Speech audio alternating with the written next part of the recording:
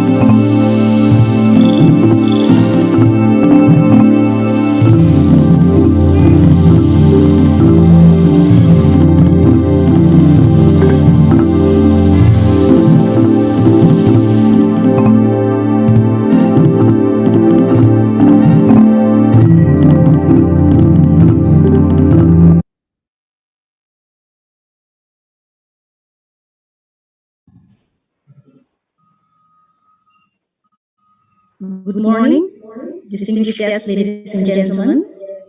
Selamat pagi, bapak-bapak dan ibu-ibu. Indonesia Raya.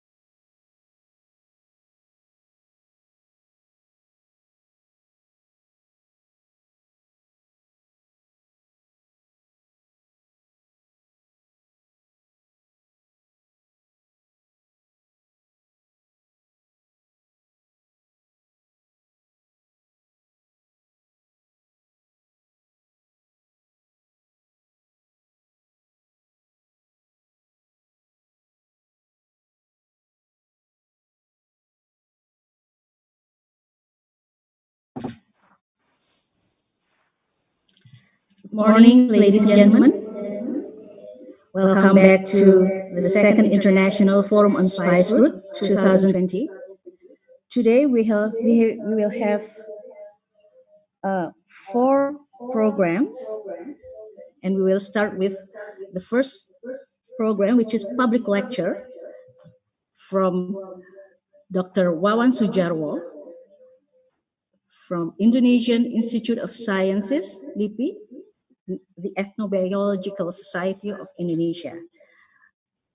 The presentation will be plant-based spices, an ethnobotanical approach in the case of Indonesia. The second program will be followed with panel discussion, Spice Route, a Southeast Asian perspective. And we will have Ariel Lopez, Ian Alfonso, Prima Nurahmi Mulyasari, and Marina Canetti as presenters. And it will be followed with the second panel discussion, Revisiting Spice Route Through Space and Time. We will have Vishwanath Athri, Azad Hisnanda, and Maulana Ibrahim. The fourth panel discussion will be revisiting spice route through space and time. We will have Annabel Techgalop, Tom Hugerforst, and Dave Lumenta. As to start today's program, we would like to invite Dr. Wawan Sujarwo.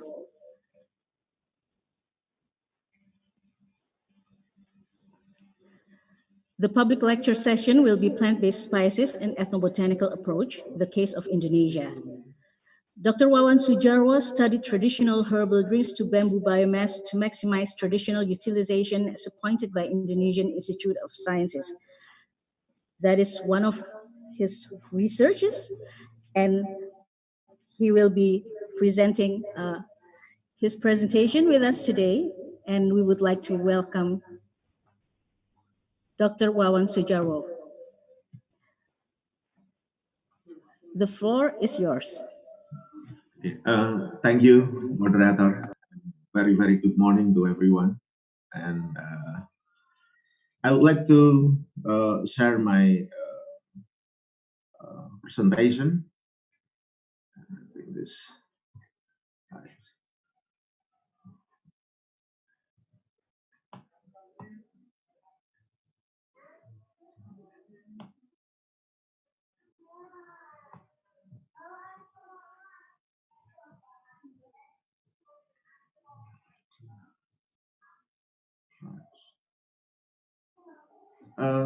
Have you seen my slide presentation? Yes, doctor. Okay, thank you. First of all, I would like to thanks to the committee for inviting me to deliver this morning public lecture. And I was informed by the committee last Saturday, so that I just finished my presentation this morning. But and the second things I would like to thanks to Professor Eko Barotowaluyo. This presentation should be Pak Eko, but he encouraged me to deliver this public lecture. Right. I would like to introduce myself. My name is Wawan, and I'm the senior researcher in Indonesian Institute of Science. At this moment, I'm also the executive director of the Ethnobiological Society of Indonesia.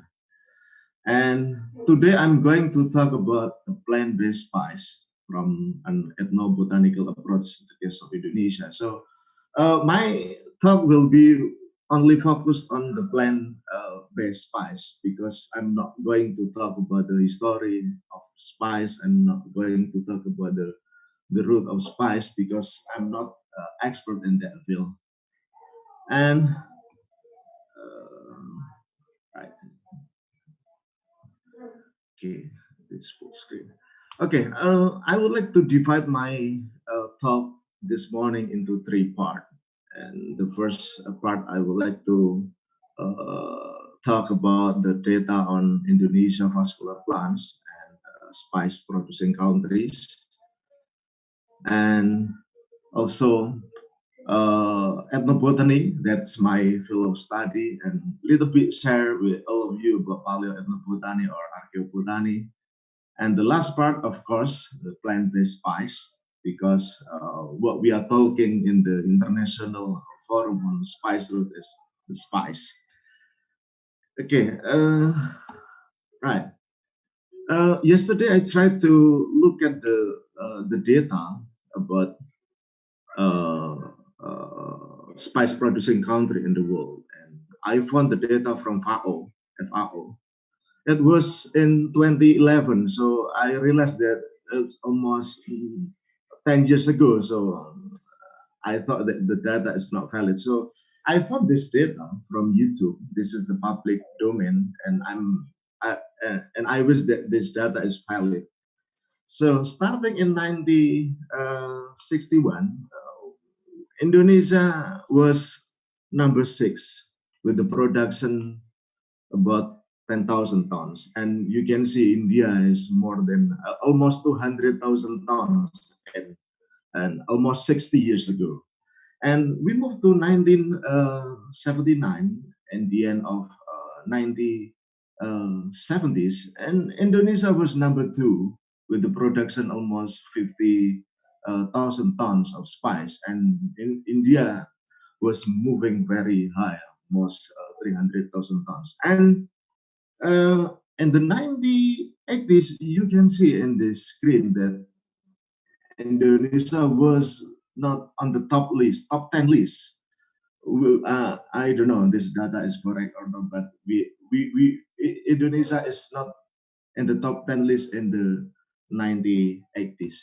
And starting in the millennial period in 2005, we moved to number two spice producing country in the world with the production more than 100,000 tons. As you see, India is almost 10 times with our production. And in 2020, you can see here that we are still in the top 10 list, but we are number 5 after India, Turkey, Bangladesh, and China. And with the production not so much different, because if you see this data, our production is about 106,000 tons. It's been that our production is decreasing about 500 tons, and you can see India is more than 2 million tons spice production in 2020. So, if, uh, in the next slide, I would like to share with you about the biodiversity, natural and cultural richness of Indonesia, but I'm not going to talk about this topic. I just want to point out about the species of vascular plants in Indonesia, which is about 7.5% of the global vascular plants in the world. I took this slide from International one-day webinar on Indonesian biodiversity last week, which was presented by Professor Rosikon. He's also our colleague in LIPI. And you can see here in this slide, and 7.5% vascular plants of the world vascular plants. So we have almost 30,000 plant species growing in Indonesia. So we are number 4 in the world, with the endemism is about 60%, and the threatened species is less than 500 species. So I think it's not so many species are going threatened. So in this slide, I would like to compare the data from Professor Rosikon with the data from Mongabai. As we can see here that we are number 4 after Brazil, Colombia, and China. But if you look at India, India is number 9 with less than 20,000 species of vascular plants. But we are almost 30,000 species of vascular plants. So it's mean that the sources of plant based spice should be many that we can, if we can explore or we do detailed study on these topics. And the second part, I would like to talk about the ethnobotany and a little bit about paleoethnobotany. This is my field of study. So what is paleoethnobotany or archaeoethnobotany? This is the same terminology. Paleoethnobotany is archaeobotany of human and plant interaction in the past. With this study, we can understand the relationship between plants and people in history through fossil or plant remains. But if we can combine with the old or holy documents or relief, it would be a good combination to study this topics. So what is the importance or what is the benefits to study this paleoethnobotany? So we can try to understand, or we can try to reconstruct what our ancestors consumed 100 or 1,000 years ago. And talking about these two terms, paleoethnobotany is the term that people and the Northern America use, but the European people, they prefer to say archaeobotany. And this is the map that we are living today. I'm not going to talk about the movement of people million years ago. So if we talk about the history, prehistory period, it was about 3.3 million years ago until the invention of writing system about 5,000 years ago. And this is our land. So we realized that last glacier ended up about 15 years ago. So at present day, most of Sundaland has been underwater and become the Java Sea. So if we want to study paleoethnobotancy and then we would like to find the plant remains, it would be very challenging to find the evidence and sample for analysis, because in my opinion, the civilization in the past should be in the southern part of Sundaland, but no, became the Java Sea. And this is what I was doing in the last 10 years. I was investigating plant use by the societies, especially local communities in Bali. And with this study, we can understand the relationship between plants and people in current and the previous generation, let's say 1, 2, or 3 generations. Yes, in the last 10 or 200 years ago. But if we study paleoethnobotancy, we talk about 100 or 1,000 years ago. And what I was doing is interview through semi-structure with the key informants to gain the ethnobotanical knowledge about any use category. The mainstream is food and medicine, but now we are talking about the spice, and spice is part of food use category in my field of study. And plant-based spice. And what is spice? Yesterday, I talked to Professor Eko, and what is spice? This is very complex to define, and he suggests me to redefining the definition of spice. And spice is, in my opinion, is plant part. It can be seed, it can be leaves, and bark, roots, and other plant substance mainly used for flavoring and coloring food. And also, spices are distinguished from the herbs, which are the leaves, flower, stems, and plant used for flavoring, and even as a garnish for like the following picture. This is the mint, and this is the parsley. And spices are sometimes used in medicine, religious rituals, cosmetic, and perfumes production. In the past, spices were symbols of exotics and prestige, and they were believed as panacea than food flavorings. And if we look at the botanical basis, we can divide into some parts, plant parts, like seeds, fruits, areoles, barks, flower buds until resin. So I highlight the blue color, which are the plant species which are not native from the Malaysian floristic region. Let's say fennel, mustard, pepper, and saffron, and nutmeg, cinnamon, cassia clove, and cinque also benzoin are native to our floristic region. But if we would like to talk about the pepper, pepper is still debatable because this species has very wide range of distribution. And Prof. Eko told me that pepper is native to Indian subcontinent, but of course this species is growing well in Indonesia and one of the leading commodity for our export.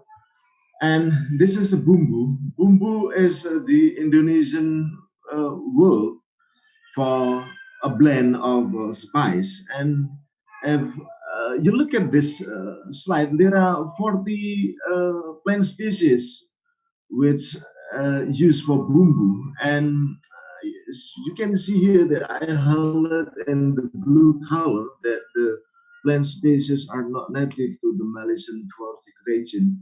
And I noticed that about 50% to 55% plant species used for bumbu are native to the Malaysian floristic regions. And how about the red color, buat daun kemangi, or basil and black pepper or white pepper, or even lemongrass?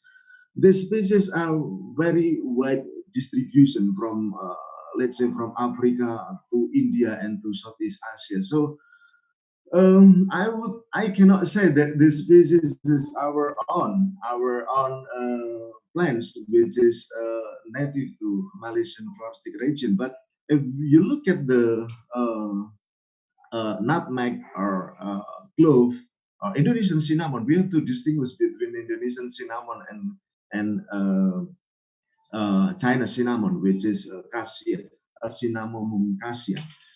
So all of these plant species we use for bumbu, or we realize or not, there are about 40 species, and I suppose there will be more than 40 species. Yesterday, Professor Yatna mentioned that there are 55 domesticated spice, already domesticated spice, but we have about 30,000 vascular plants, which are very potential for future spice commodities. And I took this chemistry of spice from Parthasarathi, 2008. There are not so many from this book. There are around less than 20 species about black pepper and kapulaga or cardamom and ginger, turmeric, cinnamon, and so on. And still in the blue color, they are the plant species. They are not native to the Malaysian floristic region. If we are talking about the Sigiberacea, like ginger, turmeric, and then other Sigiber species, this family is very legendary for the spice, not only in Indonesia but also in India, because this family has very wide distribution from India to India subcontinent to Southeast Asia. And I took this information from Kompas in end of June about the momentum mass of the spice route. And we can see here that our export is only focused on 5 commodities, which produce 100 million of US dollar, and it's only pepper, nutmeg, clove, cinnamon, and nutmeg mace, and of course nutmeg and nutmeg mace came from the same plant species, from the seed and then seed covering. And this is from my own publication about the wild and semi-wild edible plants used in Bali. And I noticed there are 6 species used for spice. This is very specific to spice. Of course, if I try to gain more knowledge or information, we can obtain more species than 6 species that I already published in the plant biosystem. And the species is similar with the Indonesian spice in common, like Indonesian cinnamon, daun salam, Syzygium polyanthum, and the citrus ambalicarpa, and kapulaga, and also kecicang. Kecicang is very interesting for the Balinese. This is very useful for bumbu, and also tingkeh and the candle nut is very common. And the second example is about the traditional herbal drinks from Bali, and this is the study about my study about herbal drinks in Bali, and I found there are 51 plant species used for herbal drinks, but the main species used for loloh is Alstonia scolaris, which is pule, and balsamifera, Blumea balsamifera, we call it sambong, and of course Indonesian cinnamon and pepper betel. And this is for my recent publication about Cinnamomum burmani, and so this species is one of my favorite plants. It can be used for medicines, it can be used for perfumes and food flavoring and the other use category. So at this moment, there is a trend about the Indonesian cinnamon during the COVID-19 pandemic, because the bark of Cinnamomum burmani is believed in preventing and combating the virus. For example, the wedang uwo is the legendary Japanese herbal drink in which the major component are secang, kaisal pinia sapan, and of course the ginger and Indonesian cinnamon, of course, the kayu manis. And this is another plans to be considered, like paper retrofractum, Singiber surumbet, and other plant species. Not more, but it's about 10 species.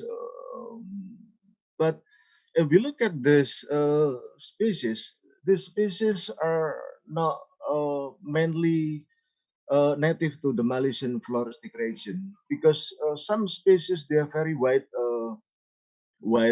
distribution from Africa to Indian subcontinent and then to Southeast Asia. Like Spondia spinata, because I have a publication in Spondia spinata. It's very strong evidence that this species could be considered for future spice commodity. Not only Spondia spinata, but also another species in this slide could be very promising if we can do research further on this species. And I would like also talk about the domestication process. What is domestication? Domestication is to bring the wild or semi-wild plant species to be cultivated. So it's mean that people know the use of this species. So it's mean that people know they will cultivate and then spread very wide. And this is about the Pandanus conoideus. This species is native to eastern part of Indonesia. Of course, this is very native, and I thought that some of you maybe know about this species, buah merah or red fruits. And this is our upcoming books about Spondias pinnata, used for treating the diabetes mellitus, will be published in Kompas. And another example is about kayu galeduba or Sindora galeduba. We published this article in Journal of Tropical Ethnobiology, and the people in Sulawesi use this wood of the species for the incense before benzoin replaced the Sindora galeduba. And another example is Notophagus brasii. This species is native to Papua, and our study record that the Dani of the Balium Valley in Jayawijaya believe the use of leaves and bark of this species to cure many illness that are difficult to be cured by other traditional medicine. So it would be very promising if we can study more about this species. And this is the picture about Notophagus brasii. You can see the leaves and the barks, and we can use the barks for future spice commodity. And before I close my presentation, I would like to talk about the arrival of the European people for the first time, starting in the late of 15th century. But we realize or not, but slowly but sure, our plant-based food sources has been replaced, even though that the Austronesian people have been in contact with other civilization long before to the coming of the European people in starting in 15th century. And I took this picture from the relief of Borobudur Temple, and we realize or not that about 70% plant-based food sources that we eat today introduce plant species mainly coming from South America.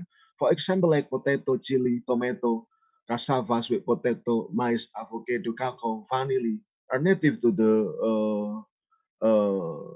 South America floristic region. And onion and salad are native to Central Asia from Irano-Turanian floristic region. Mango is also native to Indian subcontinent. And soybean is native to Eastern Asia floristic region. That's why we are not surprising if tofu is very famous in Eastern Asia. And cabbage is native to Europe. Coffee and oil palm are native to Africa. And this is the history of the big companies. If you look at this slide, you look at this data, and the Dutch East Indie or VOC is the largest company in our history with the market capital more than 7 trillion US dollars. So if you go, you can compare with Apple or Microsoft. Microsoft is not comparable. And what makes that it's India is so rich, and one of the product that they produce is the spice, and we know that the spice that they produce so much money for the VOC coming from the eastern part of Indonesia, and they traded the clove, traded the nutmeg, Indonesian cinnamon and pepper. So this is the two um, topics that we can try to discuss after I finish my talk. And if we look at in the past, the international market was China, from China, India to Middle East. So it was before to the coming of the European people in the 15th century. But after the 15th century, that our market will be a little bit wide, because not only from Asia but also to Europe. But in the modern period, is the product is all over the world. But if we look at the commodity, the commodity were cinnamon. I'm little bit sure that cinnamon here is Indonesian cinnamon, which is cinnamomum burmani, and also clove, nutmeg, including mace and pepper, candle nut, gambir, chambar, and benzoin. But if we look at benzoin, chambar, and gambir, these three species are native in Sundaland, which is now a Sumatra island. And if we consider the mummy in Egypt 1,000 years ago, there was strong evidence that they used chamber or benzoin to the mummy. And it could be another evidence that our ancestors, the Austronesian people, have been in contact with the other civilization in the Middle East and surrounding area. So this is very old commodity, but all of these plant species are growing in our land in Indonesia. And if we look at the domestic market, I would like to distinguish between the West Indonesia and East Indonesia. In the East Indonesia, the plants are clove, nutmeg, and pepper and candle nut. And in the West, cinnamon, chambar, benzoin, and gambir. So there was an exchange between the West Indonesia and East Indonesia.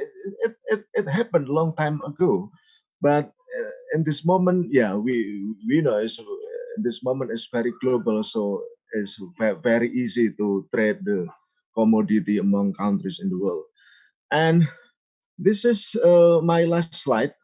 I would like to say that Indonesia is blessed with a good soil and climate, which are suitable for spice cultivation. And eastern part of Indonesia has very good potential for agroecological based industry. And unfortunately, that lack of exploration result lack of information of plant-based spice in the area. So we need to do more study and ethnobotany or in paleoethnobotany. Yesterday, I I heard that Professor Yatna has many students doing ethnobotanical study with Prof. Eko, and I think that this is one of the approach that we can document or discover the new spice community in the future. And of course, this is only one of the approach. Probably there are many approach to study about the spice. And the second things that I would like to say is from archaeobotanical and ethnobotanical approach, we can raise the theory of the bioconnection and how biological aspect influence the connection among countries. And this can answer when the connection happen and who influence who. And yesterday I talked to Prof. Eko, and he asked me, "Do you know? Are you sure that you have the old or sacred document that explain about the spice route?" And we still do not know about that, but probably historian or another expert can answer this question. And talking about who influenced who, we need to study further. Or even the Austronesian people influence the Indian people, or the Indian people influence the Austronesian people. We can answer this hypothesis by the research. And that is my presentation. And if you still have some question and of course we still have the time to Q&A session, because I like to discuss with all of you about these topics. But if you still have a specific question, you can email me, or if you want to see my profile, I provide my research kit or Scopus or even Google Scholar. If you want to read my publication, you can do it. Thank you for your attention. Thank you, Dr. Sujarwo. We still have time for Q&A, so I will let you raise hand for all the participants who have any question. You could use the raise hand feature from the Zoom. Thank you.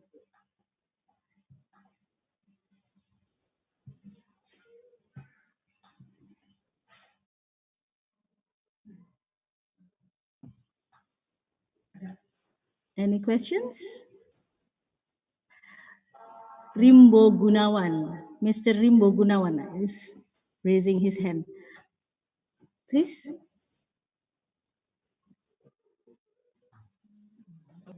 I cannot say anything. Well, can you hear me? Yes. Oh, yes. Thank you. Dr. Wawan, Dr. Sujarwo, I like your presentation. I really enjoy your presentation.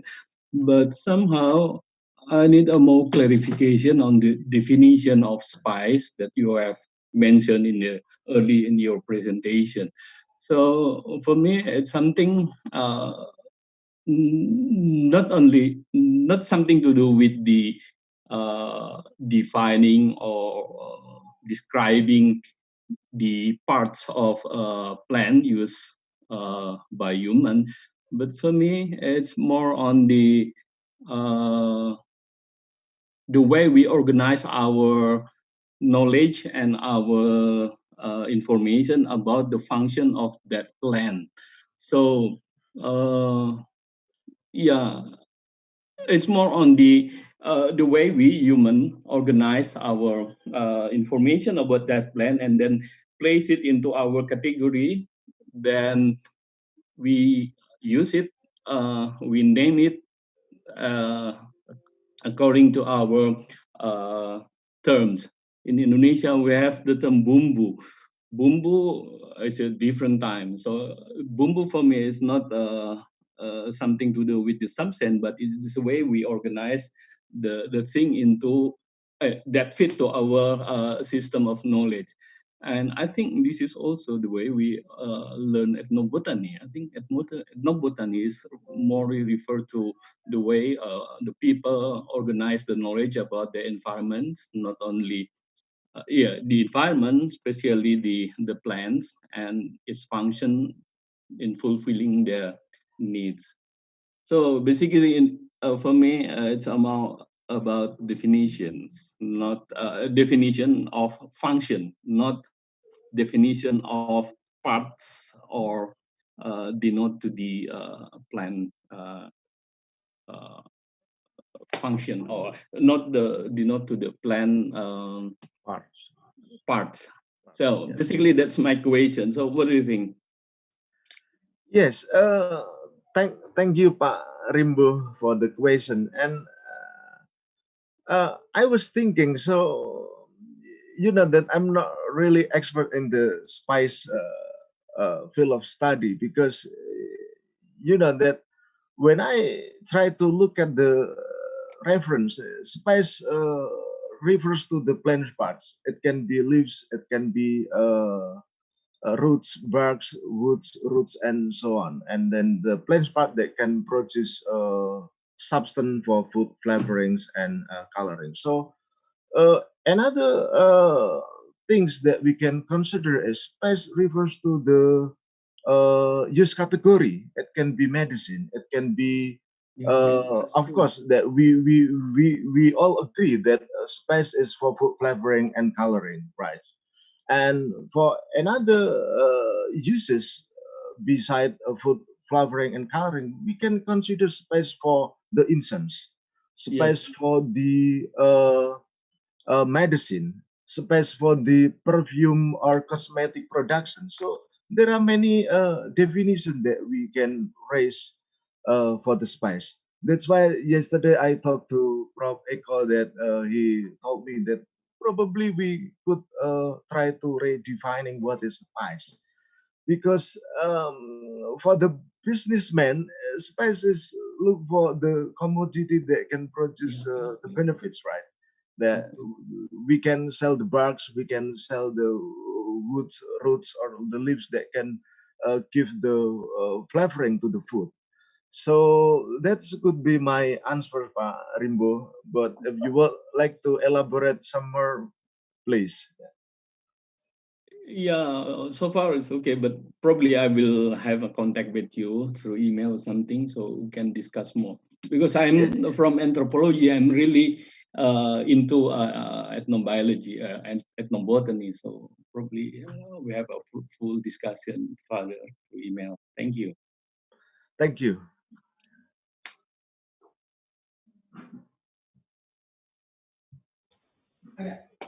Next, we have Pak Suherman. Please.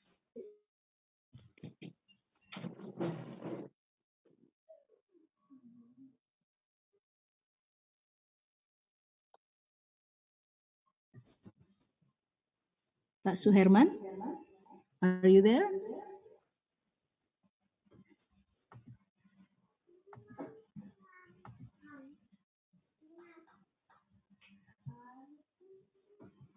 While we're waiting for Pak Suherman, maybe other participants would like to raise hand for questions.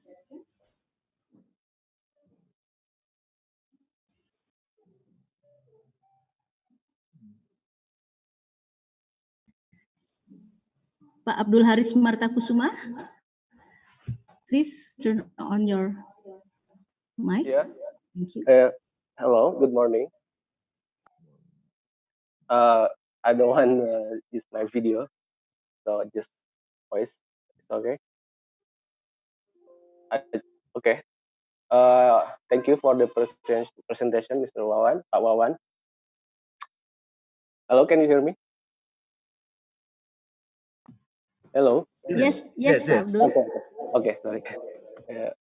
Uh, since I'm working with NGO here in Palu,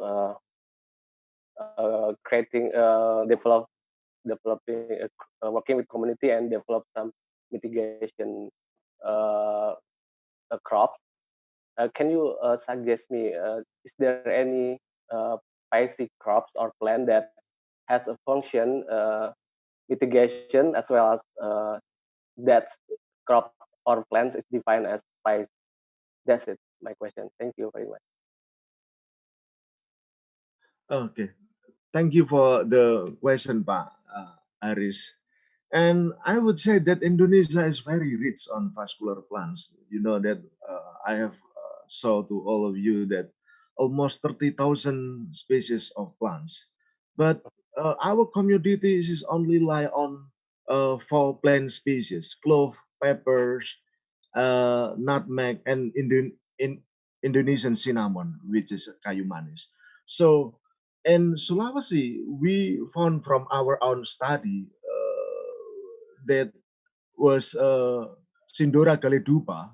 It was an incense that the people in Sulawesi burned before the Stirak benzoin replaced the Sindora Galedupa.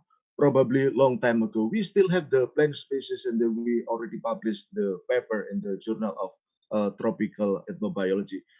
Of course, for another plant species that I can suggest is so many plant sources that we can use for spice. And 20 years ago, we published in Prussia, right?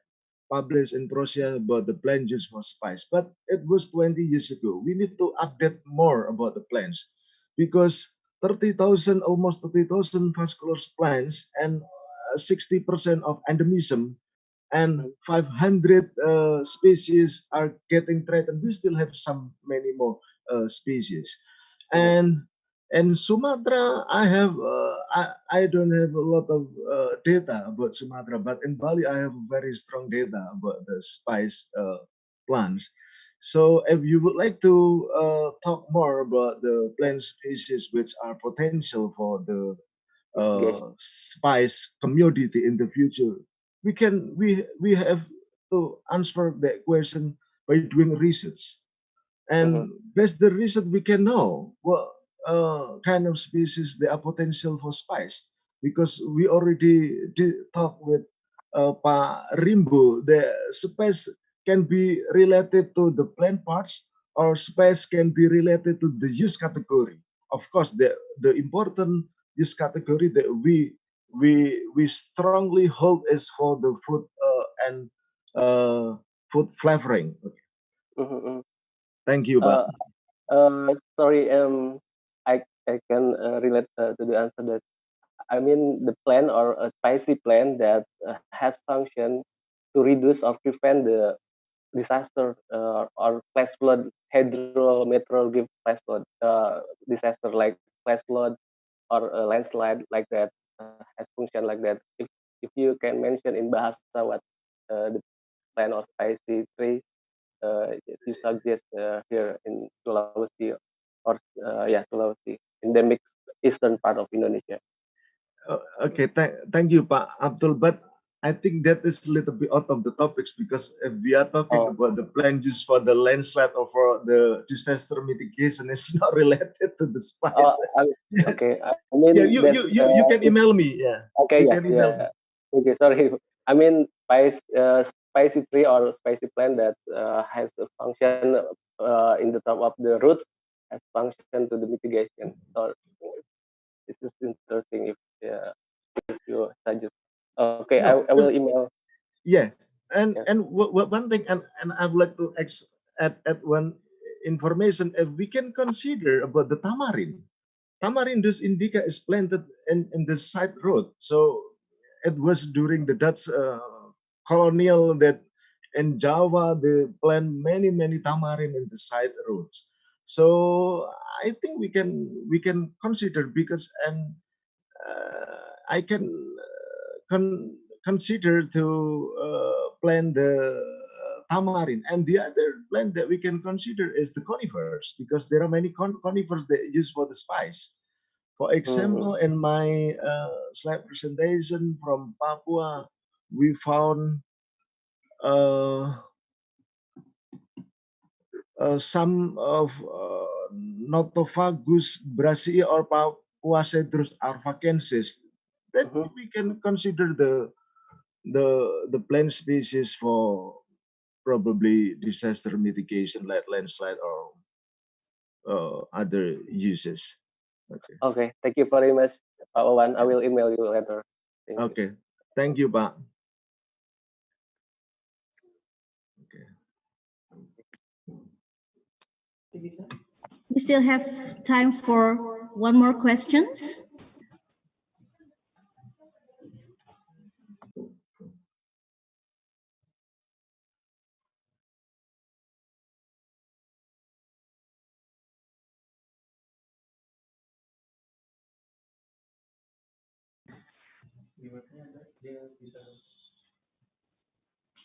Any more questions?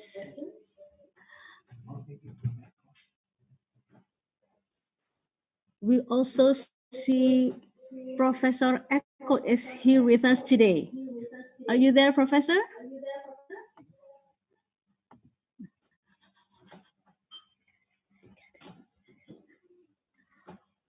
Oh, we have Pak Nicholas and Ibu Dian Purbasari for question. Okay, that's okay. We still have time for question. Please, Pak Nicholas. Ya. Okay. Can you hear me? Sir, Pak Wawan? Yes, Pak. Yes. Can I speak in bahasa? Yes, of course. Ya, Okay. ya Pak, tentu saja. Silakan, Pak. Ya, saya lihat karena ini sebagian besar kita di Indonesia. Saya Nicholas Jembris dari LSM Gemapala, dari Fakfak, Pak, Papua Barat. Ya, saya lihat apa yang Bapak presentasikan itu menarik sekali karena negeri kita itu sangat kaya dengan hal-hal yang terkait dengan etnobotani dan ada banyak hal. Dan terus terang salah satunya seperti di daerah saya ini di Fakfak yang terkenal dengan nutmegnya, pala ya. Bahkan mungkin di Papua itu kalau tanya kota pala ya kota Fakfak. Ya, jadi jenis apa? Pala di sini kan dia beda dengan pala Banda. Jadi Myristica argentea warp. Dan memang dari sisi penampilannya juga sangat berbeda, kandungannya juga memang agak berbeda, tetapi memang produksinya memang tidak besar, sekalipun daerah kami cukup besar. Memang ini tantangan, kan belum banyak tulisan, Pak. Belum banyak tulisan, atau banyak mungkin yang belum meneliti juga di daerah kami.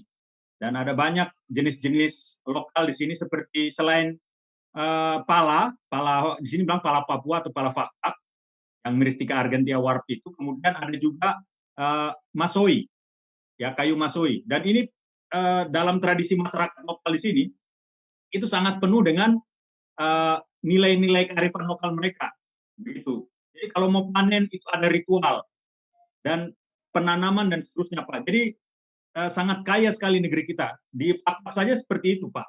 Apalagi mungkin di daerah lain, saya pikir itu sangat banyak juga. Hanya memang sayang sekali bahwa belum banyak yang menulis dan belum banyak yang melakukan penelitian itu. Jadi ya saya sayang sekali juga. Sementara kita berpacu dengan perkebunan ataupun industri-industri investasi yang skala besar seperti sawit, Pak. Dan memang ini tantangan kami juga bagi aktivis-aktivis lokal. Di satu sisi memang ya kita butuh investasi, tetapi juga di sisi lain memang kita harus bisa melestarikan nilai-nilai termasuk keanekaragaman hayati. Nah, mungkin sekedar diketahui, Pak, di daerah kami Fakfak ini atau di Jazirah Bograi itu sangat minim sekali penelitian-penelitian di sini, Pak. Sementara ini dijadikan food estate seperti di Merauke juga dicanangkan, dan sawit sudah masuk. Mohon maaf, bukan kita menjustifikasi, tetapi memang ini kondisi, dan itu land clearing, kemudian ada HTI rencana mau masuk juga, dan ini di hutan primer kita, Pak. Nah, yang tadi saya sampaikan itu bahwa ini menjadi tantangan kita, Pak. Dan ya mungkin lewat forum ini saya mau sampaikan kalau memang ada teman-teman peneliti-peneliti yang monggo bisa datang ke Fak-Fak atau ke Papua untuk bisa mengelaborasi serta melakukan eksplor. Sayang kan negeri kita sendiri, daerah kita sendiri ini ya apa sebelum anak cucu kita tahu malah sudah punah begitu. Bahkan mungkin dengan kearifan lokal yang ada sudah mulai terkikis begitu, Pak. Nah, sayang sekali begitu, Pak. Terima kasih, Pak. Mohon pencerahannya. Oke, terima kasih Pak Nicholas. Jadi betul tadi apa yang Bapak sampaikan. Jadi, I'm sorry that I have to talk in bahasa. Okay. So because that I saw that many the audiences are from Indonesia. So and betul yang tadi Bapak sampaikan dengan data hampir 30.000 vascular plants yang ada di Indonesia dengan 60% endemisitas itu sebenarnya sumber daya yang luar biasa. Nah, tetapi kalau kita melihat data sekarang di tahun 2020 pun, jadi komoditas tertingginya ya tetap di cengkeh, di pala, kayu manis dan juga di itu lada kan gitu kan. Nah, sementara sebenarnya masih banyak potensi tumbuhan lain yang bisa diteliti atau dikembangkan menjadi komoditas rempah di masa depan kan gitu. Nah, itu baru kita berbicara mengenai jenis tumbuhannya. Nah, kalau kita berbicara mengenai varietasnya, Pak, itu beda lagi, Pak, gitu. Nah, varietas seperti yang tadi Bapak ceritakan, miristika kan. Jadi miristika kan bisa juga ada selain miristika fragrance kan juga ada miristika yang lain kan seperti yang tadi Bapak ungkapkan di Fak-Fak. Nah, varietas itu bisa tumbuh dari varietas alam atau juga tumbuh dari varietas yang diciptakan gitu. Nah, di Kementerian Pertanian ada sebuah unit kerja bernama Balai Penelitian Tumbuhan Rempah dan Obat. Nah, mereka sebenarnya sudah punya roadmap kerja bagaimana menciptakan varietas-varietas tumbuhan rempah seperti pala dan cengkeh. Itu menjadi banyak varietas. Yang namanya varietas kan dia selalu akan melihat produktivitas kan. Dia tahan terhadap kekeringan, tahan terhadap cekaman, produktivitasnya seperti apa dan lain sebagainya. Tentunya itu nanti akan menjadi profit. Nah, profit yang mana nanti kalau sudah bisa tercipta varietas yang memang betul-betul unggul, nah itu dapat membantu petani, Pak. Ya kan? Nah, dengan membantu petani, nah itu kan kita harapkan dapat menaikkan taraf hidup masyarakat Indonesia, khususnya petani rempah-rempah, mulai dari desa sampai mensupport ke devisa negara. Harapannya seperti itu, Pak. Nah, tetapi satu hal saya sudah diingatkan oleh panitia, ternyata mungkin ini pertanyaan kita terakhir, Pak, sesi tanya jawab. Memang sesinya hanya 1 jam. Jadi closing statement saya adalah kita memang cukup kaya akan sumber daya tumbuhan. Nah, jadi dengan kekayaan itu mari kita gunakan, mari kita teliti. Kalau konsep kami itu ada 3, Pak. Study, save, dan use. Nah, kalau kita sudah study dan menyelamatkan, melestarikannya, lah untuk apa? Kan untuk kita gunakan kan? Untuk gunakan untuk kemajuan atau kemakmuran rakyat Indonesia. Nah, yang berikutnya adalah singkat adalah bagaimana VOC di sekitar abad 17 itu modalnya mungkin sekitar abad 16 ya, bisa menjadi sebuah perusahaan yang memiliki nilai kapital terbesar sepanjang sejarah. Bisa dibayangkan kalau data yang saya tampilkan itu valid, itu lebih dari 7 triliun US dollar. Berapa itu uangnya kan? Nah, dan kita percaya bahwa bisnisnya VOC itu mungkin salah satunya ya berdagang rempah dari Indonesia gitu. Mungkin mereka punya bisnis yang lain, tetapi mungkin dugaan saya adalah salah satu bisnis yang mensupport keuntungan terbesar VOC adalah berdagang rempah. Mungkin itu dari saya. Terima kasih Pak dan terima kasih. Ya, kembali ke moderator. Thank you.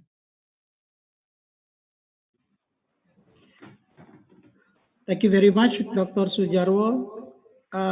Now we are still in the International Forum on Spice Route 2020, and the next session will be the Spice Route, a Southeast Asian perspective, presented by Ariel C. Lopez, Ian Christopher Alonso, Prima Nurhami Mulyasari, and Marina Kennedy, and moderated by Dewi Kumorati. Before we started the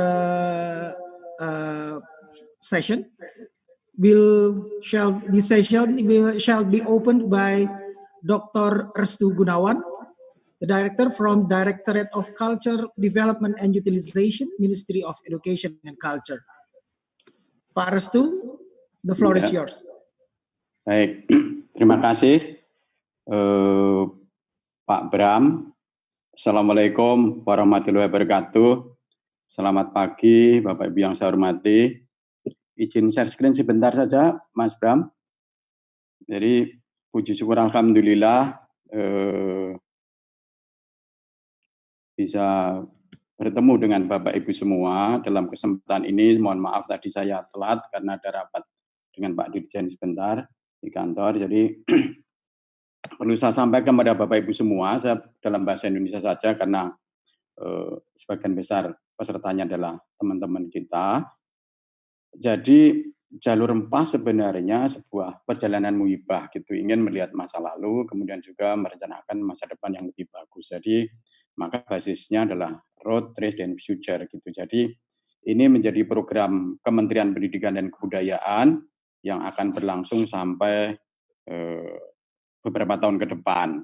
Nah, untuk tahun ini, tahun 2020, karena kondisi pandemi yang terus terjadi seperti ini, maka target kita sebenarnya ada awareness. Jadi bagaimana kami bersama teman-teman komunitas dan seluruhnya untuk bersama-sama membangun kesepahaman tentang pentingnya jalur rempah dalam konteks Indonesia maupun dunia. Jadi nanti di tahun 2021 engagement dan di 2004 kalau bisa dikapitalisasi maupun dimonetisasi. Meskipun demikian bukan berarti bahwa tiap tahap itu tidak, kadang-kadang bercampur-campur juga, kadang awareness juga masih berlangsung, engagement berlangsung, kemudian monetisasi, kapitalisasi berlangsung juga gitu. Jadi ini bukan sesuatu yang terpisah-pisah, tetapi sesuatu yang bisa paralel sifatnya. Nah, untuk itu kita mempunyai milestone juga bahwa di tahun 2020 ini kita akan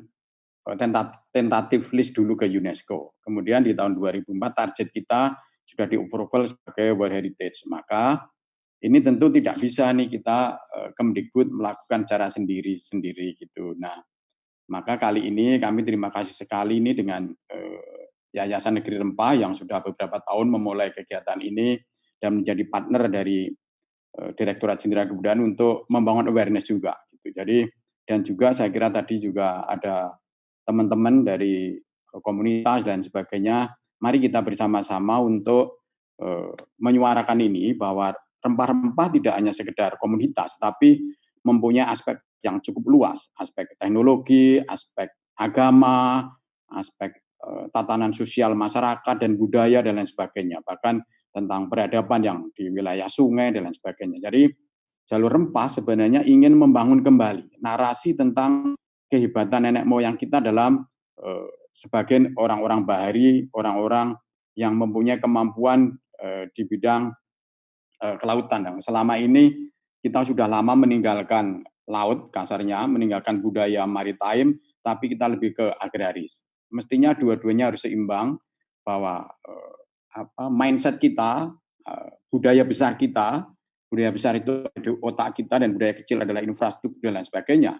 Itu sebenarnya harusnya bersama-sama, bahwa mengubah paradigma berpikir itu bukan sesuatu yang mudah, mungkin perlu bergenerasi-generasi. Jadi untuk itu kami bersama teman-teman komunitas mudah-mudahan bisa terus melakukan kampanye bersama-sama untuk menempatkan kedudukan rempah-rempah sebagai kekuatan pemersatu dan pembentuk perkembangan peradaban Nusantara, bahkan dunia.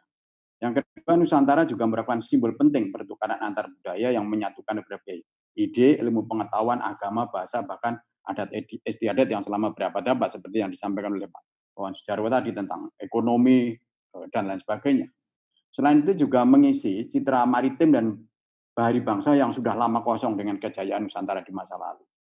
sebagai pemain internasional dalam perdagangan dan politik maritim kekuatan maritimnya. Jadi ini menjadi sesuatu yang penting bagi kita semua untuk menjadi awareness kita bersama gitu, bahwa nenek moyang kita orang Pelaut itu betul-betul ada dan bukan sesuatu hanya sekedar nyanyian. Menurut saya nyanyian itu perlu kita amplifikasi ke seluruh masyarakat menjadi alam pikir, kira-kira seperti itu, menjadi alam pikir dan pada waktunya menjadi tindakan dan perilaku kita bersama bahwa laut adalah kekayaan kita, laut adalah masa depan kita yang harus kita pelihara dan kita terus lakukan bersama-sama seluruh masyarakat. Saya kira itu Bapak Ibu yang saya hormati, selamat berseminar, berkonferensi setelah 2 hari dan saya lihat pesertanya teman-teman begitu banyak dan mudah-mudahan ini bisa terus menginspirasi kita semua. Dan untuk itu pada kesempatan ini dengan izin Bapak Ibu semua dengan ucapan Bismillahirrahmanirrahim, konferensi internasional Forum Spice Road saya nyatakan dibuka. Terima kasih. Akhirul kalam bila taufik wal hidayah. Wassalamualaikum warahmatullahi wabarakatuh. Om Santi Santi Om Rahayu. Terima kasih. Terima kasih Pak Restu. Kita sambung ke sesi berikutnya. Ladies and gentlemen, we continue the program. Now the forum is the Spice Route, a Southeast Asian perspective. To moderate this forum, please Ibu Kumorati, Dewi Kumorati, an Executive Director of Negeri Rempah Foundation. She has also been active as lecturer and a faculty member at Bina Nusantara University, Department of Visual Communication Design. She completed her graduate study in anthropology and currently a doctoral student at the Department of Anthropology, University of Indonesia. Please, Ibu.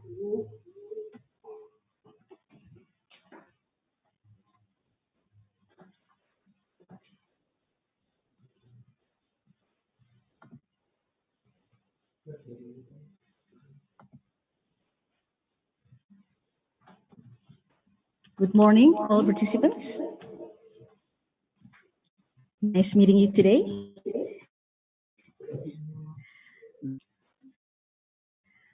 I will be moderating the next panel discussion, which will be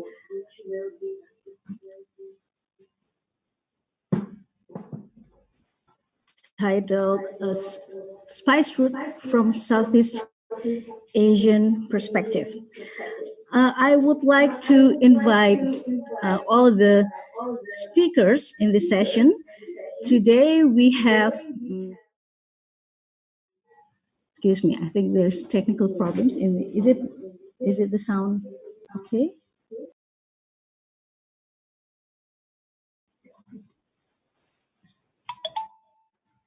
Yes, today we have Dr. From Philippines. He obtained his Doctor of Philosophy in History at Leiden University with research topics range from Indonesian studies, colonial and maritime history, the Philippine and the Asian history. We also have Mr. Ian Christopher Alfonso, who works at the National Historical Commission of the Philippines. Also here today is Ibu Prima Nurrahmi Mulyasari from the Indonesian Institute of Sciences, LIPI, who has researched the British Chamber of Commerce and its competition against German business activities in the Netherlands East Indies. Is one of her research. And also we have Dr. Marina Canetti, who specializes in questions of global developments, including the Chinese Belt and Road Initiative, migration, environment governance. So I'd like to welcome all of you. Are you here with us today? Yes, can you hear me, Mbak? Yes. Can you hear me? Yes. Okay. Hello, Ariel. Good morning. How are you today? Selamat pagi. Selamat pagi. Baik, very good. So, the floor is yours. Okay, I Please, hope if that you'd like my to share screen. the presentation. Okay, sebentar ya.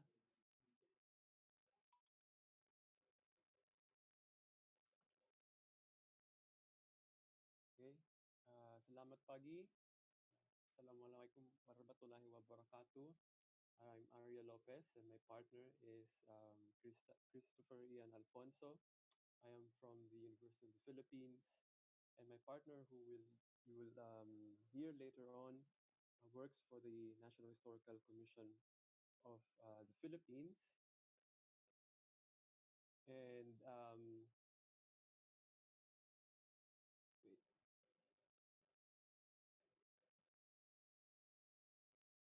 Okay, so this presentation is actually a combined presentation of myself and of Ian. The first part is a historical context, providing a background um, to the commemoration of the 500 years of the Magellan expedition to the Philippines, arrival to the Philippines and of course to Southeast Asia. And the second part is about the commemoration, how the Philippines um, conduct, hold, what's the perspective, what's the idea, what's the spirit behind these commemorations. First of all, I would like to thank the organizers, especially um, Bako Morati, for inviting. Um, in fact, when I heard that Indonesia was under the leadership of Hilmar Farid was organizing this conference, and being aware that in the Philippines too you have this ongoing celebrations of the 500 years, there was a sort of aha moment that these two countries, even though we are neighbors, we share a lot of history together, there is very little conversation, especially when it comes to historical topics. So I hope this is an invitation. It serves as an invitation for uh, collaboration, for cooperation, and for more conversations between Indonesia and the Philippines. So, as I mentioned earlier, this paper has two objectives, two parts. First is to highlight the connections of the Philippines in the regional spice route before and after the Spanish colonization. And second, it's to illustrate how a Filipino-focused narrative informs the commemoration of the 500 years of the Magellan expedition. So as I've mentioned, this is a first part will be me, and the second part will be uh, Ian Alfonso.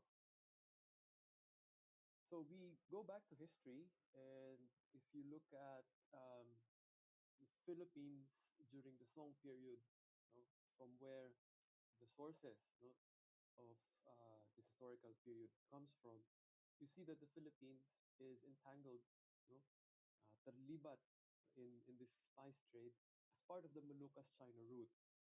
So this north-south route traverses many of the Philippine islands, and we know that this route is probably most important or more important than the eastern-western route that brings the spices to the western side of the Malay-Indonesian archipelago, to India, to the Arabian Peninsula, and eventually Europe.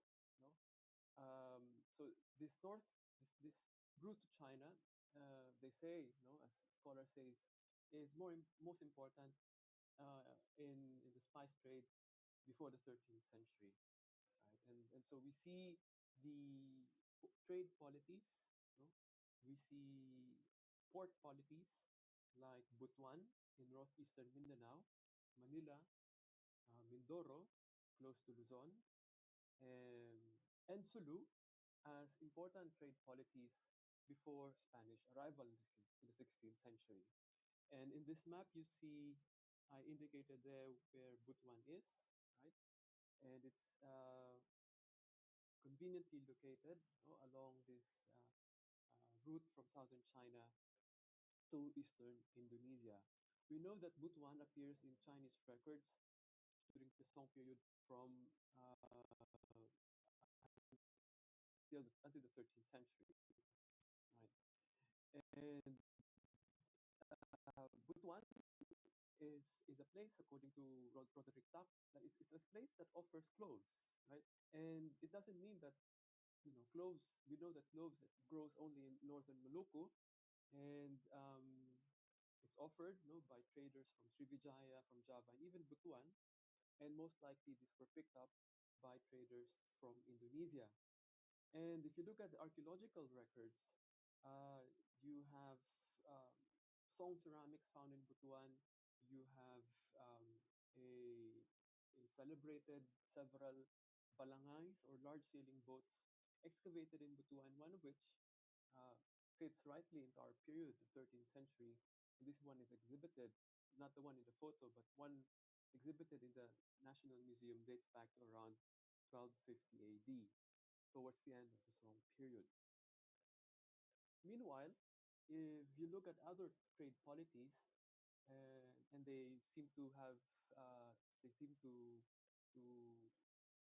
to rise a bit later than Butuan, say, example of Sulu and Manila in 14th and 15th centuries.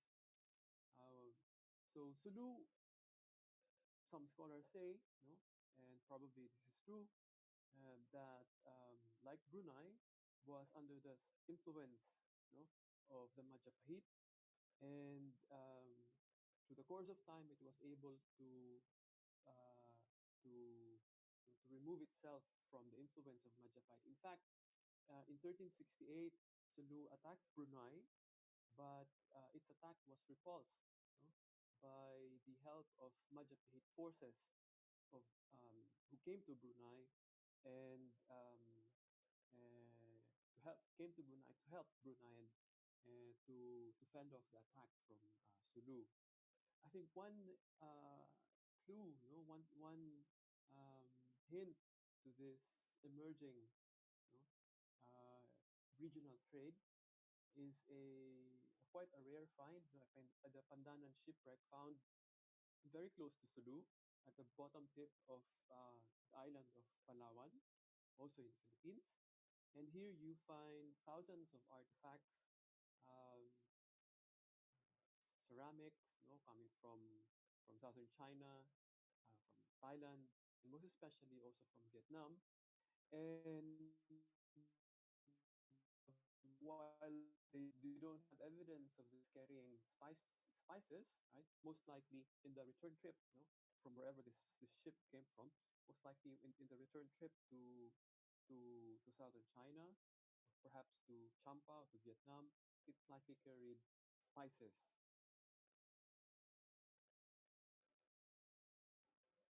So, as the historian William Henry Scott notes, Butuan in the 11th century and Sulu in the 15th century were dealing not only in products that were found in their immediate localities, but also in spices, in aromatics, in silk, and porcelain. Right? So they're involved in regional trade, right? And spices uh, from the Maluku uh, are an important part of that commerce. And one important evidence of this Sulu involvement in trade is the the tomb of Paduka Batara, who was part of a series of expedition of missions, of trade missions, of tributes to China, to the imperial capital, from 1417 to 1424. And Sulu sent at least 3 missions, and in one of those missions, this Sulu king Paduka Batara died after visiting the capital, and he was buried in Techao, in Shandong, and you see that his tomb is still there, and his descendants, some of his descendants, still live in the area. So these expeditions, these tribute missions to Sulu, to the imperial capital by the Sulu kings was likely spurred, or was likely incited by the famed maritime missions of the early Ming Empire under Admiral Cheng He from 1405 to 1433. And we know that also during this time you have a, a lively commerce, no, emerging from these Ming trade missions. While the earlier slides that I showed you about Butuan and Sulu are most likely very well known. So this next slide on the connection between Champa, Manila, and Java is, I think, less widely known, but I think very important. And here you see a triangular relationship between Champa, Manila, and Tuban in northern along the Pasisir. And you see here the story of this was taken from the Malay Annals of Semarang, translated by de Graaf and Pijot.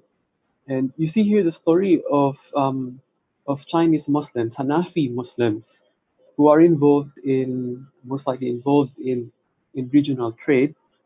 And for instance, it is in these annals, it is said that Admiral Haji Sampobo, or Admiral Cheng He, appointed a certain Haji Bong Takeng in Champa to control the flourishing Hanafi Muslim Chinese communities, which were spreading along the coast all over Southeast Asia.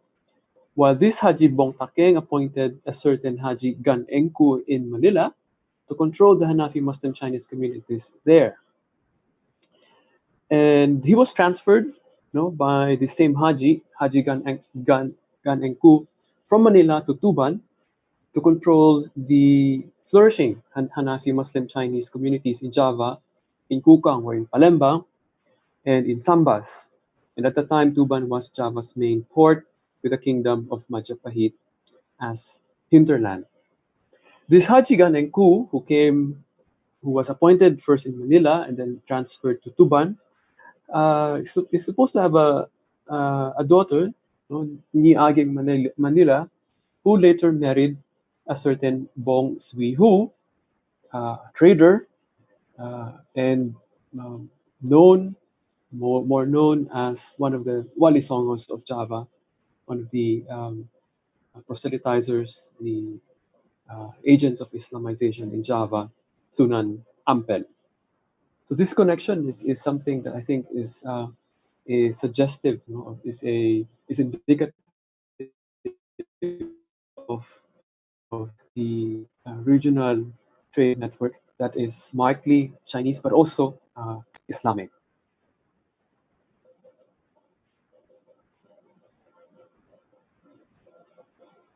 By the early 16th century, 1500s, we see in the literature, people of Luzon, the Lusoes, were active throughout the Malay-Indonesian archipelago.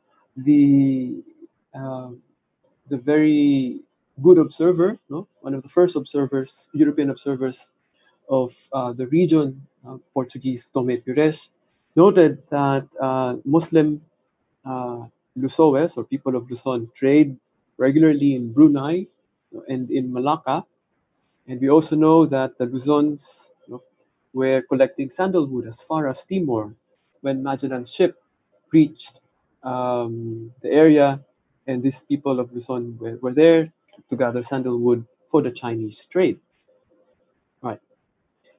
But all of this, of course, would have a dramatic turnaround when these Spaniards arrived in the 16th century.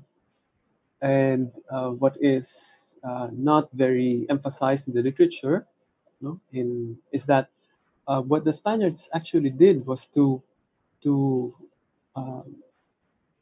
cut and to benefit from the former Islamic trade networks that they saw when they arrived.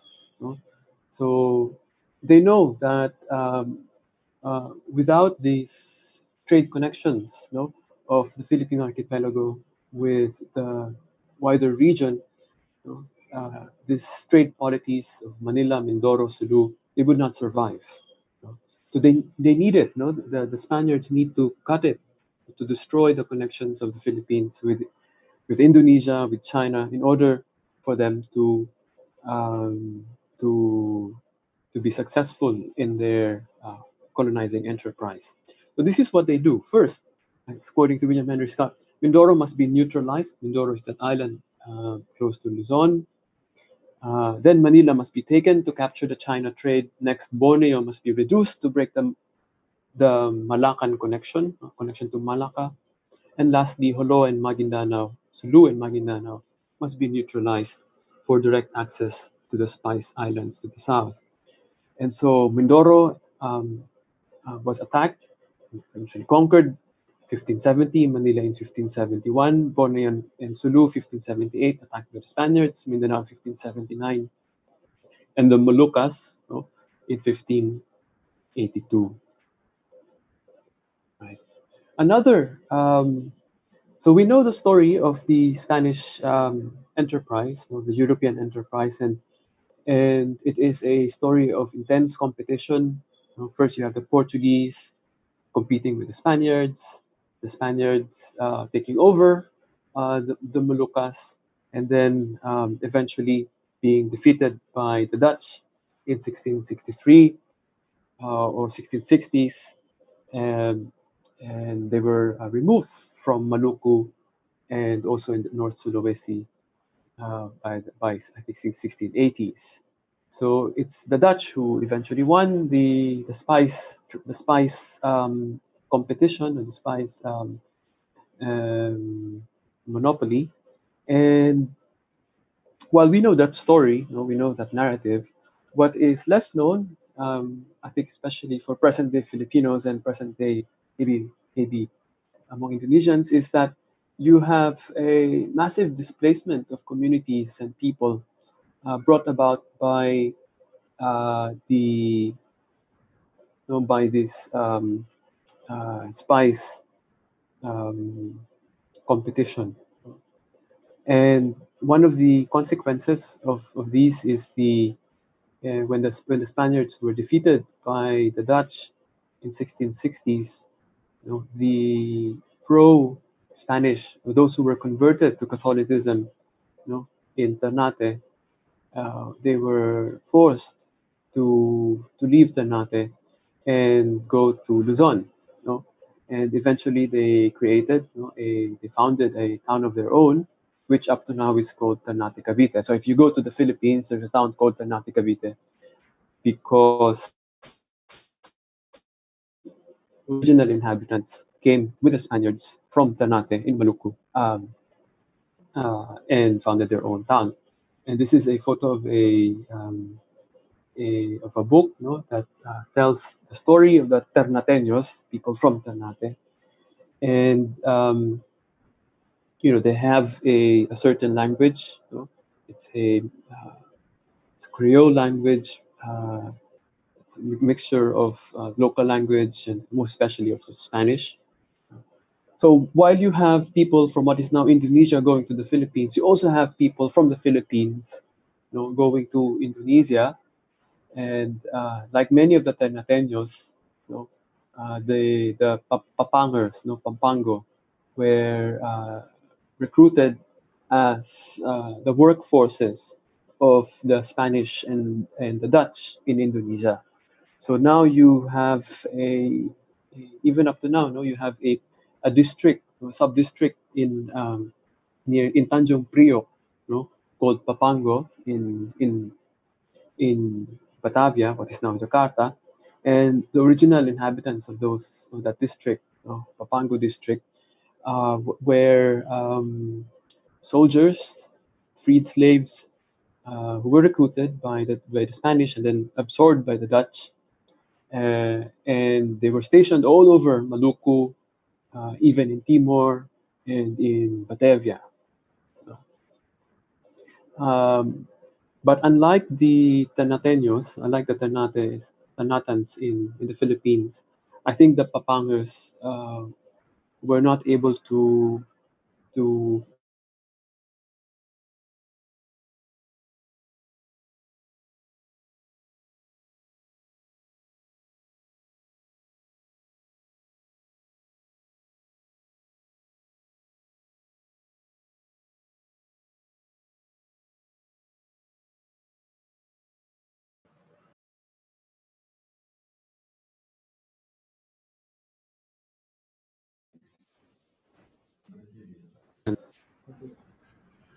Ariel, are you there?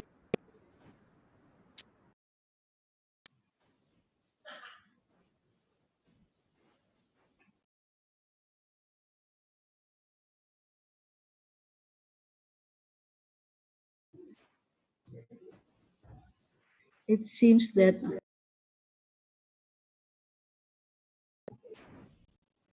has technical problems, I suppose.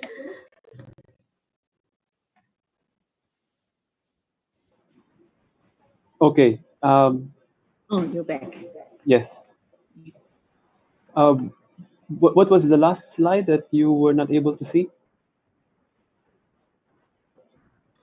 About the Pangos, Ariel. About the Papangos. Okay. Pambango. Okay. Sebentar ya.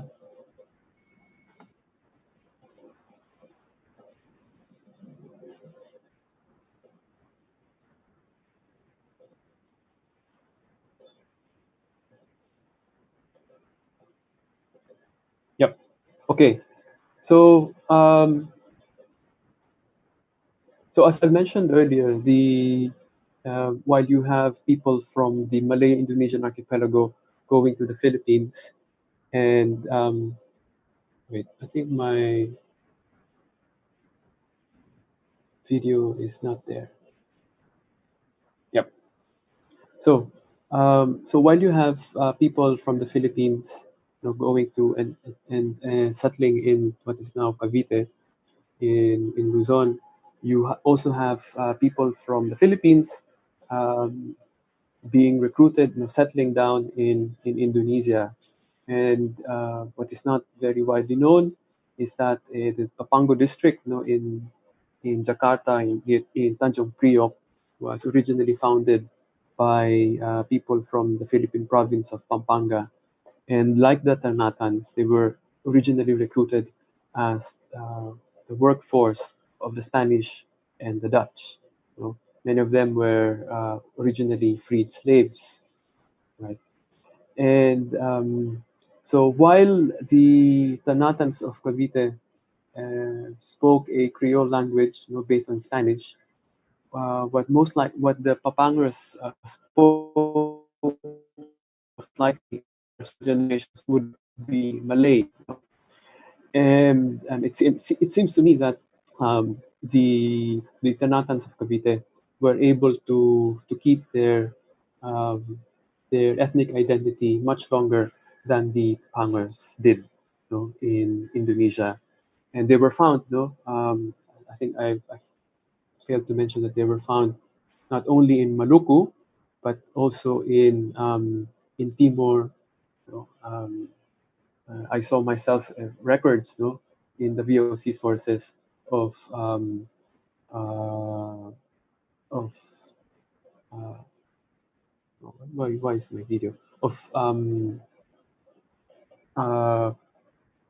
papangers, what the Dutch call papangers, and they usually served um, as soldiers.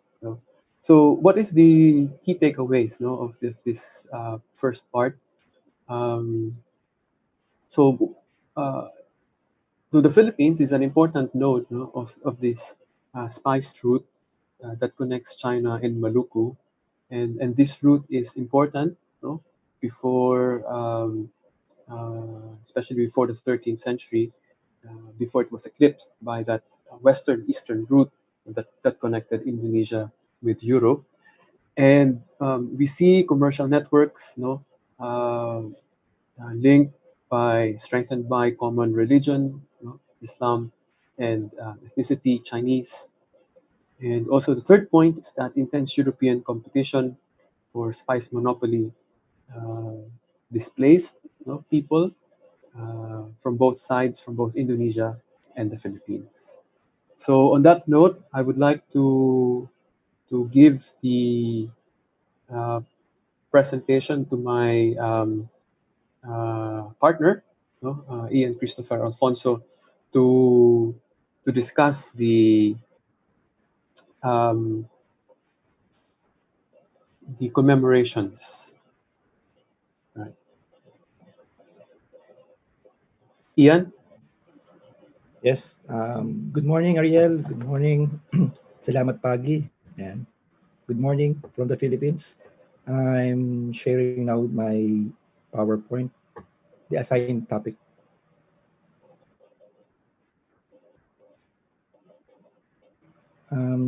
As Ariel mentioned a while ago, there's this place in Jakarta called Papango, and I'm actually here in the province where that place name in Jakarta was named after Pampanga. So I'm a Pampango. I'm a Pampango by blood. So it's a province north of Manila. So anyway, I'm presenting to you the 500 years activity in the Philippines. So as we all know, 2021 is the 500th anniversary of the part of Southeast Asia in the first circumnavigation of the world.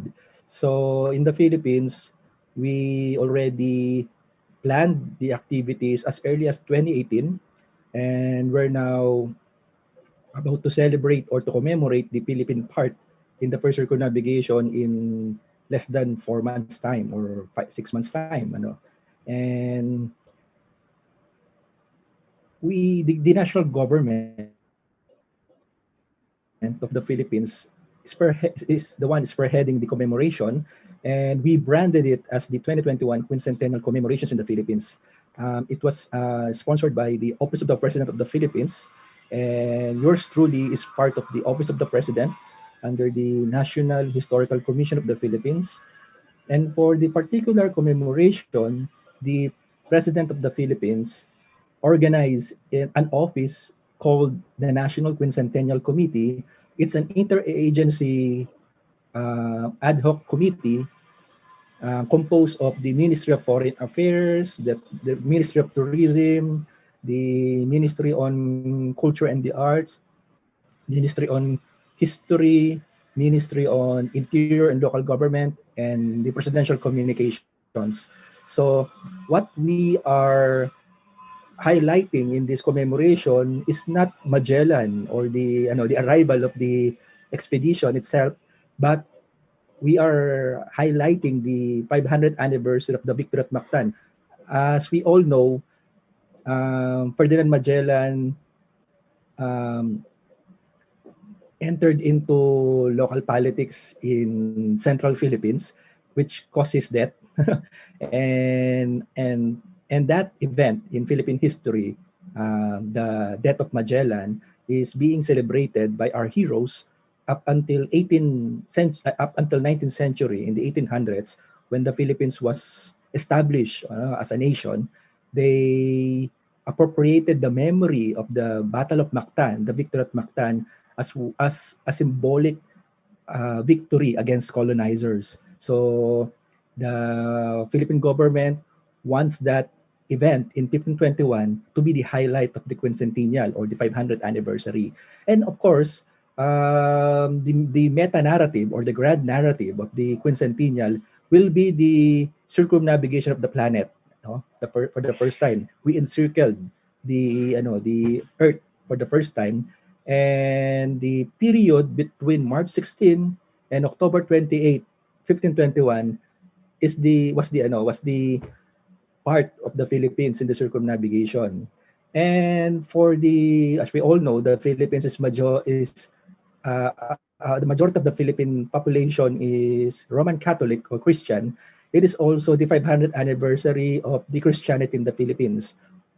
Also during the arrival of the expedition, of the Magellan expedition, whose purpose was actually to get to Maluku, particularly Ternate.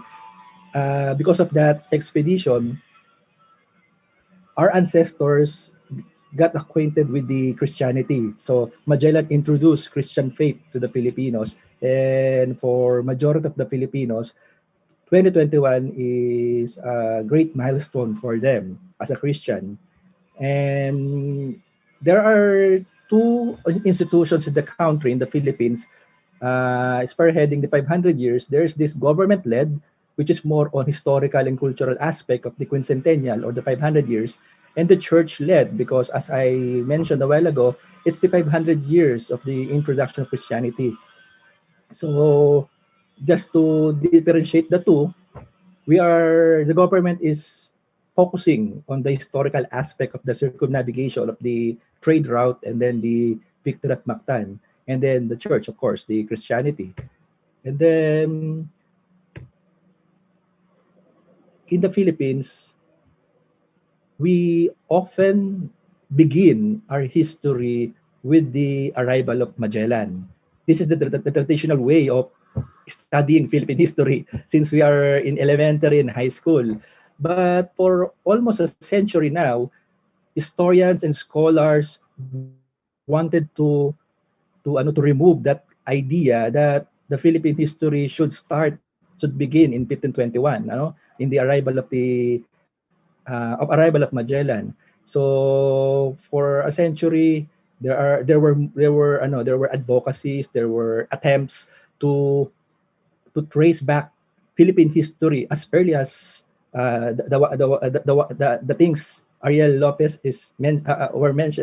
mentioning a while ago, our interactions with the Majapahit Empire, anything about pre-colonial Philippines. So and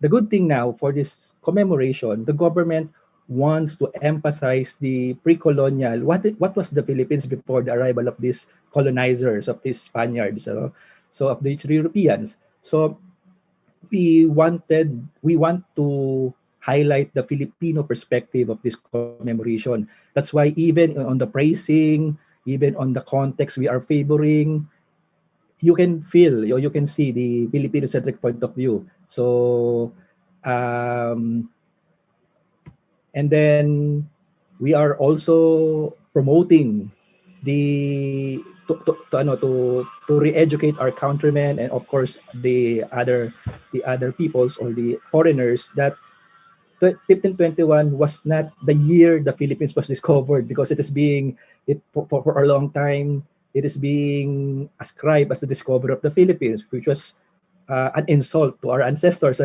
because our ancestors were being here for thousands of years as part of the Austronesian world. So, and then it is also one way of rediscovering our ties with our neighboring countries. So it is to dispel the notion, the misconceptions that the Filipinos were discovered, or the Europeans or the Spaniards introduced civilization to our ancestors, which is very below the belt. It's a very insulting thing to fed your people that you were civilized by the colonizers. So we want that to be dispelled in this commemoration. So, and then just a while ago, what I said, we begin this re-education by the proper usage, of the proper phrasing of the celebration. So instead of 500 years of the discovery of the Philippines, which by the way, in 1921, when we were under the Americans, the U.S. insular government of the Philippines, they actually sponsored the 400 years of the discovery of the Philippines. So it was of course given because we were under the colonizers, and then the point of view of national history is very colonial. So 100 years hence, in 2021, we don't want to follow that tradition. So instead of 500 years of discovery of the Philippines, we favored to use instead 500th anniversary of the Philippine part in the first circumnavigation of the world, because the grand narrative here is the circumnavigation, not the colonial thing. So we are one with the world in celebrating, in commemorating this achievement of humanity. Now, for the first time, we empirically prove that the Earth is round, and then and because of the trade route, the West and East had this unprecedented connection, and the globalization and etc. The cross-cultural exchanges, and then we understand our planet, our home planet, well because of this achievement of humanity, and because there are several commemorations in 1521. we collectively call it as the 2021 quincentennial commemorations in the Philippines. And then our team actually revolves on two aspects of that historical event. The victory symbolizes of course, the triumph of our ancestors in defeating Magellan in 1521 in Mactan.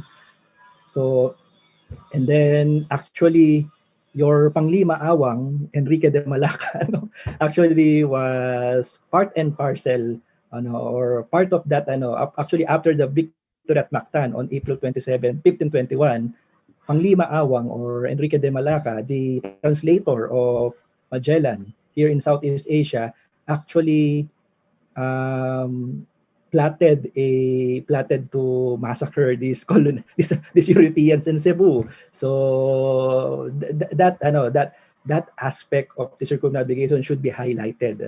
Our love of freedom, sovereignty, and also a call to anyone to respect the territoriality of the peoples. And then of course we included the aspect or this this 2 minutes more. Yes, thank you. I'm wrapping up. And the second value we are espousing in this commemoration is the humanity aspect, because when the expedition arrived to Southeast Asia, particularly in the part of the Philippines on March 16, 1521, they just crossed the Pacific relatively unknown to them for 4 months. So they experienced starvation, undernourishment, and then our ancestors who relatively who virtually did not know them, our ancestors just welcomed them and provided them shelter and food. So that aspect of humanity we are also highlighting in that commemoration. And then just as a conclusion, one of the contributions of this commemoration to Philippine history and of course to world history is to trace the route of the expedition, of the Magellan-Elcano expedition in the Philippines. So when you open a book about the circumnavigation, the routes, the maps in those materials are quite garbled, or maybe because the foreign authors are not familiar on our geography. So the National Historical Commission of the Philippines led an extensive research to trace the place names mentioned in the accounts of the circumnavigation, and happened to trace 33 out of 36 place names mentioned along the route of the first circumnavigation of the world. So if you will see, the map ends at Ternate in the Maluku. So this is the what we call this. So far um, the product of an extensive research of the government to trace the landing sites, the places visited by the expedition in the Philippines. So, and we are also marking these sites with historical marker and a humble monument, and then there's this relief depicting the event in that particular place. So even in the artworks we are installing, these are the sketches of the reliefs we are installing per site along the route of the expedition. We emphasize we favored our ancestors to be the highlight of the artworks. No? So if you will see here, our ancestors were tattooed because they were documented as tattooed people. And then here's Enrique de Malacca bridging the two rulers, a certain ruler among our ancestors and then Magellan. So these are just some of the example sketches. So just to show the even in the artworks we are favoring our ancestors in this circumnavigation. So in the Battle of Mactan, and okay, that's it. So thank you very much for giving us opportunity to present the Philippine commemoration of the first circumnavigation in 2021. Thank you, Ariel and Ian. Hello, Mbak. Yes. Oh, I think we have a video. Oh yes, 1 minute video. Yes. We'll share it from here.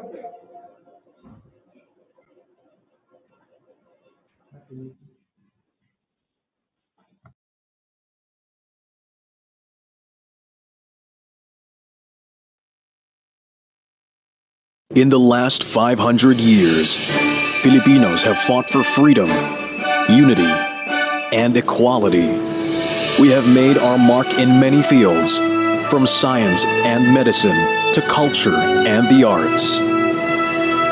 We are beacons of creativity, resourcefulness, resiliency, and compassion.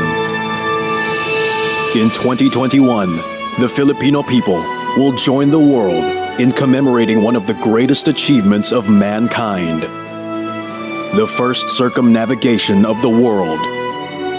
We celebrate this historic achievement by bannering an important message. Over adversity and struggles, we shall triumph, putting humanity first, always.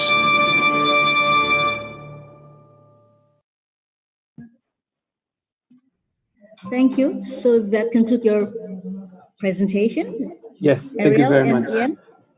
Thank you. Now we'll proceed with Ibu Prima. Are you ready with your presentation?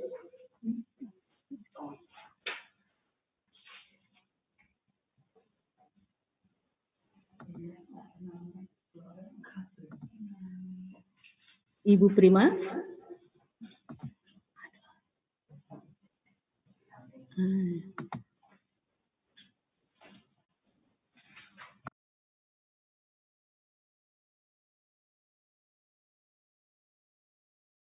Okay, thank you. Thank you very much. Firstly, thank you very much, Mbak Kumo, as the moderator of this panel discussion and the organizer of this International Forum on Spice Road for allowing me to deliver my presentation. Secondly, I would like to greet Dr. Ariel Lopez, who's my hostmate when we were studying in Leiden. Hi, Ariel. And also the other two speakers on this panel, Mr. Ian Alfonso from the Philippines and Dr. Martina Canetti from Singapore. Good morning. Mbak Melinda, could you please share the screen now? Mbak Melinda? Okay, thank you. Thank you. Here I'm representing my research team of gastrodiplomacy from Research Center for Area Studies, Indonesian Institute of Sciences. A little bit different with most presenters on the Spice Road Forum, as I will talk about the spices in more recent times. Okay, so the title of my presentation is Spices and Diaspora, Indonesian Cuisines and Restaurants in the Netherlands. This year is our first year of 5 years planning on the research of gastrodiplomacy as a part of national research priority under the theme strengthening the role of Indonesia in regional and global levels, economic diplomacy and diaspora. So we actually are very new to this spice topic.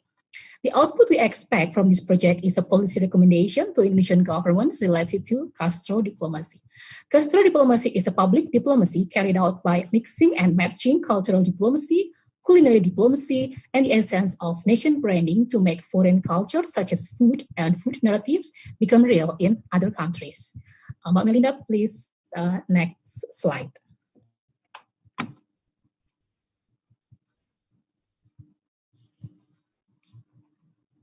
Next slide, please.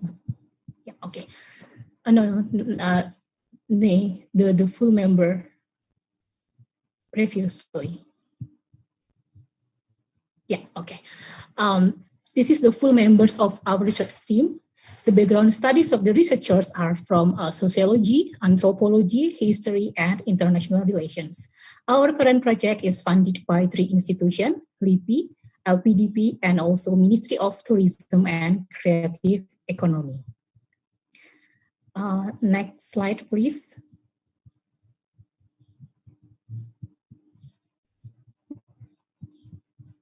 Yeah, this is the outline of today's presentation. To get started, let's look at the following slides. Next, please.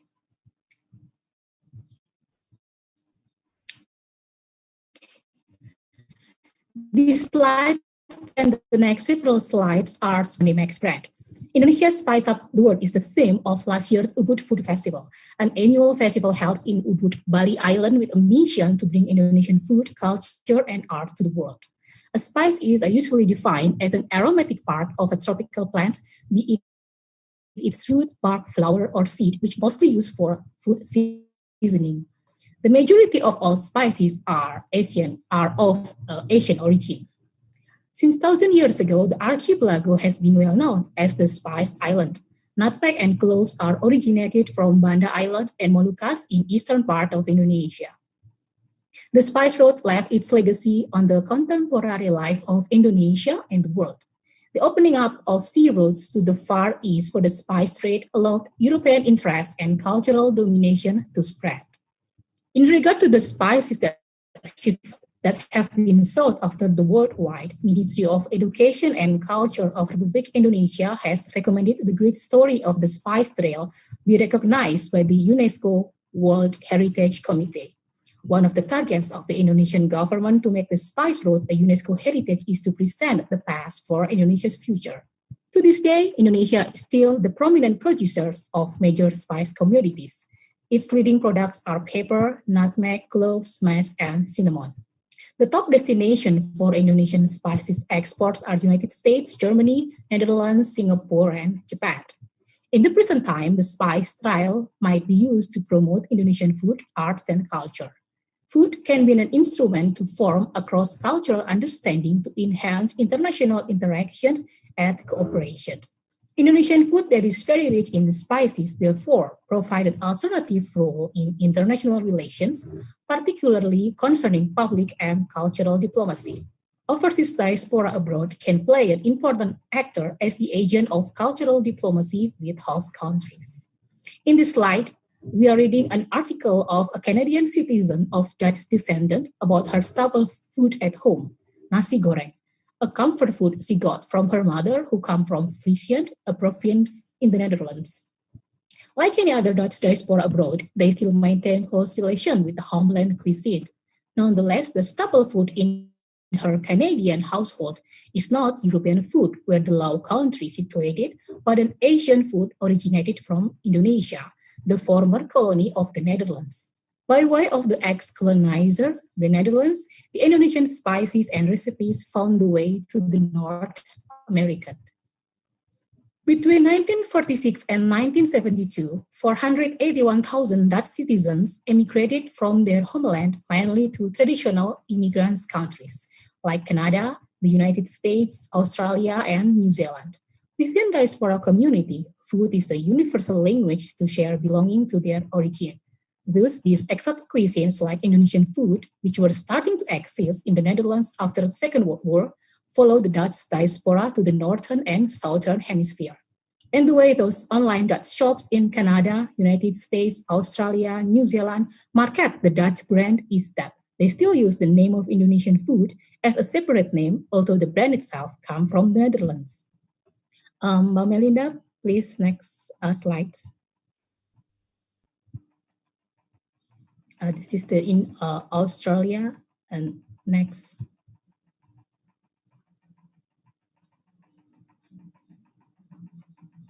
Next.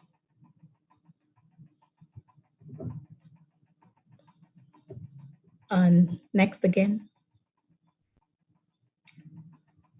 Next again. Okay. Next again. Yeah. Next again. Next again. Next again. Okay. Okay, thank you. So what is Konimax? It stands for the Conservan Import Export Maskapai, a Dutch leading food company for Indonesian and Asian spices and recipes. It was established in 1932 in Baarn, the Netherlands by Tony Schouten and von Sternerberg. At the time, Konimax imported spices from the Dutch East Indies through the connection of Wim Millenaar, an ex-Royal Netherlands Indies Army, or KNIL, who returned to the Netherlands. millionaire's wife then helped with the recipes knowledge she got during her stay in Netherlands East Indies to sell their food products. The colonial era had some effects on Dutch kitchens at the beginning of the 20th century.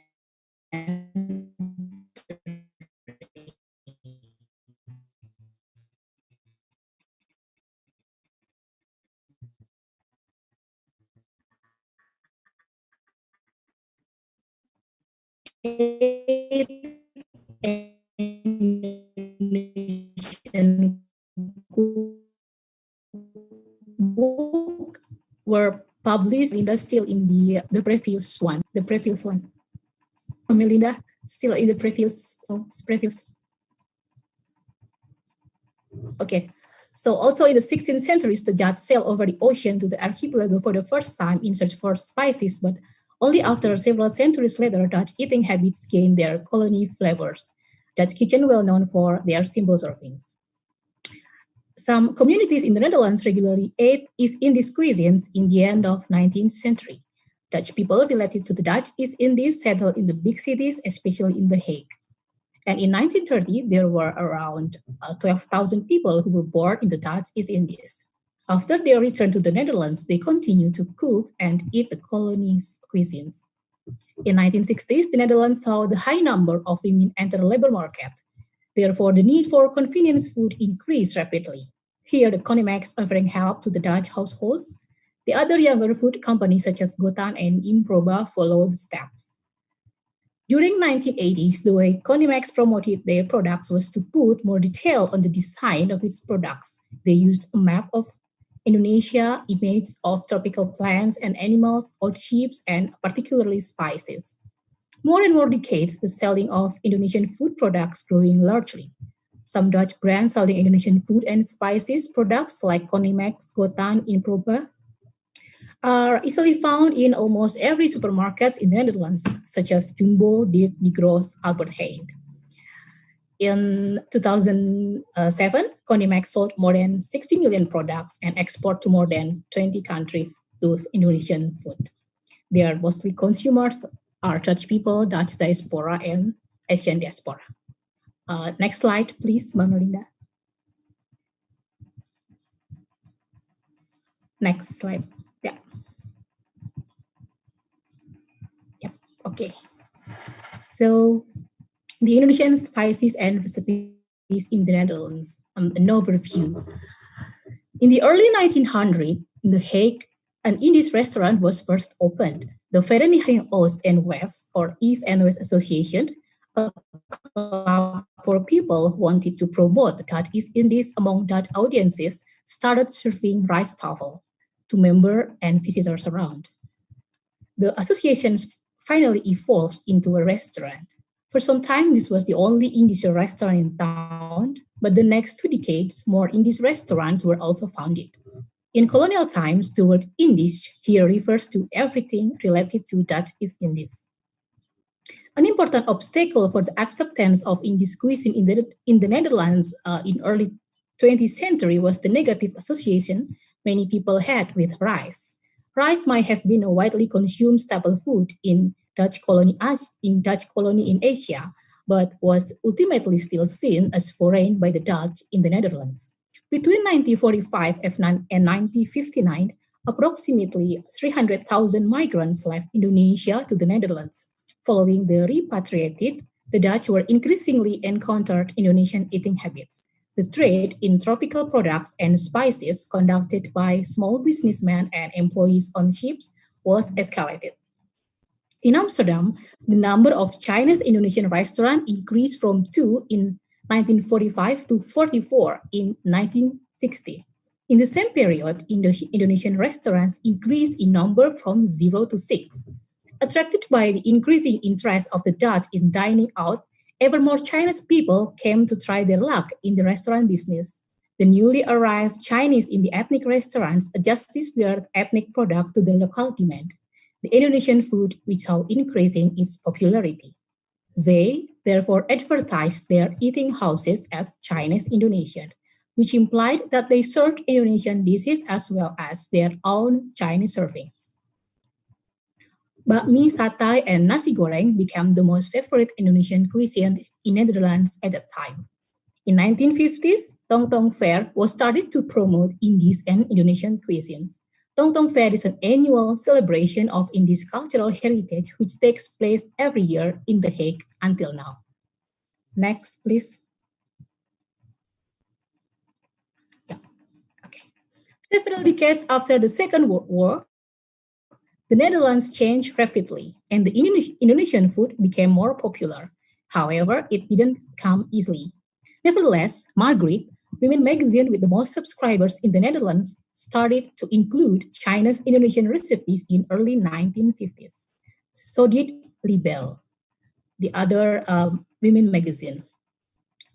The Chinese Indonesian recipe article in Margaret comprised 6 recipes: rice toman, sayur keri, dendeng ati, sambal, bakmi, and lumpia. Between 1960 to 1980, 4 Indonesian recipes were the content of kitchen section on Margaret magazines. The number were increased between 1985 to 2000, where 31 Indonesian recipes were published in the magazine. Next slide, please. We have 5 minutes left. Next slide, please. Oh, okay. Ooh. Okay. Can I have like 5? Okay. In 1970s, the situation shifted as the Netherlands became more prosperous and they like to go out for dining. The Indonesian food reached out more into Dutch society, as it was reported during that period that 60% of Dutch people were frequent customers of Chinese and Indonesian restaurants. A song entitled Geef mij maar nasi goreng, sung by Wieteke van Dort, was widely popular in the country. A description about Indonesian diaspora running food business during 1970s in the Netherlands was written by Beb Faulk, as mentioned in Van Otterlo's book. She wrote, "Here in the Netherlands, the Indonesian migrants, started to import Indonesian spices and ingredients, opened shops in their front rooms, and their men drove in old cars all over the country with sambals and jars, brown crackers, salty fish, and whoever could raise some capital opened an eatery." Faulk published Groot Indonesia's cookbook, which until now it sold more than 125,000 copies. Elizabeth Faulk, a Dutch-born writer of an Indonesian father, also getting married and follow her husband to Dutch East Indies, who worked throughout the colony. In the Second World War, she was captive in Japanese concentration camp. She sympathized with the Dutch East Indies independence movement and befriended with Indonesian intellectual Sultan Syahrir. She later chose Indonesian citizenship. According to Van Otterlo, a Dutch sociologist and food historian, Dutch possess form a rather dual and single eating culture. Dutch housewives only had little culinary imagination and prefer spending their time cleaning to cooking. In early 20th century, the average Dutch ate about 130 kilos of potatoes a year and often processed them in colorless stews. The daily dining consists of potatoes, boiled vegetables, and gravy, sometimes accompanied by a small serving of meat or lard. The whole dish was slightly seasoned and repetitive. On the other hand, the recent Indonesian immigrants coming to the Netherlands were much better cooks, even though they were poor. These Indonesians regularly consumed several hot meals with lots of spices a day, which were very varied and thoughtfully prepared. Next slide, please. Next slide. Melinda, okay. So this here little, the before previously, the song first. Okay. Can you play the song? Can you play the song?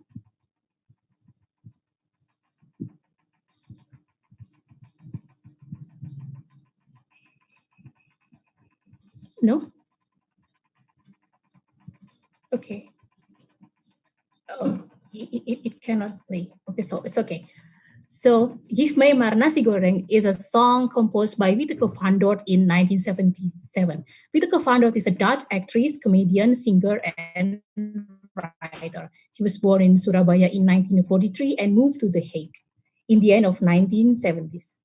She preserved her memory and love of various Indonesian food into the Chef My Mar Nasi Goreng, which was very popular during 1970s. She wrote about nasi goreng, sambal, kerupuk, pork satay, terasi, tahu petis, and bakpao, and also palm sugar. Next, please, Mbak. Next slide.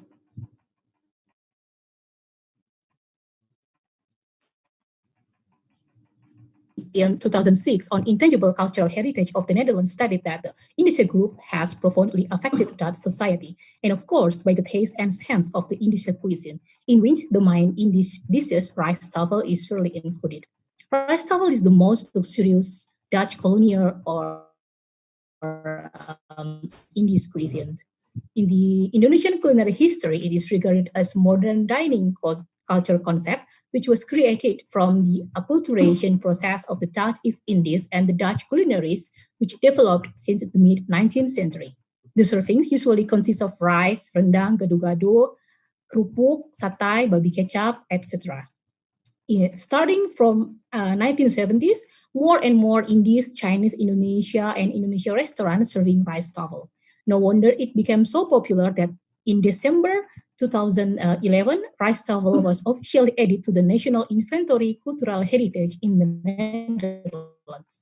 In the same year, when asked what his favorite is, the Dutch Prime Minister Mark Rutte said, "Airbal is aanrader, maar rice tafel blijft favoriet," which means airbal, a popular Dutch snack, is recommended, but rice tafel remains his favorite. Next slide, please. Next slide. Okay. This is the acknowledgement page of rice tafel as the Dutch intangible national heritage. It reads, Indonesia rice tafel is a traditional and elaborate meal whose dishes come from various Indonesian culinary cultures. Many cookbooks and even television programs in the Netherlands were dedicated to this festive phenomenon. Indonesia rice tafel is still popular even among the younger generation, and not only those with ties to Indonesia. Next.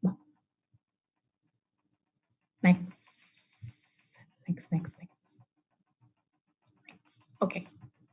Through decades, more Indonesians came to the Netherlands.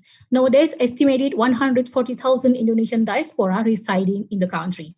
They work both as white and blue-collar workers and also mixed marriage. There are no official figure of Indonesian restaurants in the Netherlands, so here I was trying to track them through an online telephone book and found the number. Please.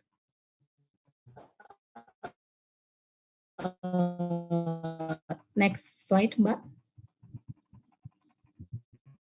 Next. Okay. There are around 150 Indonesian restaurants in the Netherlands. More than just economic benefits, Indonesian restaurant in the Netherlands is a fruitful way to represent Indonesian cuisine and culture. Some of Indonesian restaurant owners are leading figures at several Indonesian Muslim organizations in the Netherlands, like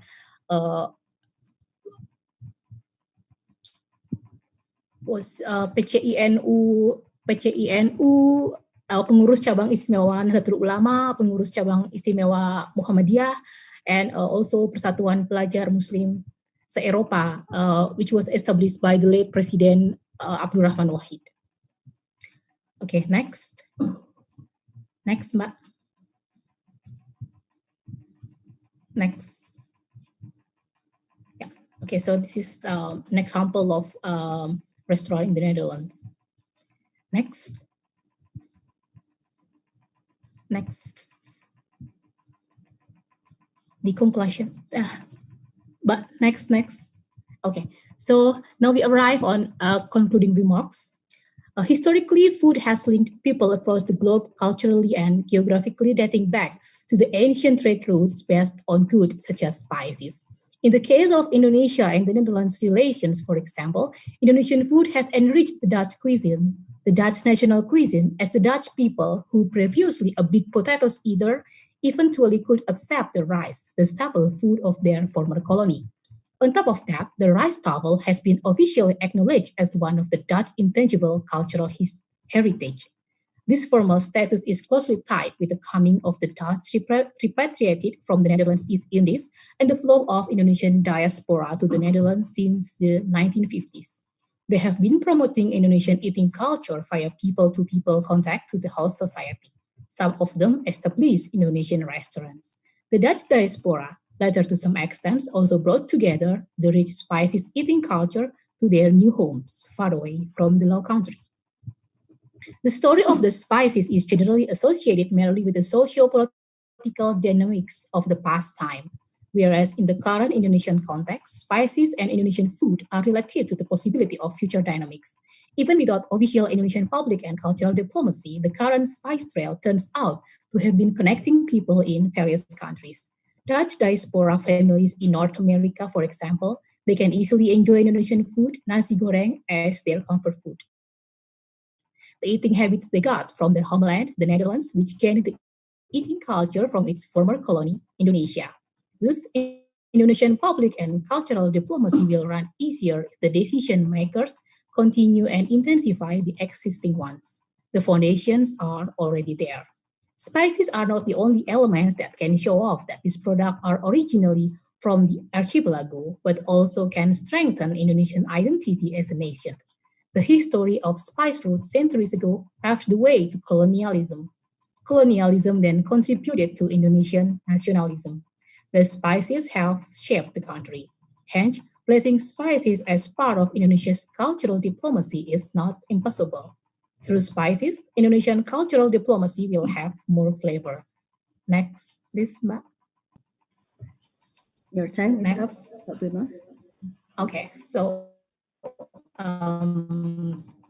based on this narration, we suggest possibility for the studies like a spices-based gastrodiplomacy and or political economy of spices and Asian identity. Okay, this is the end of my presentation. Thank you very much for listening. Thank you, Ibu Prima Nurahmi, for the presentation. Now I would like to invite Dr. Marina Canetti for your presentation. Dr. Marina, are you there? Yes. Yes, hello. Hello. Just give me 1 second to share my presentation.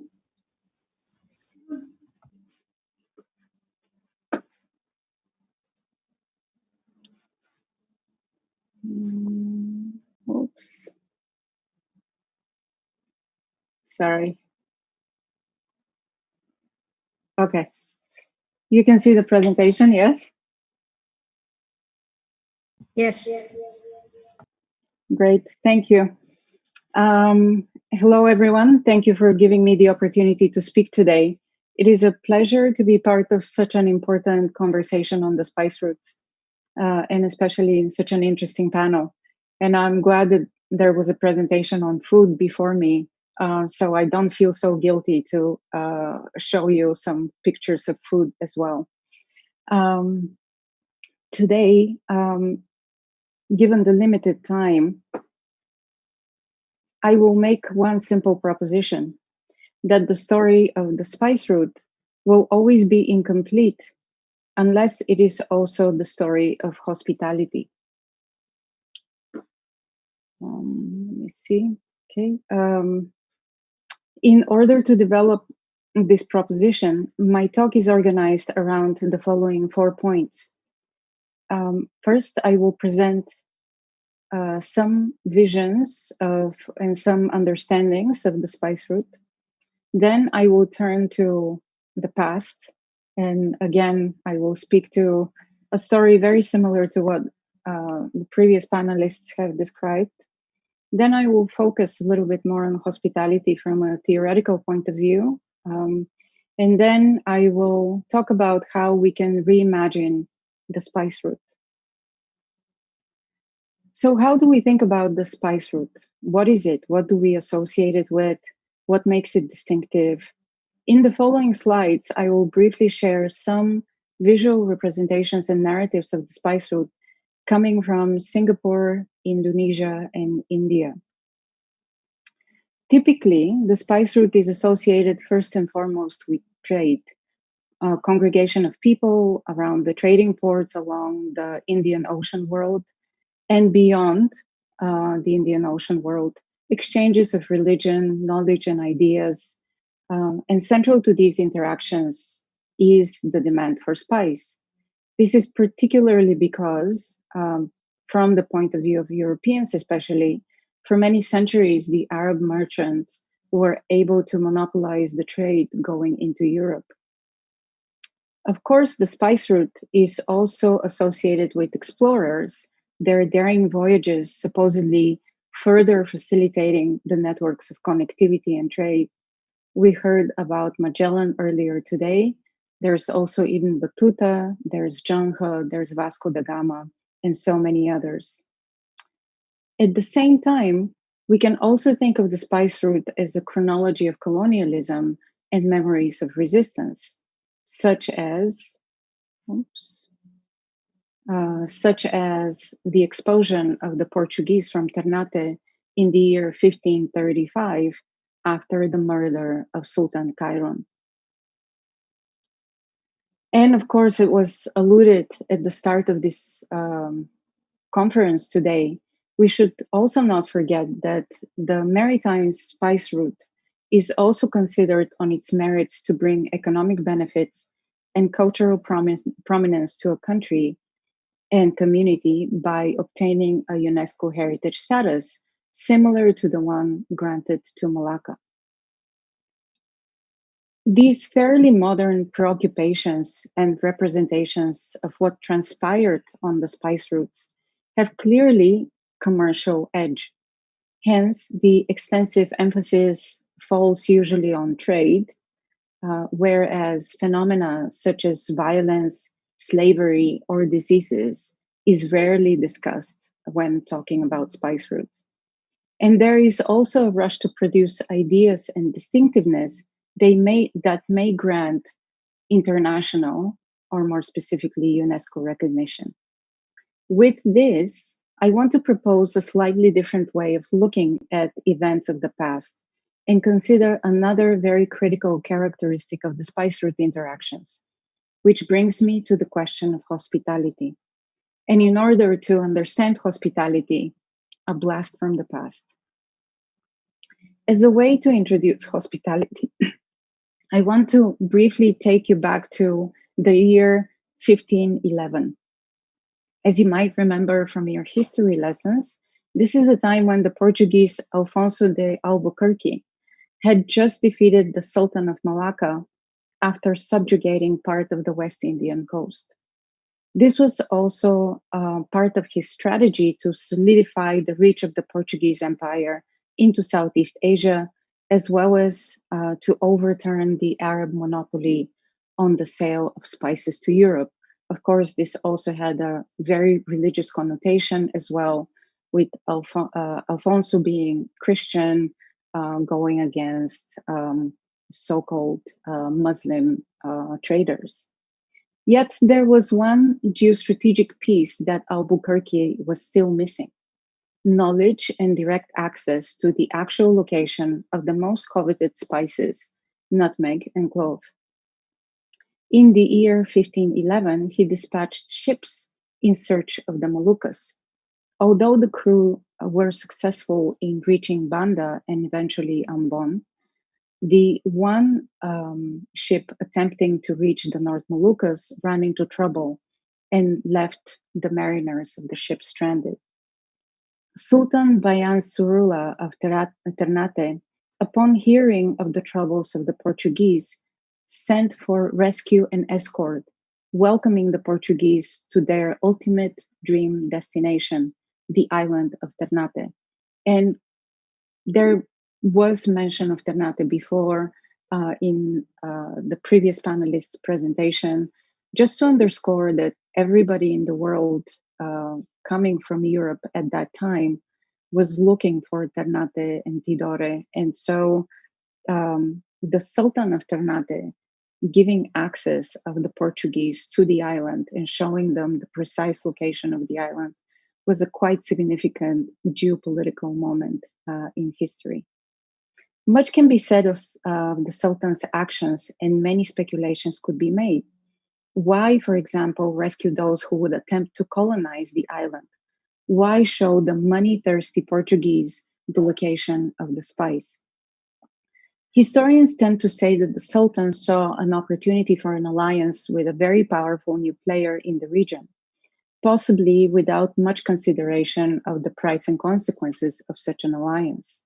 Or perhaps the Sultan of Ternate was fully aware of the defeat of Malacca, where the Sultan of Malacca, Mahmud Shah, had imprisoned some Portuguese, and Albuquerque used this as an excuse to invade the port. Hence, the Sultan of Ternate did not want to suffer a similar fate. But it could also very well be that these considerations were only secondary or only as equal to another factor: a universal code of hospitality, the deeply ingrained practice of welcoming and assisting strangers. So, what is hospitality? What's in it? In other words, how is hospitality important to this narrative? According to the Oxford Dictionary, hospitality is the reception of entertainment of guests or strangers with liberality and goodwill. Of course, this is a very dry description that hardly tells us anything interesting about hospitality. That's why I also brought up some phrases from Bahasa Indonesia that you're probably more familiar with than I am, such as the guest is king, or the notion of collaboration, which is particularly prominent in Ternate and extends even further than just the idea of being collaborative. It also means being polite to others, doing things with others. There is also the concept of pemulia jame, and I'm completely mispronouncing this, which has at least two distinct meanings. The narrow meaning refers to a ritual within a welcome dance ceremony where drinks are shared with the guest. The broader meaning is more encompassing of culture of respecting guests and welcoming strangers. It can be a kind of catchphrase that signals the collective act of friendly welcome and solidarity.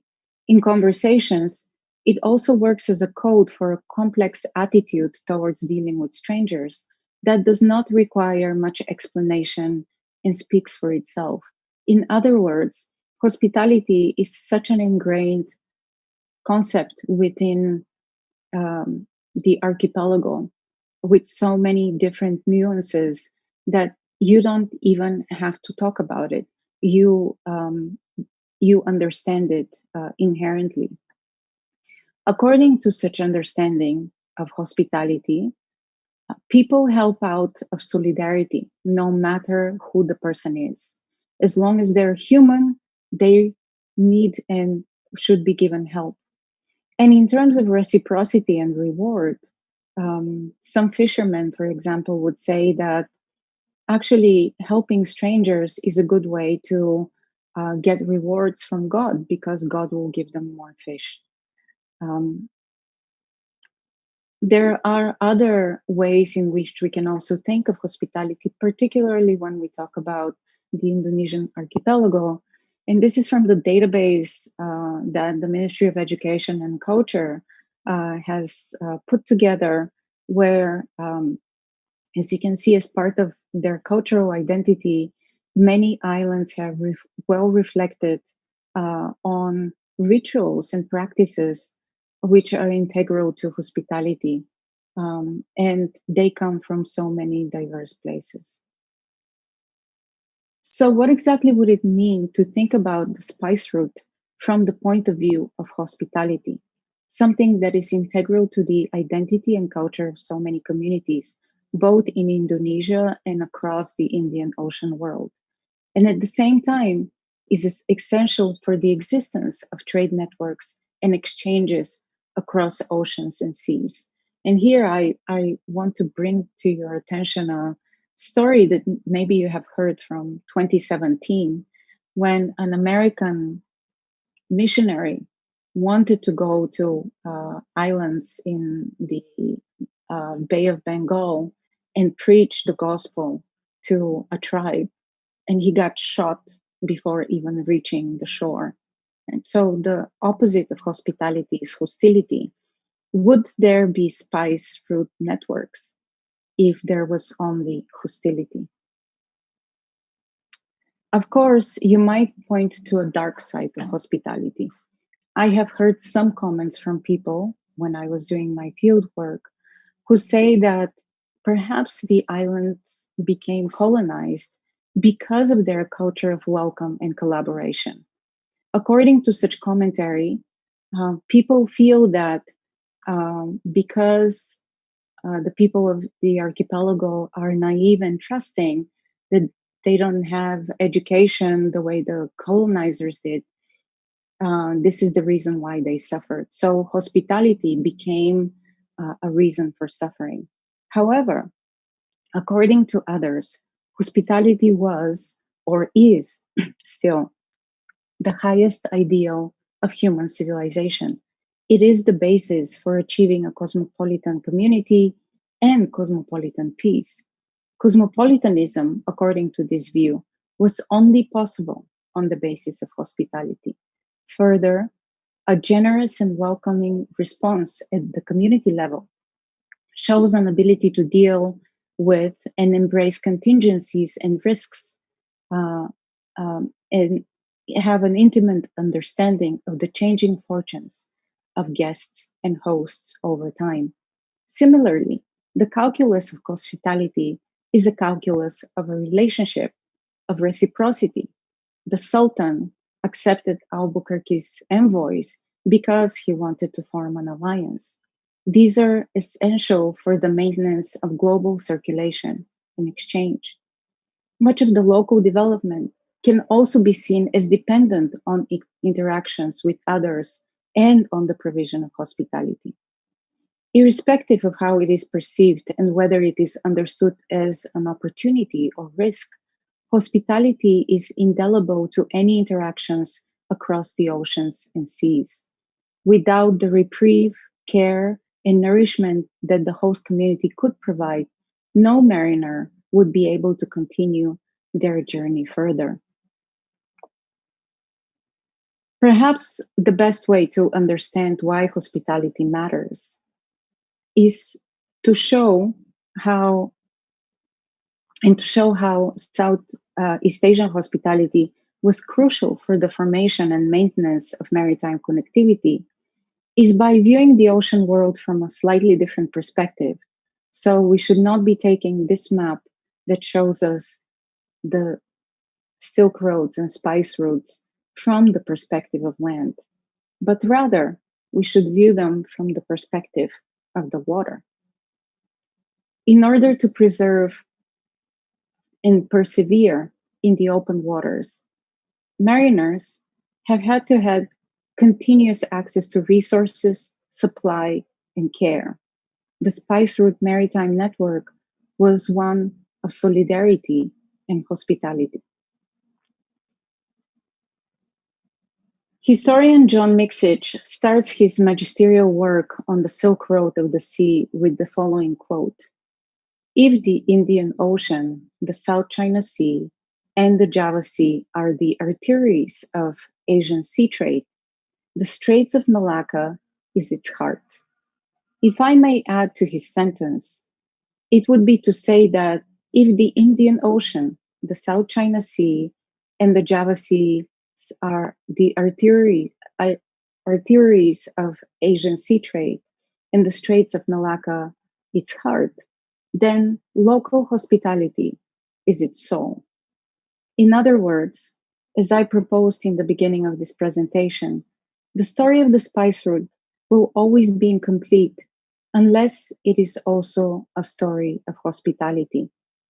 Now it is up to us to decide what telling the story of hospitality would actually mean and how it would allow us to reimagine the narratives of both the silk and spice routes. In this presentation, I have only scratched the surface of what could be a very productive policy enterprise and the type of global recognition that it may garner. Thank you very much for your time. Thank you very much, Dr. Marina Canetti, for your presentation.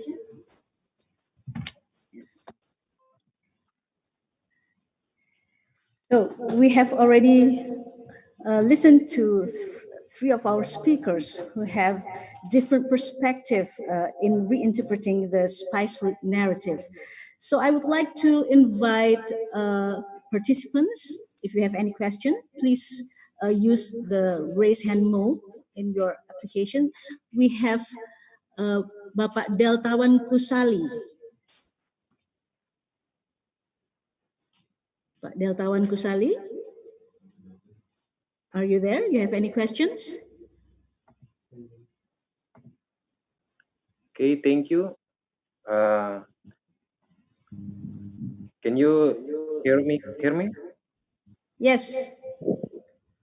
Okay. Thank you, ma'am. I want to ask for Mr. Lopez, Mr. Ariel Lopez. I want more proof about connecting between Moluccas and Philippines, because according to his presentation, I saw boat and ceramic. I want to know the name of the boat. If you know, I want to the name, and I believe that connection between Moluccas and Philippines, it's the key of the connection. It's in Ternate or Kesultanan Ternate, and the boat is the key. But I want to know about the name of the boat first. Just is it? Thank you. Thank you. Would you like to answer it? Ariel or Ian? Yes, terima kasih ya. I'm not sure which boat are you referring to, but with regard to the connection between the Philippines and Ternate, I think that this is a connection that needs more research. But as far as I know, the connections between Ternate and the Philippines, when you speak of indigenous kingdoms, it is more likely to be between Mindanao and Ternate. These are two very connected kingdoms. You have the Ternate sultans marrying into the aristocracy of the Maguindano Sultanate in particular, even during the VOC times. So these are connections that are enduring. If you look at the map, these are islands that are close. So from Ternate they would sail to via North Sulawesi through the Sangihe archipelago and then to Mindanao. And it might take a while, I think several days, but with good wind, the connections are possible. Yeah. The name of the boat, I'm not sure whether I got it. I understood the which vessel.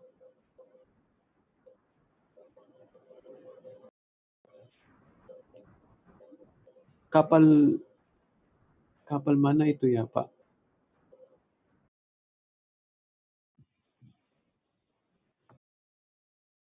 Kapal apa? Dari zaman apa ya?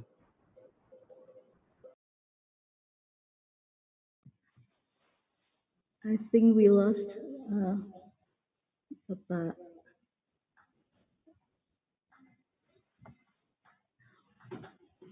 I think we lost the connection, Ariel. Maybe we can go ahead to the next question. There is Bapak Rimbo Gunawan. Bapak Rimbo Gunawan, are you there? Hello. Yes, thank you. Magandang hapon sa inyong lahat, especially for Ariel Lopez and Ian Alfonso. So I think interesting presentation from you both, especially the first one, but I have no comment. But for the second one from Ian, I think I have some few questions. Probably you could share your idea after. It's about you are now celebrating the quincentennial of the Philippines, both of the cultural and evangelical, and probably. And I heard in your presentation that there's an idea to change, to rewrite the history, not from that point, but beyond the Maglan arrival in Mactan. So does it also include the idea of changing your name, your country names, because your country names really like, yeah, it's really referring to Spanish or colonial thing. Is there any idea to rewrite or to change your country name into others? What is the popular notion or bipolar issues among the people or the historians, scholars, something? Can you say something about this? Salamat po.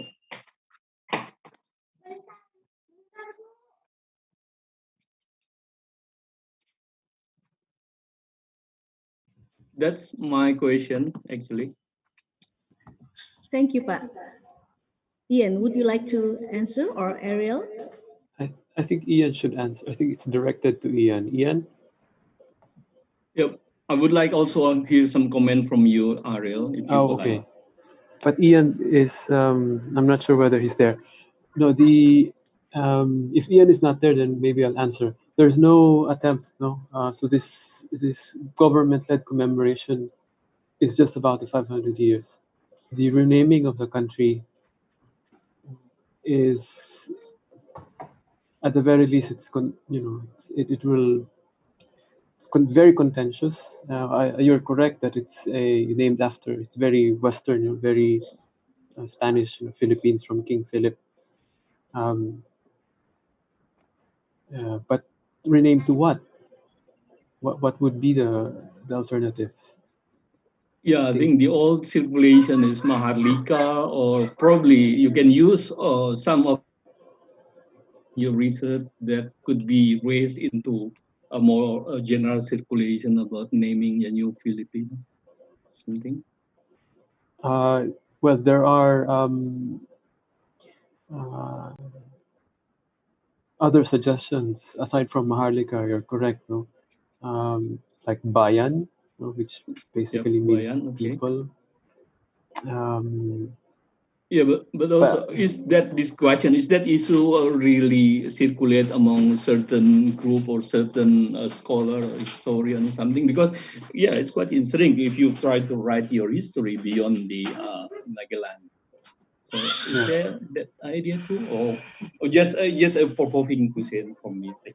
Yeah, well, it's a very interesting question, but it's not in the agenda. Okay. It's definitely not in the agenda. Yes, Ariel. Yes. Ian. Ian. Sorry, I was I just spoke to my to the office. Anyway, yes, I was Mr. Rim Bugunawan sent me a chat a while ago, and he already informed me of his question. So regarding the rewriting of pre-colonial, tracing back Philippine history. Ian, I think he has a specific question. Yes. About renaming the Philippines. The renaming, the yes. Country. Yes, okay. Actually, it's not part of the agenda of the government as of this moment. And even though our president had several pronouncements in renaming the Philippines to this word or to this historic name, as the government agency advising the president, the National Historical Commission of the Philippines, our office doesn't have any propositions as of this moment. So this is already being tackled by the academicians and then the historians in the Philippines. The proposed name Maharlika actually has a problem. former President Ferdinand Marcos, our former president, actually was the first one to propose to rename the Philippines to as Maharlika. Unfortunately, his basis of Maharlika, which because for him the meaning of Maharlika during the early times, during the prehispanic times, pre-colonial times, was noblemen or the highest strata in the pre-colonial caste system in the Philippines, which is actually not. Maharlika was just among the common.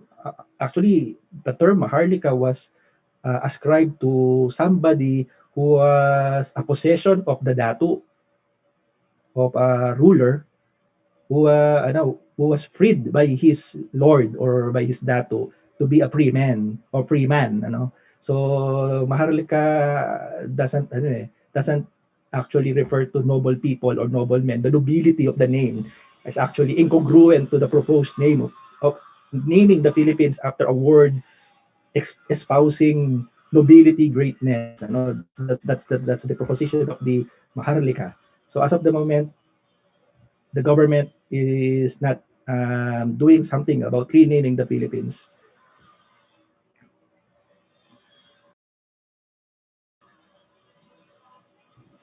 Thank you, Ian. Uh, is there any more questions? Oh, yes, we have Pak Robi Sunata. Pak Robi? Yeah. Hello. Do you hear me? Yes.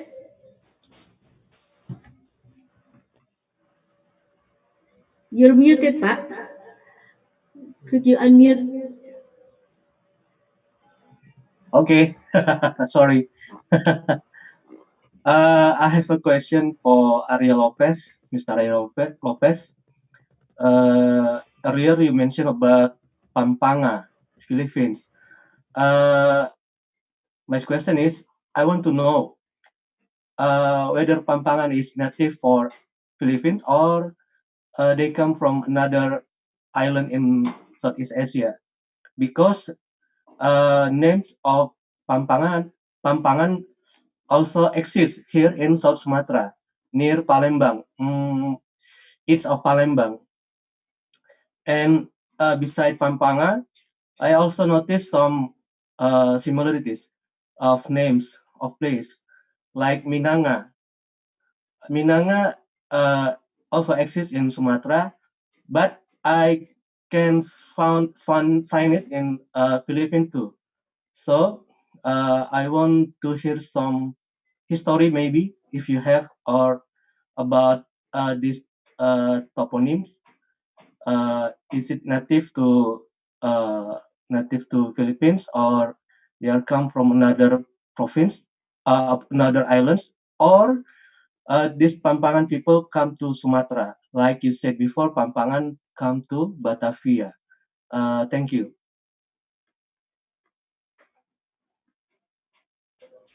Thank you very much for the question.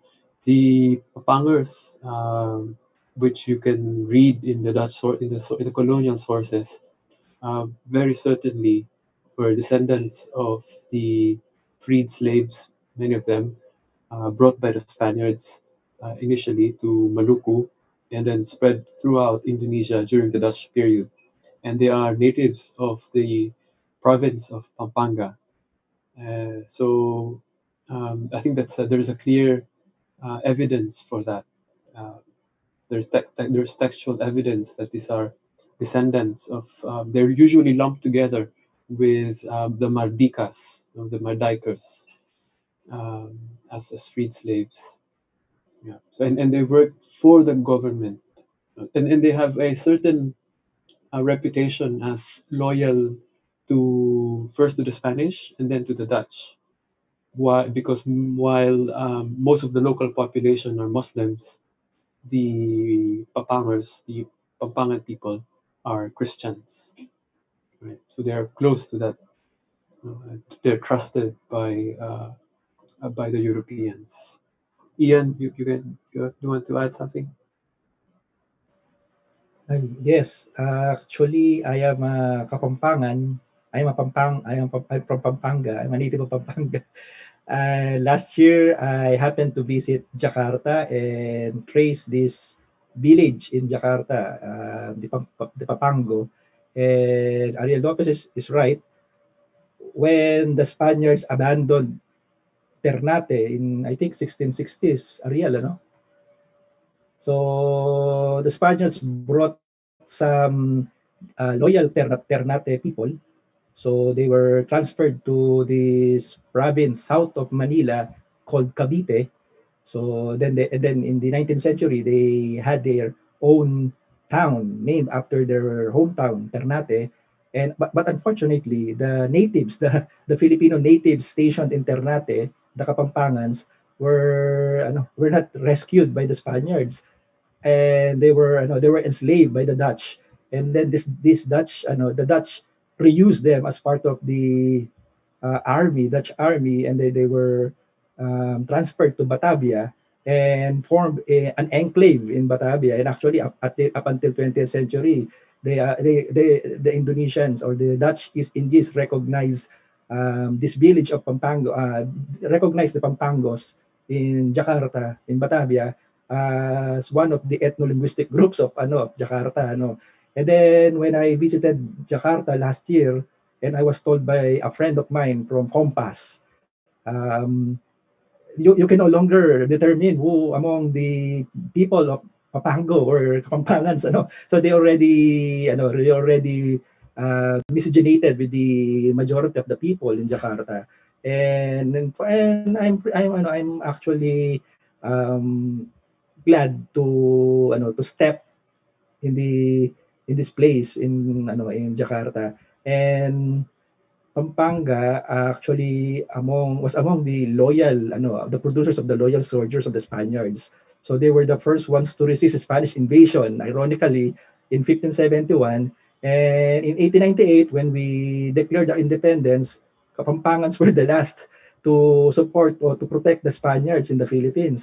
So and then during the American period, they also formed part of the American army. And then during World War II, Pampanga was known for producing the biggest number of guerrillas against the Japanese. So the history of the Kapampangans were actually associated with militarism, And then and even before the Spanish invasion, Spanish colonization, there was this people called Luzoes or Luzon people. And there is this theory that these Luzones present in Brunei, in Malacca, in Singapore, were actually Kapampangans, because they travel, they love to travel as far as actually as Timor, because in 1521, when the remaining crew of Magellan arrived in Timor, they encountered there the people from Luzon or from the island of Luzon, where Pampanga is located. And actually, there's this a new friend of mine here in chat, Astro Sikumbang. I mentioned to him that during the Aceh attack to the Minangkabaus, the Sultanate of Aceh actually imported soldiers from Luzon, and theoretically these were the Kapampangans. And even during the retake of Malacca from the Portuguese, there were also Luzon soldiers who participated in the retaking of the Muslim retaking, supported by the Pasha of Egypt under the protection of the Ottoman Empire. They joined the retaking of Malacca from the Portuguese. So there's this void in the pre-colonial history of the Philippines, which we can trace by tracing the participation of the people of Luzon in the affairs in Malacca, in the state of Malacca. And then theoretically, this military participation for our ancestors in Minangkabao, Aceh, Malacca, were being ascribed to the Kapampangans or the Pampangos. So technically, there were natives there were these Kapampangas or Pampangas are natives of the Philippines. It so happened we have similarities in Bahasa. because and then there's this I know there's this impression among the Filipinos that Kapampangans are not actually are not actually Filipinos because of their language similarity with the Bahasa. We have babi, we have babi for pig, or nasi for rice. So we are the only Philippine language that has a number of vocabularies traceable to Bahasa, or either way, it could be because of the migration, the population, the migration of the Austronesians, it could be that way. So one thing that could uh, one way of tracing or reconstructing our Indonesian Philippine ties is through the Kapampangans or the Pampangos. Actually, our former president, Gloria Macapagal Arroyo, is a Kapampangan. The one who, Pampango, the one that our icon during the People Power Revolution. If you are familiar with this event in the Philippines, which we toppled down the dictatorship of Ferdinand Marcos, the leading figure of that event was a Kapampangan, was a Pampango, Ninoy Aquino. And our former president, Benigno Aquino, is a Kapampangan. So there are lots of Kapampangans, now, the Pampangos. Yeah, thank you, Ian. I see Pak Maulana Ibrahim has raised his hand. Pak Maulana? Hello. Hello. Yes. Can you hear me? Yes. Thank you so much.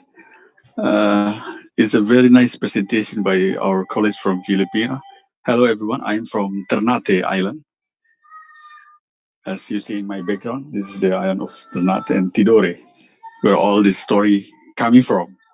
So I was surprised that the Filipino presenter or mentioned about Ternate many times. So I have a special question for our colleagues from Filipina, Ariel and Luis. But first, I want to ask to Dr. Marina. I hear that you say about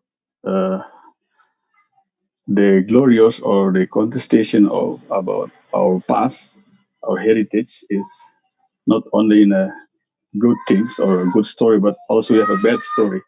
How do you think about our tragically or bad story of the colonialism became a new narrative or our perspective in the spice road that Indonesia nowadays getting more stronger to follow up this term of issue to UNESCO.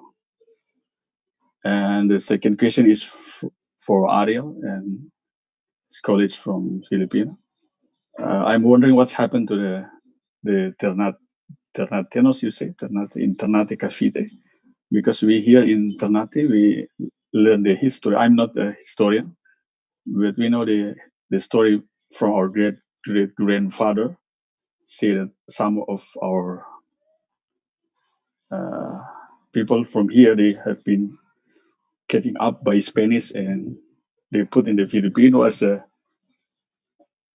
not a free man, but they say but as the one who doing business with the Spanish in Filipino.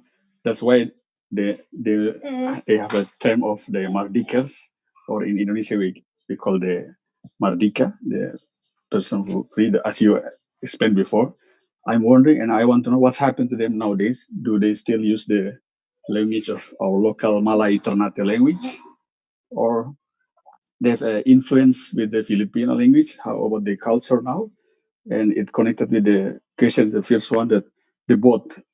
I say that the boat will have a strong connection with us here in Maluku, because we have several type of boat that connect the island. Because if you're talking about Spice Road here in Maluku, we also talk about the maritime technology of the boat itself. Thank you.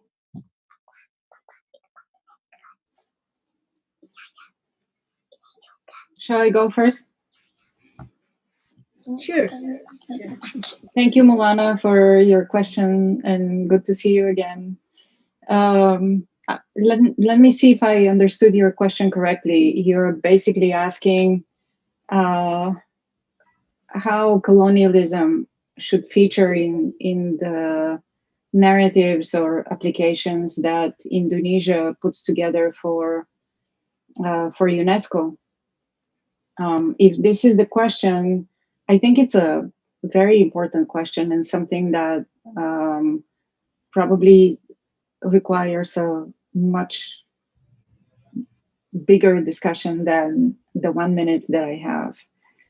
What I can share, and this is an entirely personal perspective, is that UNESCO needs to do much about colonialism and recognizing that a lot of the cultural heritage that's recognized even now has, in many occasions, links to the past that are not crystal clear and devoid of violence and subjugation of various types of people.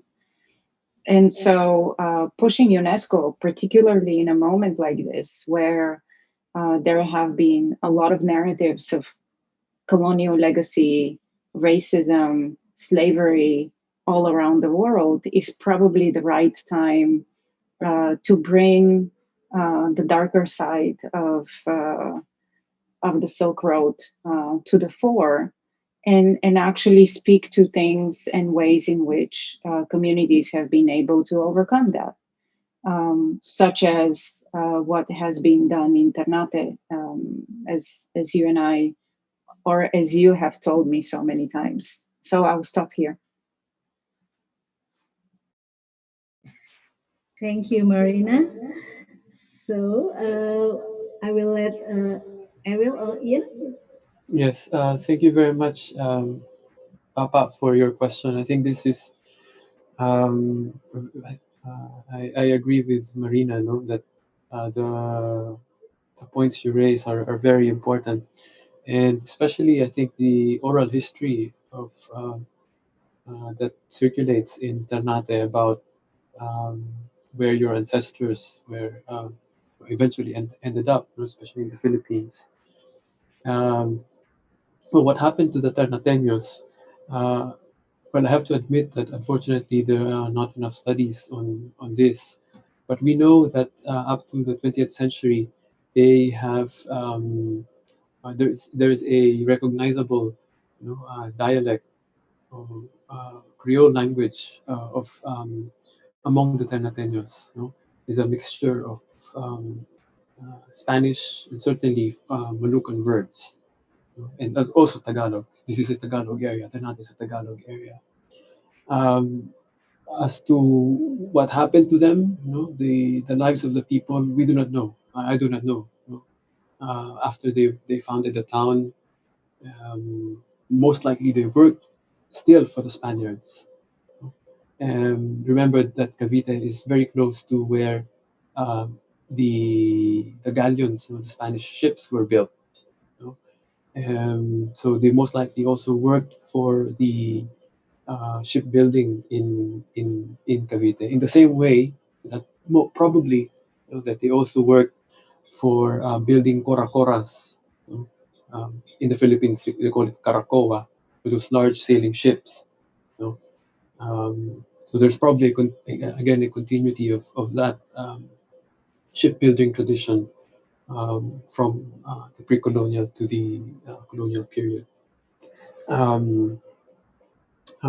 So aside from the book that I showed, I'm not aware of any other work that deals on the history of the Ternateños.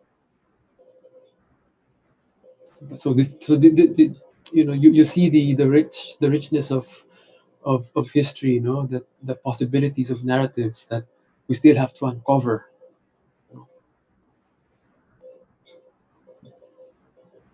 Thank you, Ariel. We still have more time for one more questions. Anybody would like to raise their hand? Please use the raise hand feature from the Zoom application. Anyone?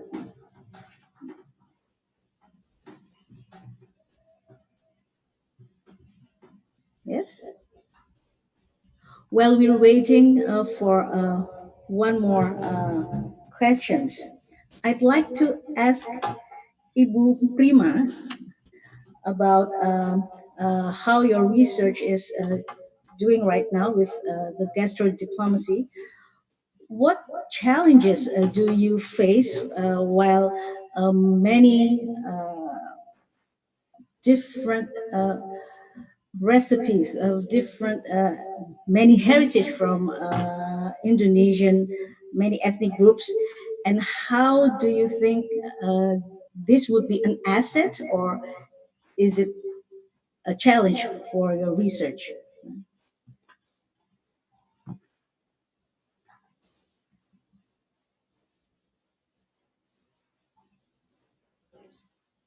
Ibu Prima, are you there? I can.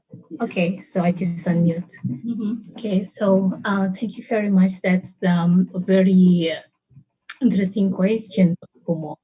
Actually, we have a lot of cuisines, and one of our chef, William Bongso, said actually, we have there is no, like we said, Indonesian food. Like in the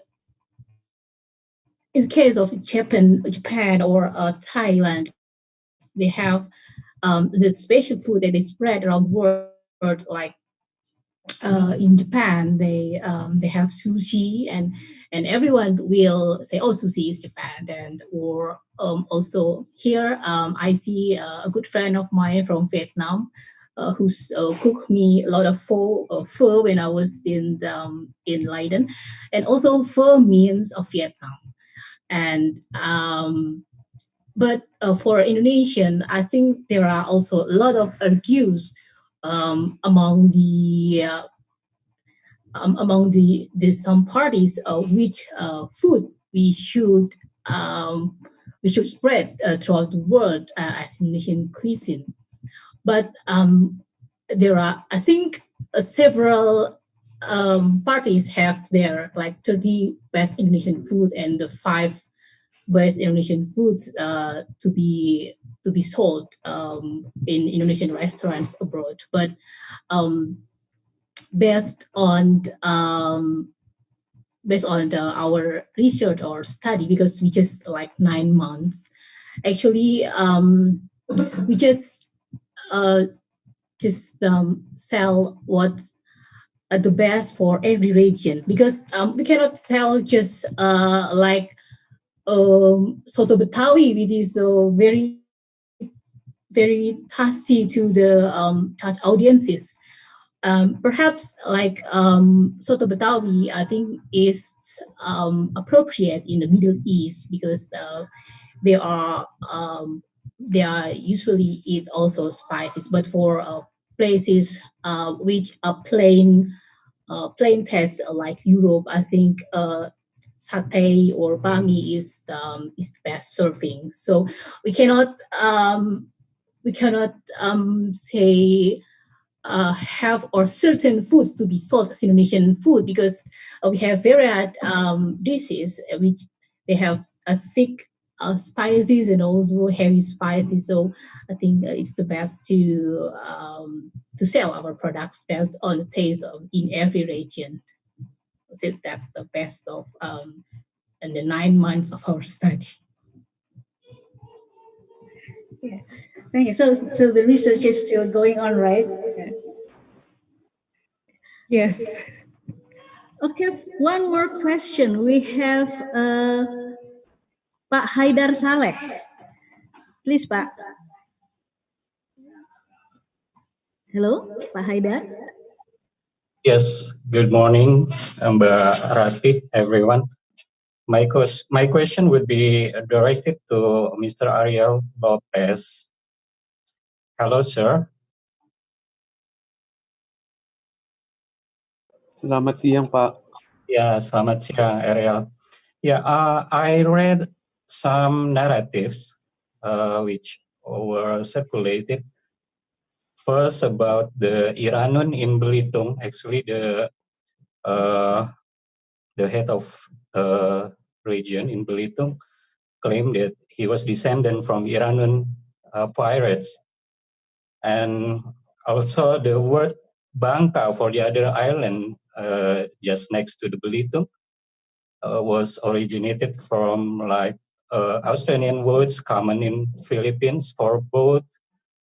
Also, we have the Medang toponym mentioned in Laguna Copper Plate, the found of Tara Goddess statue in Kalinga, even the Reina Sima narratives from Kalinga people, and the word batik used to distinguish the tattoo pattern of Kalinga people. It's most likely a similar method for us to develop the textile of batik. What would you comment about these narratives circulated many times in internet, of course? That's my question. Yeah, thank you very much. I think some narratives have strong historical foundations, but also some narratives should just be considered as gossips, or as hoax. But I'm very interested in. I think this narratives is, in general, is symptomatic of how our histories, the histories of Indonesia and the Philippines, have been boxed in terms of national histories, right? And therefore, when we look back at the past, we are almost always surprised at how rich connections are between what is now the Philippines and what is now Indonesia. When we talk about history in the Philippines, it's always about the revolution, Philippine nation, and rarely goes back beyond the Spanish period. And so these connections between Indonesia and the Philippines have been there, but these have been superseded and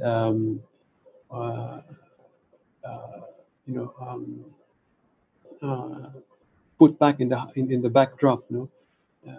Historians in the past have been, on both Indonesia and the Philippines, have been concerned about nation building.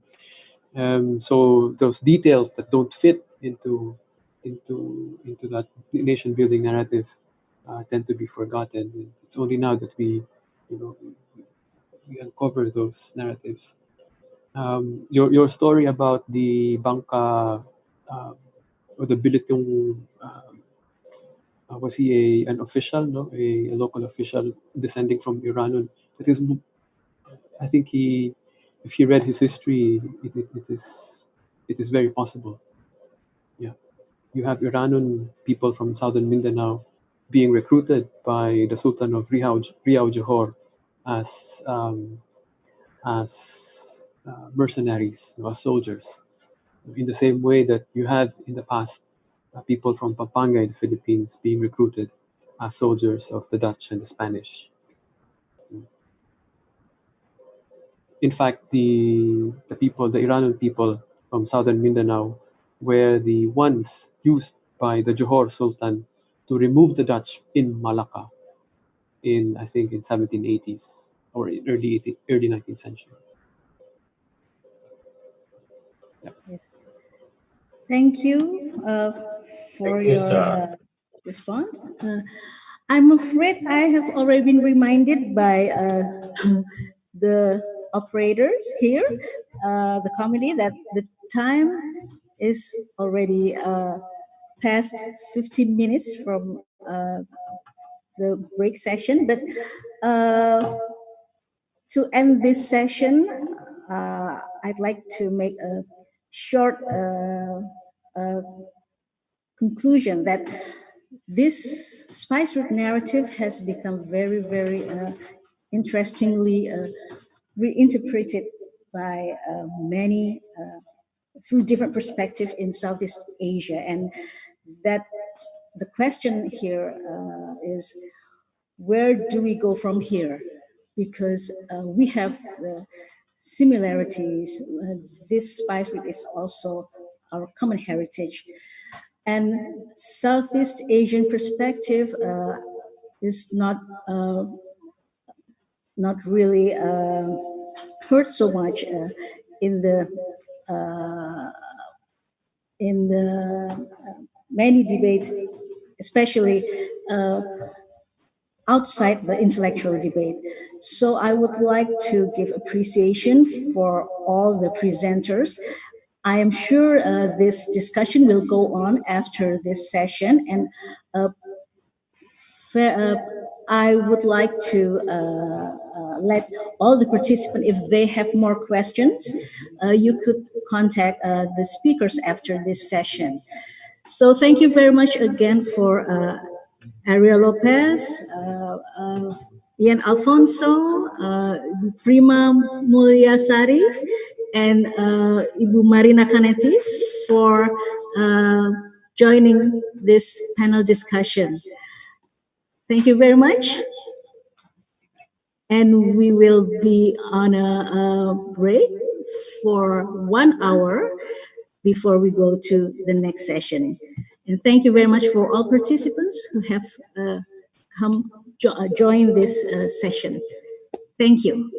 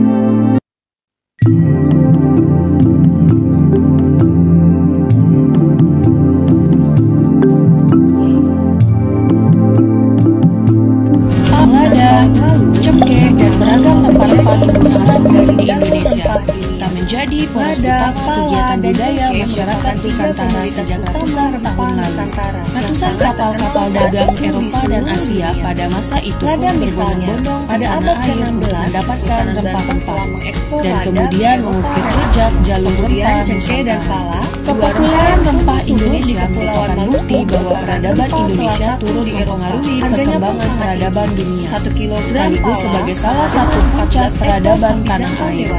Sehingga penting bagi kita dan terutama generasi muda untuk menjaga dan memahami sejarah jejak jalur rempah Nusantara dari berbagai negara Eropa, warisan budaya sekaligus warisan dunia yang sehingga menjadi jalur rempah sebagai simbol peradaban jalur rempah warisan budaya Jalur Rempah, Indonesia. Nafas Bahari, Indonesia.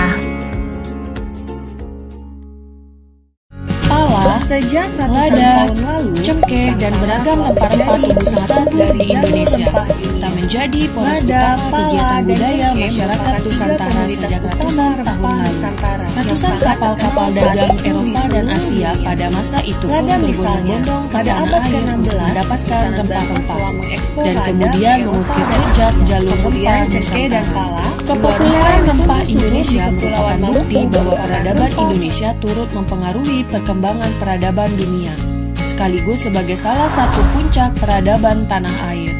Sehingga penting bagi kita dan terutama generasi muda untuk menjaga dan memahami sejarah jejak jalur rempah Nusantara.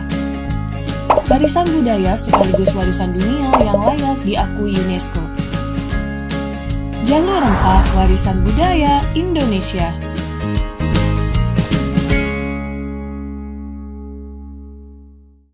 Pala, lada, cengkeh, dan beragam rempah-rempah tumbuh sangat subur di Indonesia. Tak menjadi poros utama kegiatan budaya masyarakat Nusantara sejak ratusan tahun lalu. Sejak ratusan tahun lalu, Nusantara telah menjadi pusat dari jalur rempah dunia. Lada, pala, dan cengkeh merupakan 3 komoditas utama rempah Nusantara yang sangat terkenal saat itu di seluruh dunia. Lada misalnya, pada abad ke-16, Kesultanan Banten telah mengekspor lada ke Eropa dan Asia. Kemudian cengkeh dan pala, 2 rempah yang tumbuh subur di Kepulauan Maluku merupakan rempah kelas 1 di Eropa. Harganya pun sangat tinggi. 1 kilogram pala sama dengan 14 ekor sapi jantan dewasa. Sedangkan 1 kilogram cengkeh senilai dengan 7 gram emas. Kepopuleran rempah inilah yang membuat ribuan kapal dari berbagai negara Eropa dan Asia berlayar ke Nusantara, sehingga menjadi jalur rempah sebagai simbol peradaban bahari Nusantara.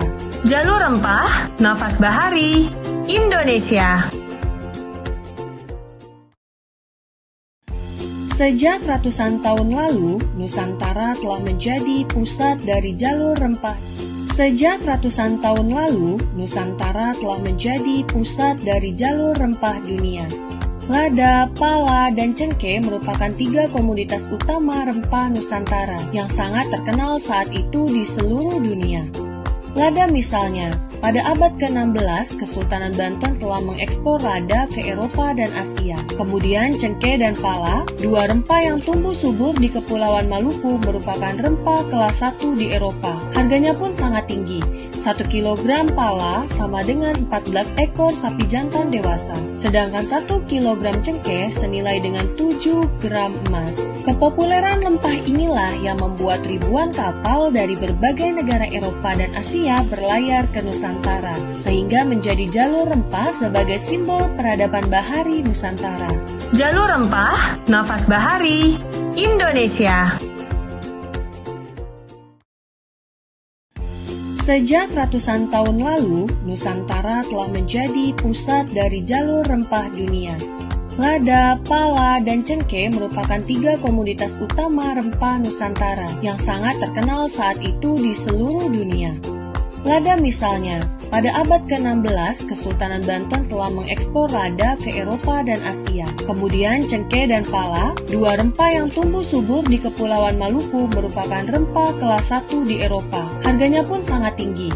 1 kilogram pala sama dengan 14 ekor sapi jantan dewasa. Sedangkan 1 kilogram cengkeh senilai dengan 7 gram emas. Kepopuleran rempah inilah yang membuat ribuan kapal dari berbagai negara Eropa dan Asia berlayar ke Nusantara, sehingga menjadi jalur rempah sebagai simbol peradaban bahari Nusantara.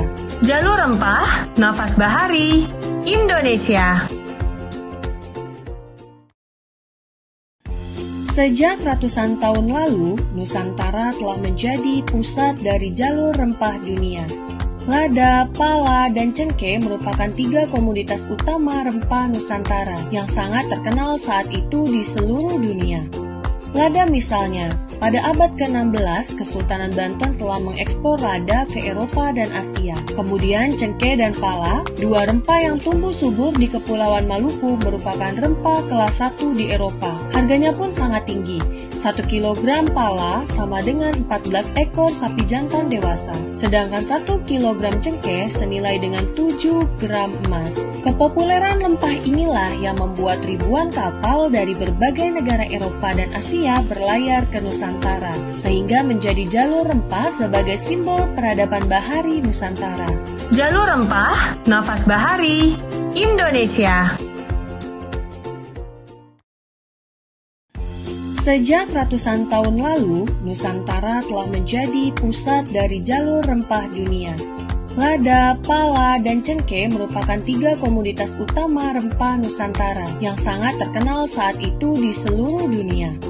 Lada misalnya, pada abad ke-16, Kesultanan Banten telah mengekspor lada ke Eropa dan Asia. Kemudian cengkeh dan pala, 2 rempah yang tumbuh subur di Kepulauan Maluku merupakan rempah kelas 1 di Eropa. Harganya pun sangat tinggi.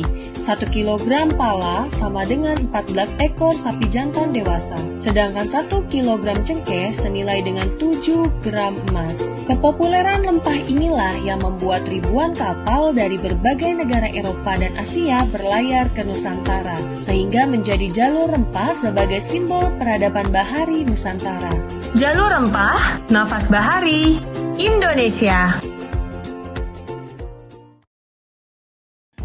Sejak ratusan tahun lalu, Nusantara telah menjadi pusat dari jalur rempah dunia. Lada, pala, dan cengkeh merupakan 3 komoditas utama rempah Nusantara yang sangat terkenal saat itu di seluruh dunia. Lada misalnya, pada abad ke-16, Kesultanan Banten telah mengekspor lada ke Eropa dan Asia. Kemudian cengkeh dan pala, 2 rempah yang tumbuh subur di Kepulauan Maluku merupakan rempah kelas 1 di Eropa. Harganya pun sangat tinggi. 1 kilogram pala sama dengan 14 ekor sapi jantan dewasa. Sedangkan 1 kilogram cengkeh senilai dengan 7 gram emas. Kepopuleran rempah inilah yang membuat ribuan kapal dari berbagai negara Eropa dan Asia berlayar ke Nusantara, sehingga menjadi jalur rempah sebagai simbol peradaban bahari Nusantara. Jalur Rempah, Nafas Bahari, Indonesia. Sejak ratusan tahun lalu, Nusantara telah menjadi pusat dari jalur rempah dunia. Lada, pala, dan cengkeh merupakan 3 komoditas utama rempah Nusantara yang sangat terkenal saat itu di seluruh dunia. Lada misalnya, pada abad ke-16, Kesultanan Banten telah mengekspor lada ke Eropa dan Asia. Kemudian cengkeh dan pala, 2 rempah yang tumbuh subur di Kepulauan Maluku merupakan rempah kelas 1 di Eropa. Harganya pun sangat tinggi.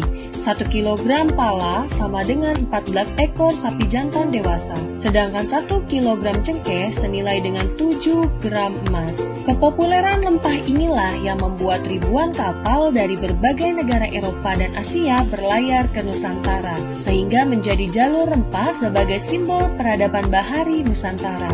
Jalur Rempah, Nafas Bahari, Indonesia.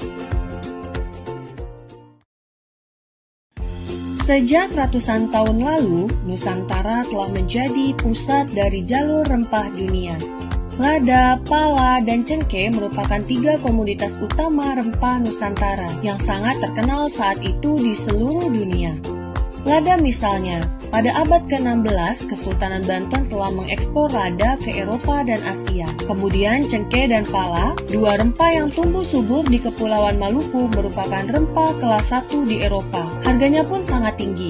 1 kilogram pala sama dengan 14 ekor sapi jantan dewasa. Sedangkan 1 kilogram cengkeh senilai dengan 7 gram emas. Kepopuleran rempah inilah yang membuat ribuan kapal dari berbagai negara Eropa dan Asia berlayar ke Nusantara, sehingga menjadi jalur rempah sebagai simbol peradaban bahari Nusantara. Jalur Rempah, Nafas Bahari, Indonesia. Sejak ratusan tahun lalu, Nusantara telah menjadi pusat dari jalur rempah dunia. Lada, pala, dan cengkeh merupakan 3 komoditas utama rempah Nusantara yang sangat terkenal saat itu di seluruh dunia. Lada misalnya, pada abad ke-16, Kesultanan Banten telah mengekspor lada ke Eropa dan Asia. Kemudian cengkeh dan pala, 2 rempah yang tumbuh subur di Kepulauan Maluku merupakan rempah kelas 1 di Eropa. Harganya pun sangat tinggi. 1 kilogram pala sama dengan 14 ekor sapi jantan dewasa, sedangkan 1 kilogram cengkeh senilai dengan 7 gram emas. Kepopuleran rempah inilah yang membuat ribuan kapal dari berbagai negara Eropa dan Asia berlayar ke Nusantara, sehingga menjadi jalur rempah sebagai simbol peradaban bahari Nusantara. Jalur Rempah, Nafas Bahari, Indonesia. Sejak ratusan tahun lalu, Nusantara telah menjadi pusat dari jalur rempah dunia. Lada, pala, dan cengkeh merupakan 3 komoditas utama rempah Nusantara yang sangat terkenal saat itu di seluruh dunia. Lada misalnya, pada abad ke-16, Kesultanan Banten telah mengekspor lada ke Eropa dan Asia. Kemudian cengkeh dan pala, 2 rempah yang tumbuh subur di Kepulauan Maluku, merupakan rempah kelas 1 di Eropa. Harganya pun sangat tinggi. 1 kilogram pala sama dengan 14 ekor sapi jantan dewasa, sedangkan 1 kilogram cengkeh senilai dengan 7 gram emas. Kepopuleran rempah inilah yang membuat ribuan kapal dari berbagai negara Eropa dan Asia berlayar ke Nusantara, sehingga menjadi jalur rempah sebagai simbol peradaban bahari Nusantara. Jalur Rempah, Nafas Bahari, Indonesia. Sejak ratusan tahun lalu, Nusantara telah menjadi pusat dari jalur rempah dunia. Lada, pala, dan cengkeh merupakan 3 komoditas utama rempah Nusantara yang sangat terkenal saat itu di seluruh dunia. Lada misalnya, pada abad ke-16, Kesultanan Banten telah mengekspor lada ke Eropa dan Asia. Kemudian cengkeh dan pala, 2 rempah yang tumbuh subur di Kepulauan Maluku, merupakan rempah kelas 1 di Eropa. Harganya pun sangat tinggi. 1 kilogram pala sama dengan 14 ekor sapi jantan dewasa, sedangkan 1 kilogram cengkeh senilai dengan 7 gram emas. Kepopuleran rempah inilah yang membuat ribuan kapal dari berbagai negara Eropa dan Asia berlayar ke Nusantara, sehingga menjadi jalur rempah sebagai simbol peradaban bahari Nusantara. Jalur Rempah, Nafas Bahari, Indonesia. Sejak ratusan tahun lalu, Nusantara telah menjadi pusat dari jalur rempah dunia. Lada, pala, dan cengkeh merupakan 3 komoditas utama rempah Nusantara yang sangat terkenal saat itu di seluruh dunia. Lada misalnya, pada abad ke-16, Kesultanan Banten telah mengekspor lada ke Eropa dan Asia. Kemudian cengkeh dan pala, 2 rempah yang tumbuh subur di Kepulauan Maluku, merupakan rempah kelas 1 di Eropa. Harganya pun sangat tinggi.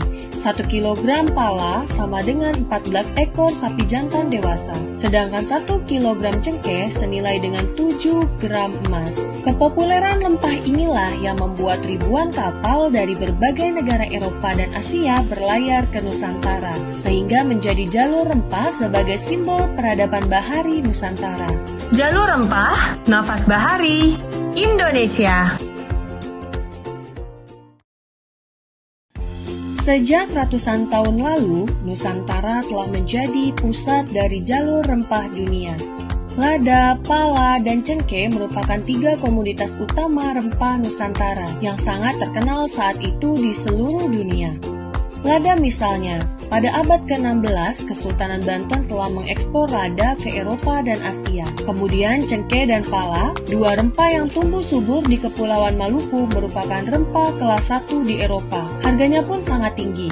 1 kilogram pala sama dengan 14 ekor sapi jantan dewasa, sedangkan 1 kilogram cengkeh senilai dengan 7 gram emas. Kepopuleran rempah inilah yang membuat ribuan kapal dari berbagai negara Eropa dan Asia berlayar ke Nusantara, sehingga menjadi jalur rempah sebagai simbol peradaban bahari Nusantara.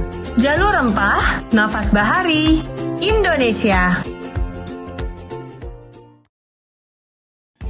Sejak ratusan tahun lalu, Nusantara telah menjadi pusat dari jalur rempah dunia. Lada, pala, dan cengkeh merupakan 3 komoditas utama rempah Nusantara yang sangat terkenal saat itu di seluruh dunia. Lada misalnya, pada abad ke-16, Kesultanan Banten telah mengekspor lada ke Eropa dan Asia. Kemudian cengkeh dan pala, dua rempah yang tumbuh subur di Kepulauan Maluku, merupakan rempah kelas 1 di Eropa. Harganya pun sangat tinggi. 1 kilogram pala sama dengan 14 ekor sapi jantan dewasa. Sedangkan 1 kilogram cengkeh senilai dengan 7 gram emas. Kepopuleran rempah inilah yang membuat ribuan kapal dari berbagai negara Eropa dan Asia berlayar ke Nusantara, sehingga menjadi jalur rempah sebagai simbol peradaban bahari Nusantara. Jalur Rempah, Nafas Bahari, Indonesia. Sejak ratusan tahun lalu, Nusantara telah menjadi pusat dari jalur rempah dunia. Lada, pala, dan cengkeh merupakan 3 komoditas utama rempah Nusantara yang sangat terkenal saat itu di seluruh dunia. Lada misalnya, pada abad ke-16, Kesultanan Banten telah mengekspor lada ke Eropa dan Asia. Kemudian cengkeh dan pala, dua rempah yang tumbuh subur di Kepulauan Maluku, merupakan rempah kelas 1 di Eropa. Harganya pun sangat tinggi. 1 kilogram pala sama dengan 14 ekor sapi jantan dewasa. Sedangkan 1 kilogram cengkeh senilai dengan 7 gram emas. Kepopuleran rempah inilah yang membuat ribuan kapal dari berbagai negara Eropa dan Asia berlayar ke Nusantara, sehingga menjadi jalur rempah sebagai simbol peradaban bahari Nusantara. Jalur Rempah, Nafas Bahari, Indonesia. Sejak ratusan tahun lalu, Nusantara telah menjadi pusat dari jalur rempah dunia. Lada, pala, dan cengkeh merupakan 3 komoditas utama rempah Nusantara yang sangat terkenal saat itu di seluruh dunia. Lada misalnya, pada abad ke-16, Kesultanan Banten telah mengekspor lada ke Eropa dan Asia. Kemudian cengkeh dan pala, dua rempah yang tumbuh subur di Kepulauan Maluku, merupakan rempah kelas 1 di Eropa. Harganya pun sangat tinggi. 1 kilogram pala sama dengan 14 ekor sapi jantan dewasa. Sedangkan 1 kilogram cengkeh senilai dengan 7 gram emas. Kepopuleran rempah inilah yang membuat ribuan kapal dari berbagai negara Eropa dan Asia berlayar ke Nusantara, sehingga menjadi jalur rempah sebagai simbol peradaban bahari Nusantara. Jalur Rempah, Nafas Bahari, Indonesia. Sejak ratusan tahun lalu, Nusantara telah menjadi pusat dari jalur rempah dunia. Lada, pala, dan cengkeh merupakan 3 komoditas utama rempah Nusantara yang sangat terkenal saat itu di seluruh dunia. Lada misalnya, pada abad ke-16, Kesultanan Banten telah mengekspor lada ke Eropa dan Asia. Kemudian cengkeh dan pala, dua rempah yang tumbuh subur di Kepulauan Maluku, merupakan rempah kelas 1 di Eropa. Harganya pun sangat tinggi. 1 kilogram pala sama dengan 14 ekor sapi jantan dewasa. Sedangkan 1 kilogram cengkeh senilai dengan 7 gram emas. Kepopuleran rempah inilah yang membuat ribuan kapal dari berbagai negara Eropa dan Asia berlayar ke Nusantara, sehingga menjadi jalur rempah sebagai simbol peradaban bahari Nusantara.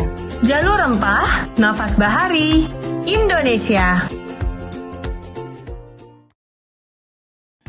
Sejak ratusan tahun lalu, Nusantara telah menjadi pusat dari jalur rempah dunia. Lada, pala, dan cengkeh merupakan 3 komoditas utama rempah Nusantara yang sangat terkenal saat itu di seluruh dunia.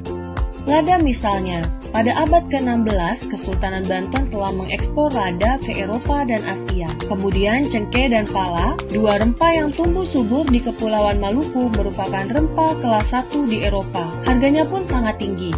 1 kilogram pala sama dengan 14 ekor sapi jantan dewasa. Sedangkan 1 kilogram cengkeh senilai dengan 7 gram emas. Kepopuleran rempah inilah yang membuat ribuan kapal dari berbagai negara Eropa dan Asia berlayar ke Nusantara, sehingga menjadi jalur rempah sebagai simbol peradaban bahari Nusantara. Jalur Rempah, Nafas Bahari, Indonesia. Sejak ratusan tahun lalu, Nusantara telah menjadi pusat dari jalur rempah dunia.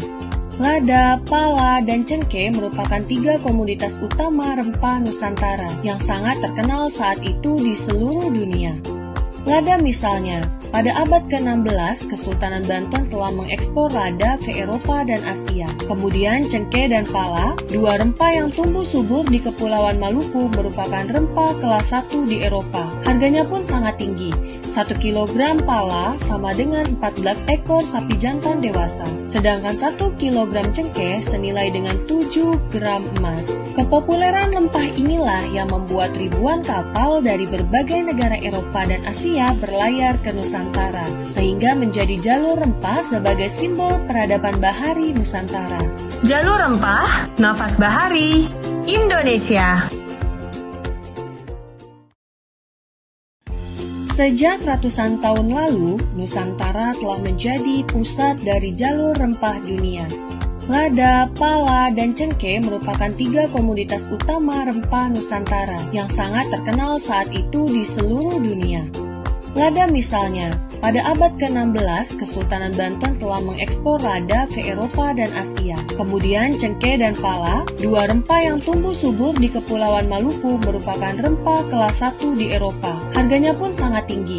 1 kilogram pala sama dengan 14 ekor sapi jantan dewasa. Sedangkan 1 kilogram cengkeh senilai dengan 7 gram emas. Kepopuleran rempah inilah yang membuat ribuan kapal dari berbagai negara Eropa dan Asia berlayar ke Nusantara, sehingga menjadi jalur rempah sebagai simbol peradaban bahari Nusantara. Jalur Rempah, Nafas Bahari, Indonesia. Sejak ratusan tahun lalu, Nusantara telah menjadi pusat dari jalur rempah dunia. Lada, pala, dan cengkeh merupakan 3 komoditas utama rempah Nusantara yang sangat terkenal saat itu di seluruh dunia. Lada misalnya, pada abad ke-16, Kesultanan Banten telah mengekspor lada ke Eropa dan Asia. Kemudian cengkeh dan pala, 2 rempah yang tumbuh subur di Kepulauan Maluku merupakan rempah kelas 1 di Eropa. Harganya pun sangat tinggi. 1 kilogram pala sama dengan 14 ekor sapi jantan dewasa. Sedangkan 1 kilogram cengkeh senilai dengan 7 gram emas. Kepopuleran rempah inilah yang membuat ribuan kapal dari berbagai negara Eropa dan Asia berlayar ke Nusantara, sehingga menjadi jalur rempah sebagai simbol peradaban bahari Nusantara. Jalur Rempah, Nafas Bahari, Indonesia. Sejak ratusan tahun lalu, Nusantara telah menjadi pusat dari jalur rempah dunia. Lada, pala, dan cengkeh merupakan 3 komoditas utama rempah Nusantara yang sangat terkenal saat itu di seluruh dunia. Lada misalnya, pada abad ke-16, Kesultanan Banten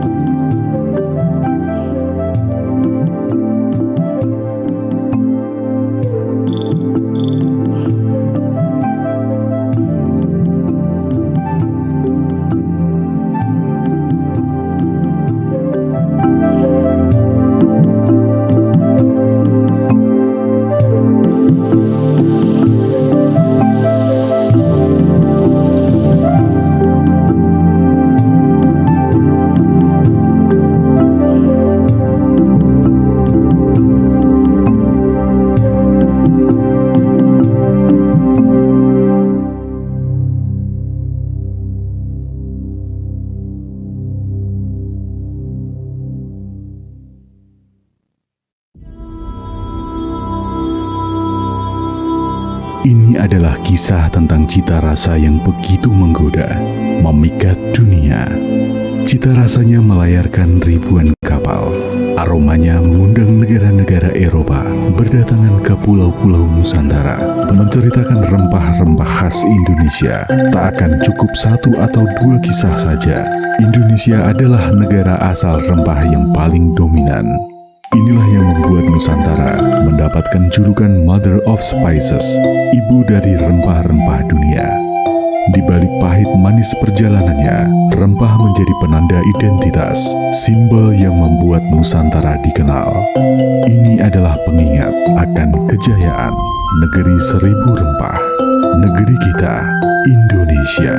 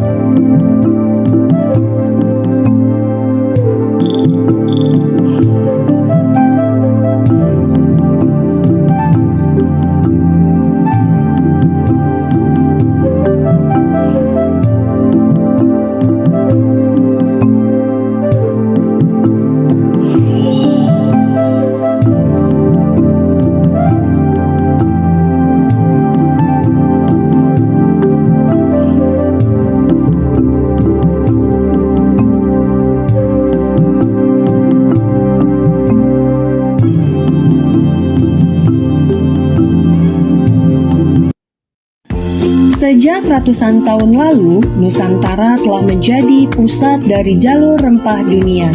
Lada, pala, dan cengkeh merupakan 3 komoditas utama rempah Nusantara yang sangat terkenal saat itu di seluruh dunia. Lada misalnya, pada abad ke-16, Kesultanan Banten telah mengekspor lada ke Eropa dan Asia. Kemudian cengkeh dan pala, 2 rempah yang tumbuh subur di Kepulauan Maluku, merupakan rempah kelas 1 di Eropa. Harganya pun sangat tinggi. 1 kilogram pala sama dengan 14 ekor sapi jantan dewasa. Sedangkan 1 kilogram cengkeh senilai dengan 7 gram emas. Kepopuleran rempah inilah yang membuat ribuan kapal dari berbagai negara Eropa dan Asia berlayar ke Nusantara, sehingga menjadi jalur rempah sebagai simbol peradaban bahari Nusantara. Jalur Rempah, Nafas Bahari, Indonesia.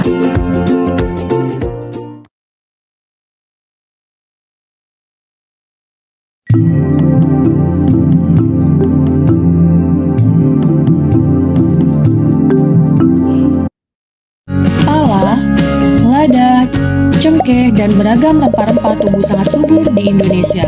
Tak menjadi poros utama kegiatan budaya masyarakat Nusantara sejak ratusan tahun lalu. Ratusan kapal-kapal dagang Eropa dan Asia pada masa itu pun berbondong-bondong ke tanah air untuk mendapatkan rempah-rempah dan kemudian mengukir jejak jalur rempah Nusantara. Kepopuleran rempah Indonesia merupakan bukti bahwa peradaban Indonesia turut mempengaruhi perkembangan peradaban dunia, sekaligus sebagai salah satu puncak peradaban tanah air. Sehingga penting bagi kita dan terutama generasi muda untuk menjaga dan memahami sejarah jejak jalur rempah Nusantara. Warisan budaya sekaligus warisan dunia yang layak diakui UNESCO. Jalur rempah warisan budaya Indonesia.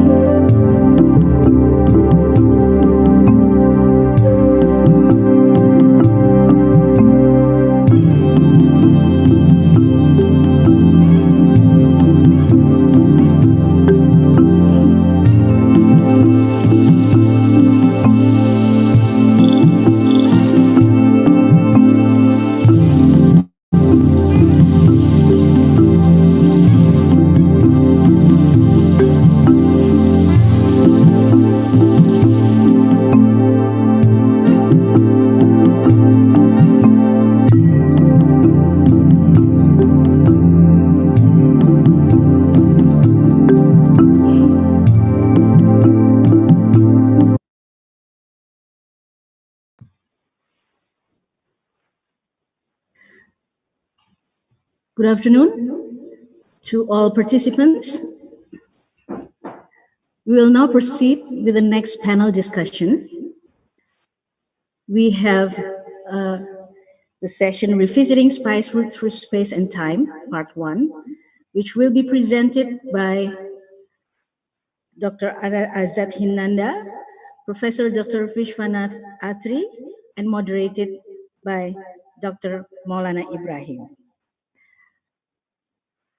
I would like to invite Dr. Maulana Ibrahim as moderator.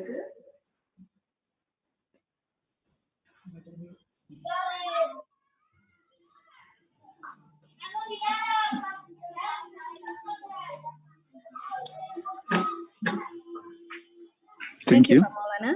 Are you there? Yeah. Yes.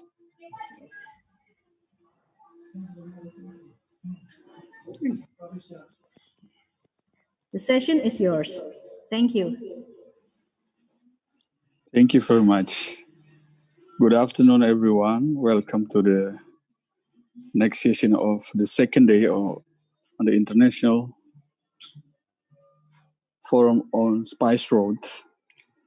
After we follow the first session about the Spice Road through time and space, now we are continue to the session that will provide by Professor Dr. Visa Nat Atiri, chair in Indian Ocean Studies at Indian Ocean Rim Association. He is also a researcher and an editor of a book, The Blue Economy Handbook of the Indian Ocean Region. Of course, we can learn many things about the aspect of blue economy in the Indian Ocean region. And we also have next speaker is Dr. Azad Hind Guslan Nanda. He is a scholar at Nalanda University, a research fellow at Heritage Society in Patna, India, and he also working as a project coordinator in archaeological survey project. And he is also an expert in the comparative study of cultural exchange in South and Southeast Asia, especially in Buddhist art and heritage. So in this session, we will pleased to welcome the first speaker, Professor Dr. Visa Nat Atiri, to give his presentation for 20 to 30 minutes. Professor Visa Nat Atiri, are you there? Yes. Thank you so much. So the time is yours, please. Okay, thank you. So let me first congratulate the organizers for choosing such a relevant subject. And here in Mauritius, I'm speaking from the Secretariat of IORA. And before I talk about the spice routes, let me just give a brief account of IORA, which was founded in March 1997. It has 22 member states and 10 dialogue partners, and focus on regional economic cooperation through 6 priority areas and 2 cross-cutting focused areas. And here, one of the important landmark in the history of IORA occurred when on 7th March 2017 in Jakarta, Leaders Summit was held for the first time. And in that Leaders Summit, Prime Minister, Presidents, and senior ministers from 16 countries of IORA were present. And they basically focused on a theme which was adopted in the Leaders Summit, that was promoting regional cooperation for a peaceful, stable, and prosperous Indian Ocean. So that is the Jakarta Concord theme. So what I see in present time, we need to adhere to Jakarta Concord, which also basically makes a reference to UN Resolution 2832/26, which basically declared Indian Ocean as zone of peace. And in the Concord, it was also agreed by all the heads of the states in 2017 that UNCLOS, United Nations Conventions of the Law of the Sea, will be the constitutions of the ocean to govern the further cooperation in the Indian Ocean Rim Association. Now, these are some of the things basically which are very important. And if we go back in the details of the Jakarta Concord, it basically emphasized maritime safety and security, trade and investment, fisheries management, academic science technology. Then you see tourism and cultural exchange. I remember that in 2016 and 2015, there were 2 or 3 conferences organized by Indonesia on the theme of tourism and cultural exchange. So one thing which is important that tourism and cultural exchange, which is one of the priority area of IORA, has been given little attention. So my presentation basically focuses on revisiting spice routes, implications for IORA. So here, as all of us know, that maritime silk routes, spice route, is the name given to the network of sea routes that link the east with the west. Then the second point which I want to make, that Western Indian Ocean, which is very important from the viewpoint of, you made a reference to the book on blue economy of the Indian Ocean region. So the Western Indian Ocean, basically in terms of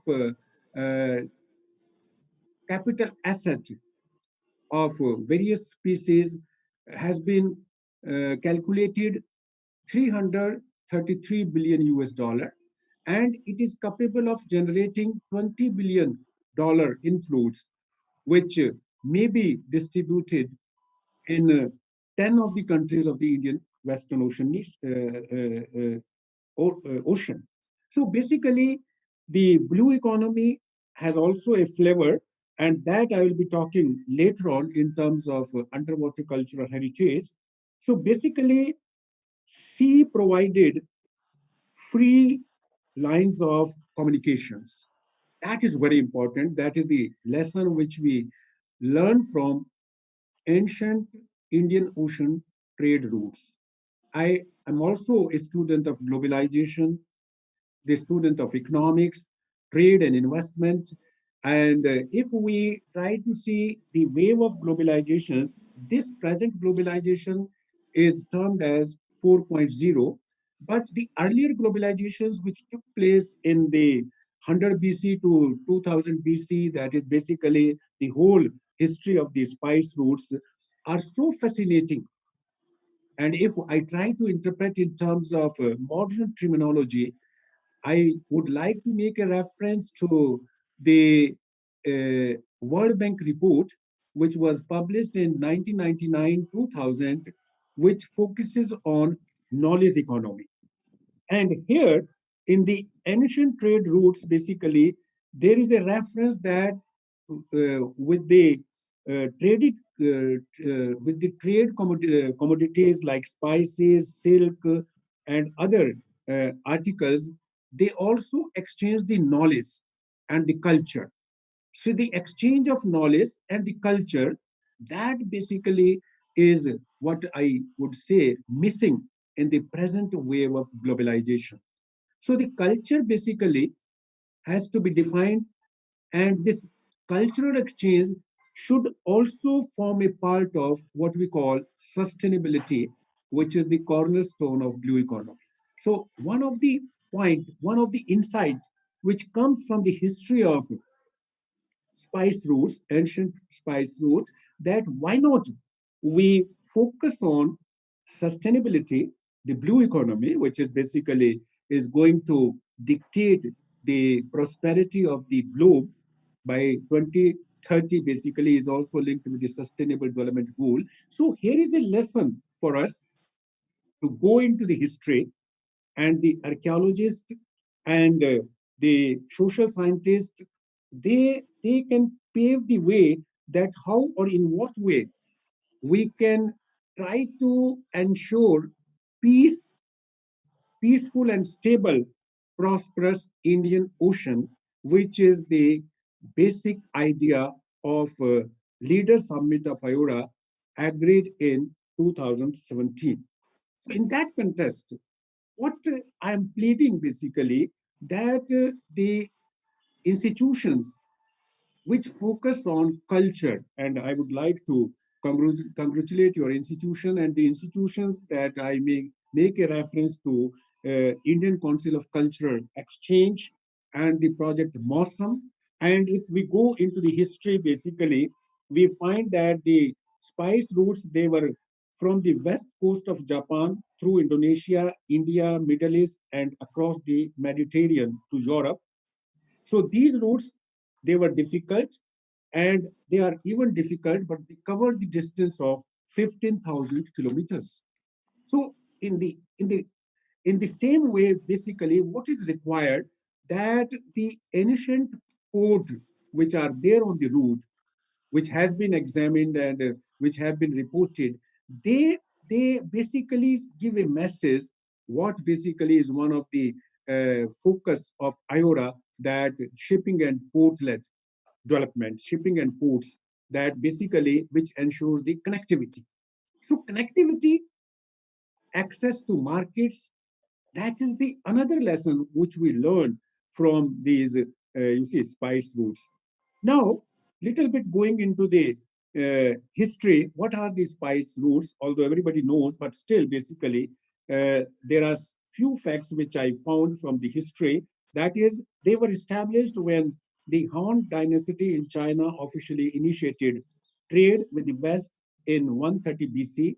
The Silk routes remained in use until 1453 AD. Then basically, it has been in operation for centuries. The Silk Road has been used for international trade. The routes had a lasting impact on global business, culture, and history that resonate even today. So what was the basic feature of this ancient trade route? That is basically the trade was closely linked with cultural exchange. The cultural exchange and the cultural exchange, basically, if I try to interpret in terms of economics, basically we had a type of globalization which ensure the product mobility as well as the factor mobility. So in present age of globalization, we are focusing on product mobility, market access, but we are not focusing on factors of production mobility, that is the people to people exchange. So there are so many visa restrictions and all that. So that part of factor mobility, which was deeply rooted in the ancient roots of Indian Ocean region, needs to be investigated. And this needs to be investigated by forming interdisciplinary research studies. You see, there must be scientists, there must be social scientists, historians, economists. So that is basically which I suggest is one of the recommendations, because I have been there for more than 5 years as chair in Indonesian studies. So these are some of the things which came from my research, that such studies needs to be focused. Because earlier in July, this Indian Council of World Affairs also organized the similar international conference, and there basically I delivered a talk on underwater cultural heritage. So that underwater cultural heritage is one of the outcome which needs to be sensitized, which needs to be promoted, and that basically also in line with the blue economy, which basically is meant for bringing prosperity in the world and basically in the countries of the Indian Ocean region. So these goods basically, which were traded in the past, they were based on the principle of profitable goods. They were traded, were spices. And that is basically spices such as cinnamon from Sri Lanka and cassia from China found their way along the spice routes to the Middle East. And that basically, if we try to make the intensive study of these products, I think these products were burned according to the theory of comparative advantage. Then basically, in my PPT, there is a figure 1, which basically try to show the route from starting from, you see, Indonesia, the Bay of Bengal, India, Gulf, and then basically going to the Western, the whole of the Western Indian Ocean. So that basically is one thing which can be the same old route basically needs to be explored. And then, as I suggested, if we want to promote the underwater cultural heritage, so we can work on that.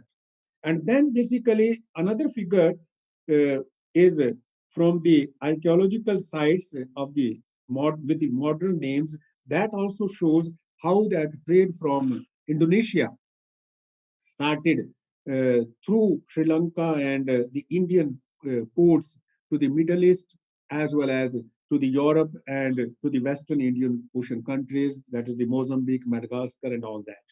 So that basically is a very fascinating thing. Then another thing which is very important, that is regarding the what were traded along the spice routes. And this spice basically comes from the Latin word, which means the term of special value. The importance of spice can be related since they had ritual and medicinal values and also. And then these basically traveled through southern India, Sri Lanka, and particularly they grew in Moluccas, better known as the Spice Island. And one important thing from the point of view of Indonesia, Indonesia has been a land of, you see, spices, but in the history we find a reference that the spices from Vietnam and spices from Sri Lanka and other countries, they basically, and particularly Singapore, they found more value, and that is basically in terms of the value addition. So the value added theory basically can explain all these things. So the point which is very important, that is basically that the different dynasty, you see, different Chola regime, Shri Vijayan rules. I won't go into the details of the different rules and their time period. They basically dominated the ocean. But the basic idea which we get, that all these rulers in the past, they were liberal also, but they dominated just for the benefit of their regime to get the prosperity. But we do not find any reference in terms of serious maritime safety and security issues, you see. So basically, one lesson which can be drawn from the ancient trade routes or the spice routes, that how we can ensure by making examples, by making intensive study to the ancient trade routes of the Indian Ocean, that peace and stability can be ensured in the Indian Ocean, rather in all the oceans, if we believe in the theory of one ocean. And this is basically is very important for reaping the advantages from the ocean economy or the blue economy, which basically is the important subject all over the world. So then basically, historically, we can make a reference to the product. The silk was one commodity, spices was other commodity, and silk basically was considered as a luxury product, and the trade in silk remained relatively low in volume, but the trade in other goods basically dominated the volume of trade in those areas. So in that way, what are the lessons which we can learn from the analysis of the spice routes if we revisit the history? So we can say that there has been a great sharing of languages among the different nations and islands, and that is evident in one of the study which has been done by Side Botham in 2011, and reference is made as page 75. Then in Skurata, there is evidence of the use of various languages such as Greek, Aramaic, South Arabian, and Ethiopic. That also basically shows that spice routes also ensured the sharing of languages. You see, that is basically the culture that basically promoted the culture of mutual exchange, culture of basically inclusiveness. That is very important. You see, social inclusiveness. So what is important lesson that these trade routes basically focused on the social inclusiveness. All the sectors of the society were taken care of. And this is the lesson which is relevant for modern globalization. If we try to see the advantages and disadvantages of globalization, and there is a wave of opposing the globalizations because the farmer communities in most of the countries, emerging countries, developing countries, do not feel benefited by this globalization. So that is basically why not we study the old, the you see 1.0 globalization, which occurred during the ancient time. Then the another factor which I mentioned, that spice routes and factor mobility. So this is also a great lesson that Indian Ocean archaeology, especially by means of epigraphic finds and ceramic studies, but also increasingly by way of archaeobotany, has highlighted the great degree of connectivity and mobility in the ancient world. So that is basically E.H. Seland 2014. So that basically is the another aspect which is relevant for IORA, because in IORA, the mobility, I may make the reference TBC, Trade Business Card, which has been on our agenda for so many years, but this has not been agreed due to different rules and regulations, visa rules and regulations in the member countries of IORA. So basically, here is the lesson: the connectivity, maritime cooperation, maritime trade. Basically, what maritime cooperation means? Maritime cooperation means that there is an exchange of ideas, there exchange of trade in goods and services within the local authorities, and that basically again is relevant from the ancient roots, but it should be inclusive. It should be inclusive, and it should ensure the social inclusiveness. So in that way, the diverse cultural heritage needs to be understood. So in that, basically, we can say that it can be seen that Indian Ocean archaeology has great potential to shed light on the human side of ancient trade. So that is basically, in today's world, we should focus on human face of development. We are focusing on sustainable development. Sustainable development is that development which is basically takes into account the concerns of the posterity, coming generations, and the environmental sustainability is there, environmental conservation. The reference is also made the health of the ocean, plastic pollution, and all that. But sustainable development also basically means that we should bring what we call human face to the sustainable development. So that explains most of the things which I want to convey.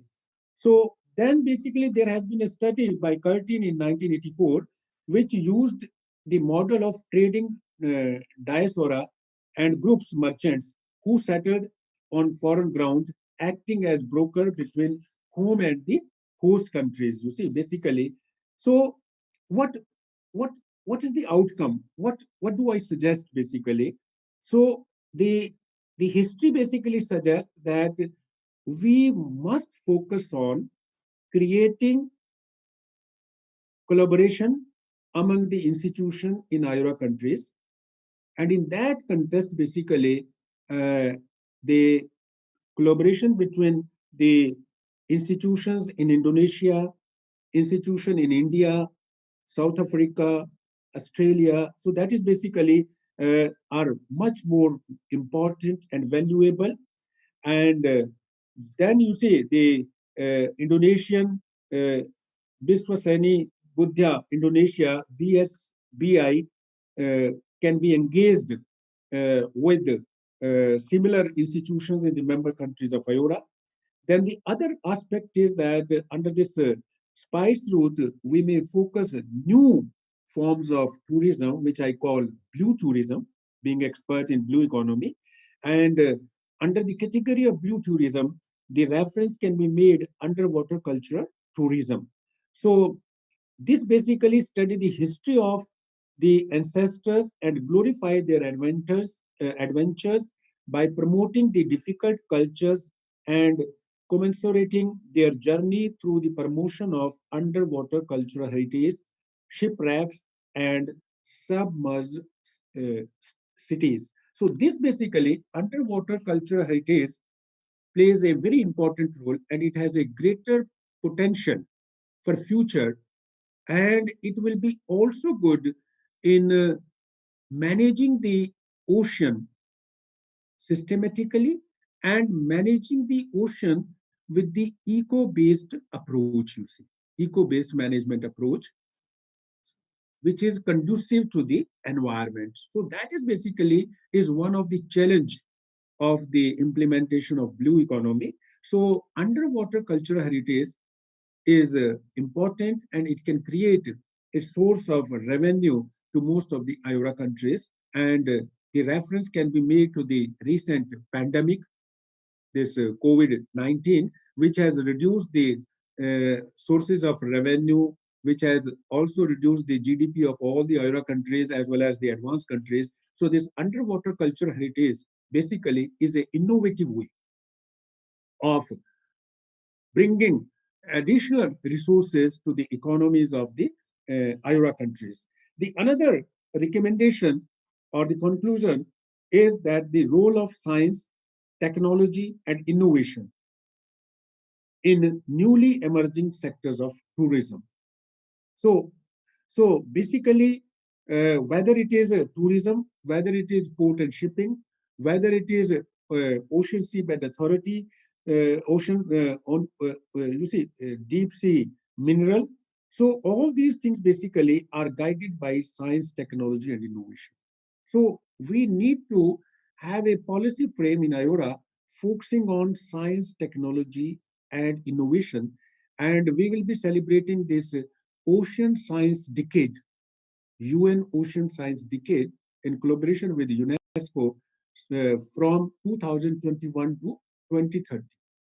And the whole of the story of blue economy is led by science, technology, and innovation. So that is why I refer that the archaeology, the historian, they should be there in this study because they know what is there underneath water. They can explain the things, but there should be other relevant stakeholders also. It should be an interdisciplinary, inter-country study approach, which is lacking in IORA. And that should be that should be taken care of, that should be studied in context of the spice route, because we can learn a lot from the history. And that history is very rich. That history is very inclusive, equitable. And that is what we want in present world, you see.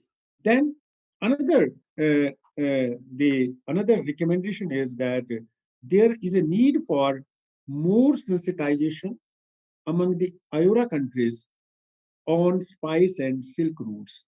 So my suggestion is, and that is why I congratulated the foundation for undertaking this study.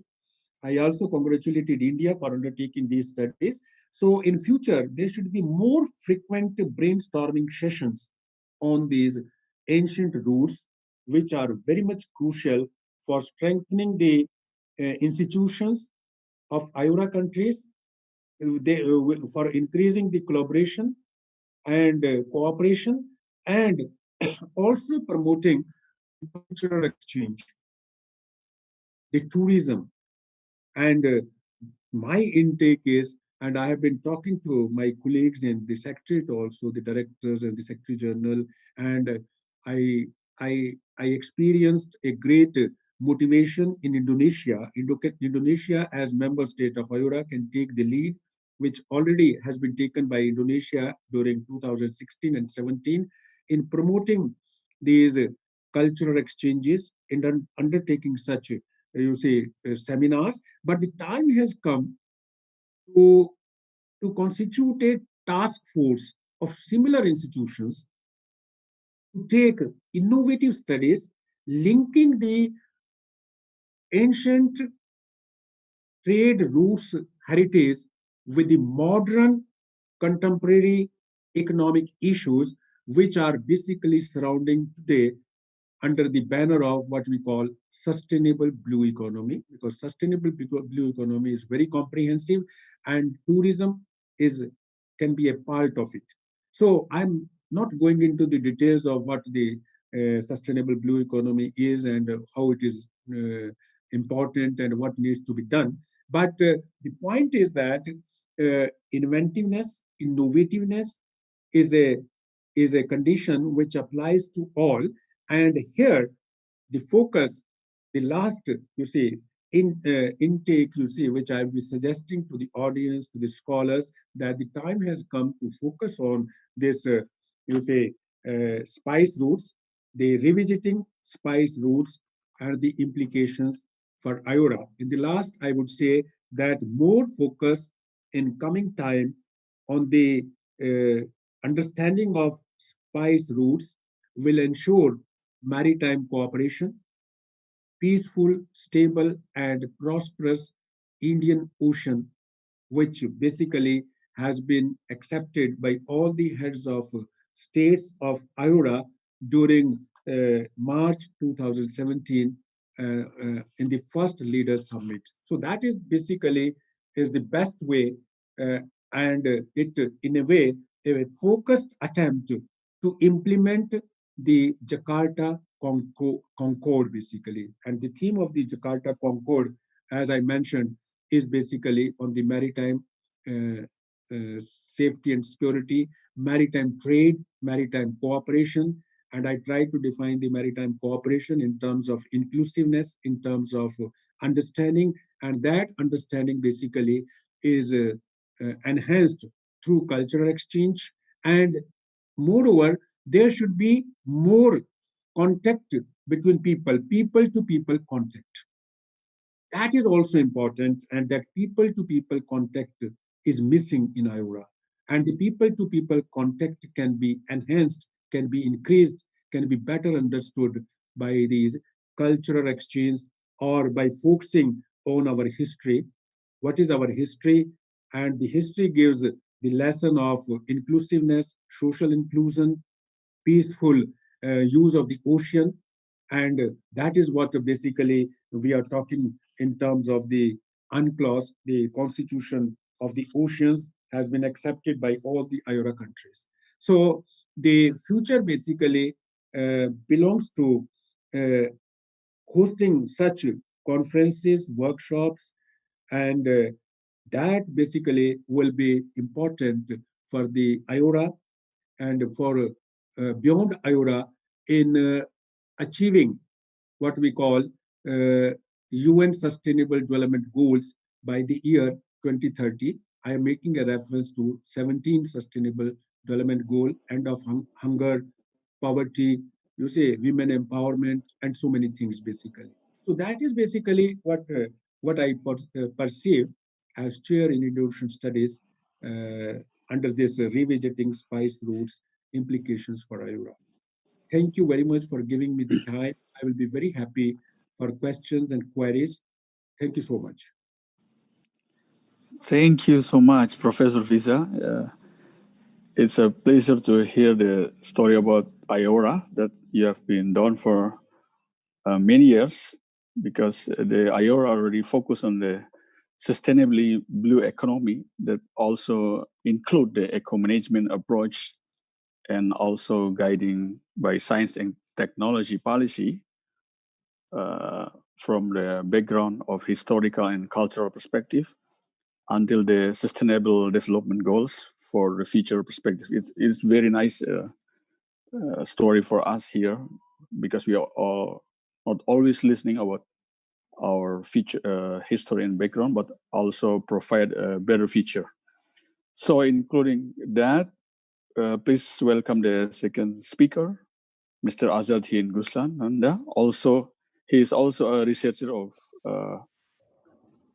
archaeological and historical aspect of Southeast Asia, including. So maybe he can give us many perspective and view about this session. Dr. Azad, the time is yours. Good evening, everyone. Selamat siang, Bapak-Bapak dan Ibu-Ibu. Let me first thank Negeri Rempah Foundation and the International Forum on Spice Route for giving me an opportunity to present and participate in the session. Thank you to our moderator, Bapak Ibrahim and Professor Atri. I want to begin by saying that the spice route has connected several historical civilizations, nations, communities, and people in all across Asia, Africa, and Europe. The trade in lucrative spices since antiquity paved the path for the rise of several powerful polities in both South and Southeast Asia, and empires like Chola, Srivijaya, and Majapahit greatly benefited from the maritime contacts and the expansion of trading routes in the Indian Ocean littoral. This quest to dominate the spice route in turn pioneered and facilitated the exchange of goods, ideas, people, text, and rituals.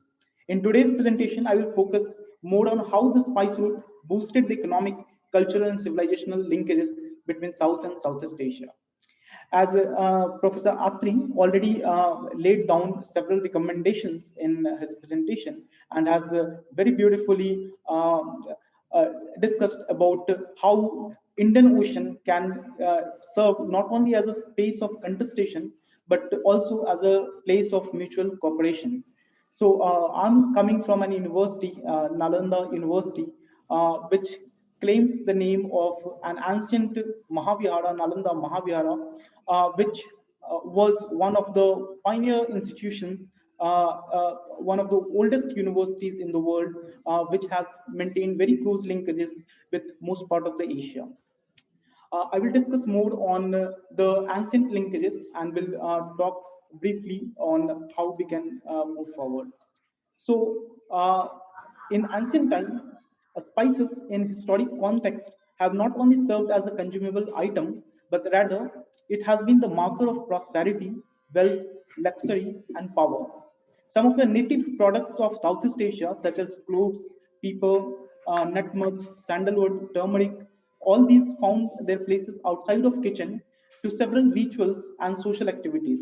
This led to a widespread scale of diffusion of cultures along with expansion of maritime routes. Before, the larger cultural processes of Indianization and localization, which is widely discussed, began in the first millennium CE, there are ample evidences to suggest that trading contacts existed between South and Southeast Asia much before. The earliest traces of maritime commercial activities in the two regions goes back to as early as 2nd millennium BCE, up to mid 2nd millennium BCE. And there was some kind of trade happening between coastal cities of luxurious products such as sandalwoods and beads. And there has been archaeological discoveries of beads in both Java and even on the southern coast of Indian subcontinent in Kerala and Malabar.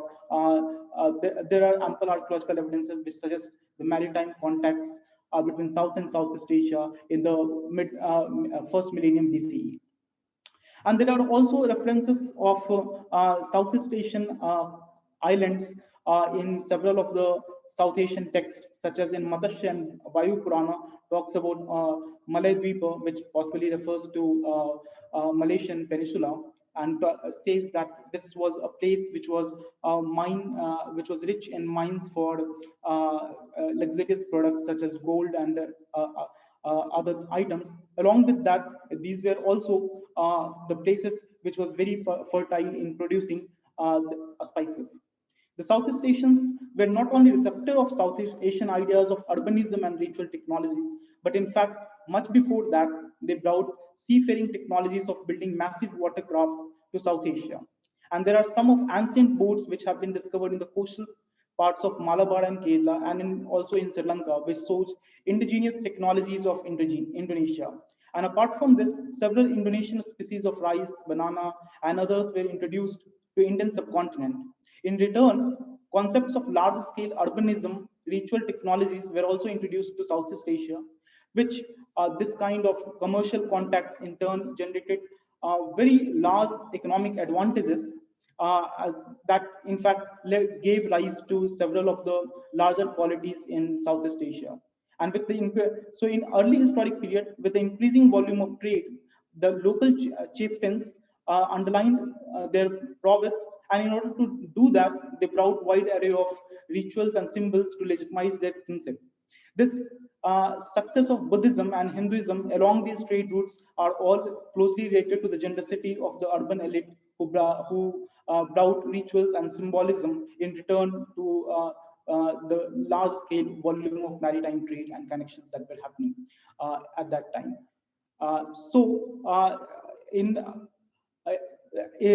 these all of the seafaring activities and the maritime trade connections happened or was enabled by seafaring voyages that was largely amplified by the monsoon winds that were in fact helping all kind of these kind of trade connections.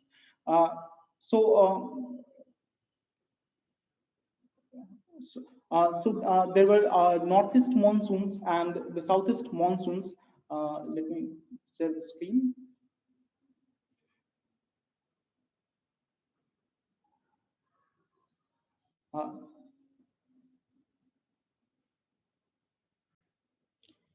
So there were northeast monsoons that helped from the seafaring activities from all the way from the Africa, eastern part of Africa and Middle East to India, and then further to Southeast Asia. And then there were also the southwest monsoons that were largely that helped, in fact, maritime trade from the southeast monsoon that helped from Africa and Middle East to Indian subcontinent, and the northeast monsoon that facilitated during the winter time the maritime trade contacts between Southeast Asia and the Indian subcontinent. So this whole natural phenomenon that was there shaped the large-scale interactions between two different regions, and the large volume of trade that was happening on both of the sides. Along with that, on the other side also, there were different kind of trading linkages between East Asia and Southeast Asia. So in Southeast Asia and in East Asia, Guangzhou and Philippines emerged as coastal ports, which also acted as nodal centers and had long-distance trade connections with Indonesia. In all this, Indonesian archipelago was in the center of larger seafaring activities between the two biggest civilizations of Indian subcontinent and Chinese side. So this led Indonesia to become a melting point for several cultures and civilizations. And the large number of this cosmopolitan ethnic and cultural assemblies of people in Java, Srivijaya, and other places gave a supra-regional outlook or supra-regional or international outlook to the coastal cities, which they in turn maintained long distance diplomatic, religious, and other forms of exchanges. spices routes thus was not isolated alone. It was overlapped with many other forms of network of exchanges. And as Professor Atri has also pointed out, that no trade routes existed alone, but there were also different kind of knowledge networks and other forms of economic networks, commercial networks, knowledge networks, and diplomatic networks existed side by side along that, which in fact served as nodal the coastal cities served as nodal centers in all of that. So while these all things were happening, there were also different kind of close relations. Close relations were being maintained not only by the coastal port cities, but also along with that with the hinterland area. So this the trade that was the maritime trades or linkages that were happening between on the two sides of the Indian Ocean.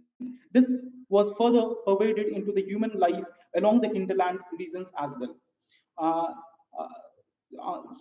And then we have this large-scale Buddhist linkages from the 1st century onwards, with that in fact led to the development of several propagation or development of Buddhist monasteries all along the maritime trade routes. So from the 7th century onwards, there were also a number of different activities were happening along that. So there are the establishment of Srivijaya, a maritime Buddhist empire in Southeast Asia, and then the rise of Palas in eastern part of India, and with this all along. There was also this expansion of maritime trade routes in this Bay of Bengal region, which in turn assembled several factors that led to the radical expansion of maritime trade networks after the 7th century. So, excuse me, Dr. Nanda, excuse me. Can you please show again your screen, because it's suddenly disappear, your screen, your presentation screen, please.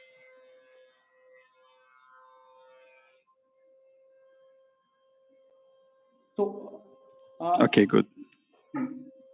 So with this rising network, with this increasing connections between the on the two sides of the on two sides of Indian Oceans, there were also this this trade linkages were not in isolation, but there was also this pervaded into the human life of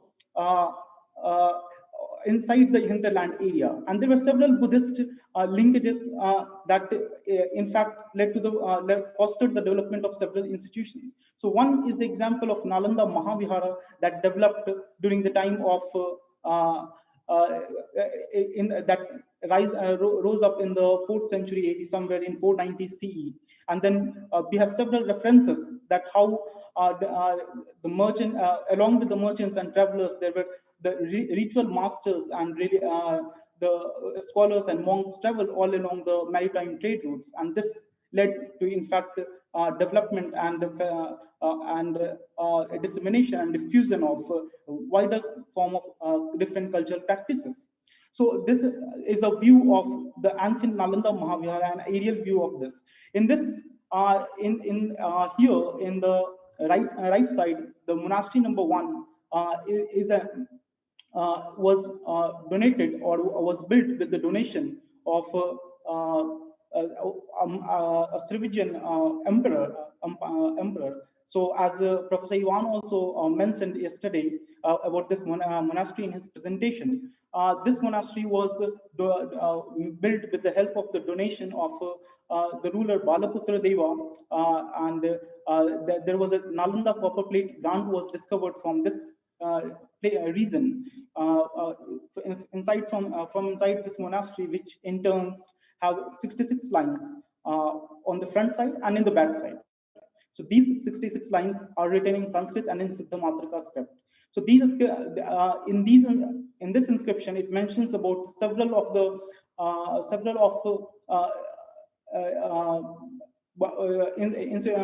empires in Southeast Asia, especially Sailendras in that, and it mentions reports about the land grant in that.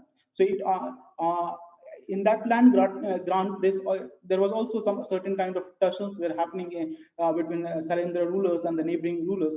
So these were also a form of a diplomatic contacts that were happening at that time. So the inscription also, along with recording a land grant, mentions about Suvarnadeepa and Yavabhumi and Srivijaya, which has also been referred by Ising and several other ritual masters who traveled along these maritime trade routes earlier. So there was a large scale of, along with maritime networks, there were large scale of cultural linkages between several of the institutions. Nalanda was one, but along with that, we have examples of Kalinga, Nagapattinam, and other regions. With that, there was a large volume of exchange of people, goods, text, ideas, rituals, which in fact shaped the whole region, the two regions at large scale. So from almost we have from the 7th century onwards, we have a rapid, at large scale, we have several enterprises developing in the coastal cities such as Bengal, Odisha, Kea, Srivijaya, Java, and Guangzhou, which all emerged as major nodal points for exchange. Sorry, Nanda. Dr. Nanda, I'm sorry. Can you please give back your screen because it's come back again? Share screen.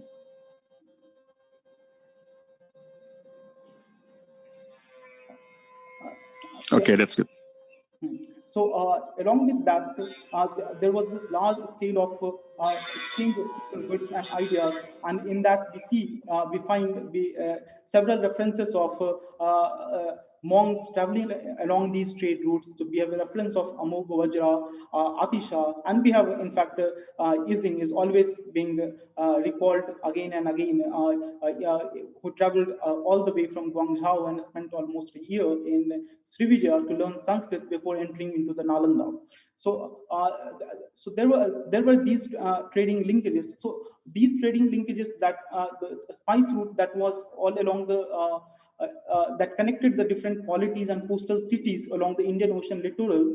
These were then connected with the overland trade routes that connected the coastal cities to the inner hinterland areas. So we have in Indian subcontinent the Uttarapatha and Dakshinapatha, and then all along there was Silk Route on the in the Central Asia. So all these were connected by one another. So these coastal port cities then was connected with the hinterland areas through the overland networks that in turn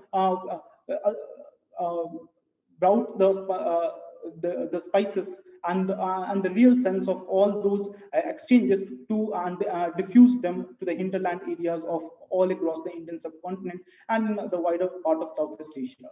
So, some of the examples of these exchanges that happened in the past are the construction of Nalanda, the establishment of Borobudur and several other temples, which have in turn can be seen several forms of artistic architectural similarities. We have one inscription in Nalanda in monastery number 1, which can be also found in the on the uppermost terrace of the Borobudur. So similarly, Borobudur have also artistic similarities with the Keshariya stupa that is existing in the Vaishali region along this trade route that passes from all the way from Patliputra, Nalanda, and to the region of Vaishali. Along with that, we have diffusion of languages such as Siddhamatrika script can be found heavily all across the islands of Java and other places, which is also widely found in the region of Nalanda and nearby. We have also Javanese bronzes, and we have the Nalanda bronze sculptures that were discovered from this region. We have a very close artistic similarities between the both. So these artistic similarities, architectural similarities, and linguistic similarities tells us about the kind of exchanges that happened in the past. And as Professor Atri pointed on in his presentation about and laid down a recommendation for people-to-people exchanges. So in the past, we had these kind of exchanges to a scale where peoples were coming from different regions and spending time in different kind of these cities that emerged as as learning centers in Indian subcontinent, in Indonesian archipelago, and spent considerable time to learn, and which also facilitated the development of the cultures of different regions. So in this reason, we have new some of the new initiatives have been taken up recently by Indian government, and a university has been established in the region of Nalanda to revive the old glory and the tradition of the ancient Nalanda Mahavihara. I belong to one of the first students of the institution. Although the new Nalanda University is new, but at the same time it holds the legacy and the symbolic power, historical capital of the previous institution. And the institution is coming up in the region of Rajgir, which is very close to the old ruins, almost 12 kilometers from the ancient ruins of Nalanda. And there are the university is currently operating with 4 different departments: School of Ecology, Buddhist Studies, and a School of Language and School of Management. So with these departments, the university is currently operating, and there is a kind of effort is being made in order to again rejuvenate and to revive the old ancient spice trade route that not only fostered the connections in terms of economic linkages, but also in terms of large scale cultural, educational, and other forms of linkages in the past. With this, I want to end my presentation, and Professor Atri has already laid down all the different kind of recommendations that can be can be taken forward in order to increase the kind of people and people-to-people contact and this that can will help in at large scale to again revive the old ancient trade route. Thank you, Pak. Terima kasih, Pak. Terima kasih. Thank you so much, Dr. Nanda, for your explanation. Your presentation is very nice, especially in the part of Nalanda Mahavihara, when you mentioned about the Sriwijaya part, and then you move to the Borobudur part, the stupa, the relic, and the artistic things from Indonesia that in the past we are connecting each other. And you close with the how people-to-people contact is really important for nowadays and for our better future. And now we are moving to our second term. Second session is question and answer. So please, everyone in this room, just use your button, raise hand button in the Zoom application. So I will let you speak directly to these 2 speakers, and please mention your name and to whom you will asking a question or argue your argument, or you're sharing something about these 2 presentations. Please, anyone in the room? Okay, we already have Sidi Manggala. Mr. Sidi Manggala, please. The operator, please unmute Mr. Sidi Manggala.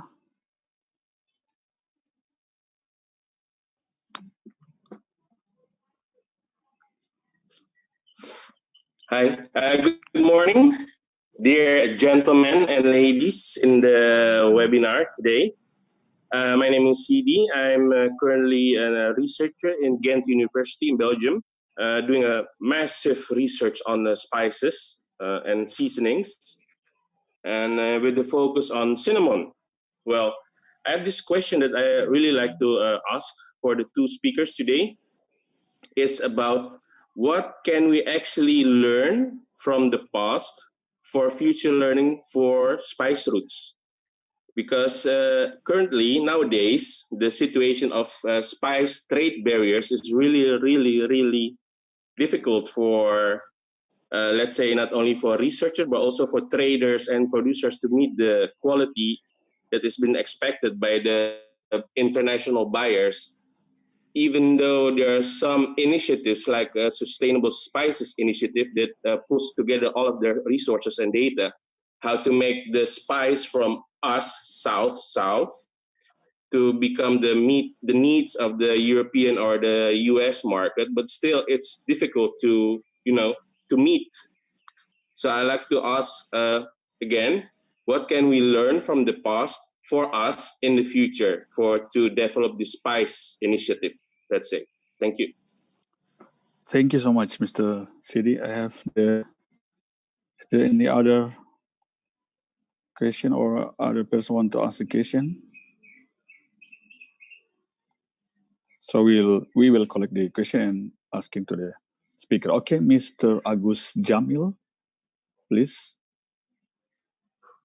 Mr. Agus Jamil.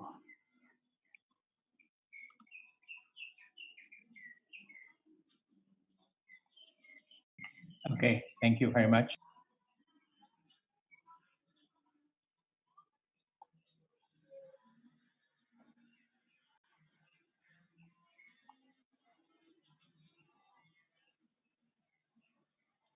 Hello, hello. Hello, yes. Can you? Yes, please. Yeah, of course we can hear. The connection, the cultural connection between Borobudur and Nalanda, if there is any, if in Borobudur we can see there are a boat relief, a ship relief. Yeah, is there any such a relief on maritime things in the Nalanda, which may have a similarity, something like that? Thank you. Thank you, Mr. Agus Jamil. May I know you're from? I'm Agus Jamil. I'm from your University of Islamic State University of Syarif Hidayatullah, Jakarta. Thank you. UIN Syarif Hidayatullah. Thank you. And is there any other participants want to ask a question? Can collect and the speakers will answer it together.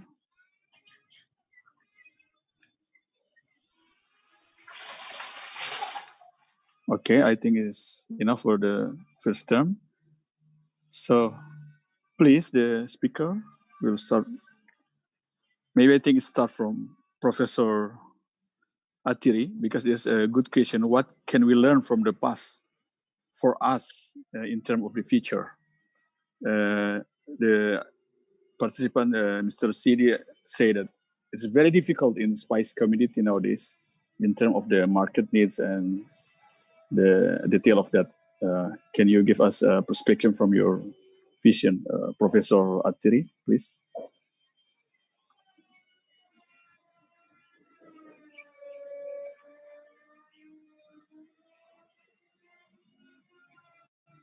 Hello, Professor Atiri, are you still there?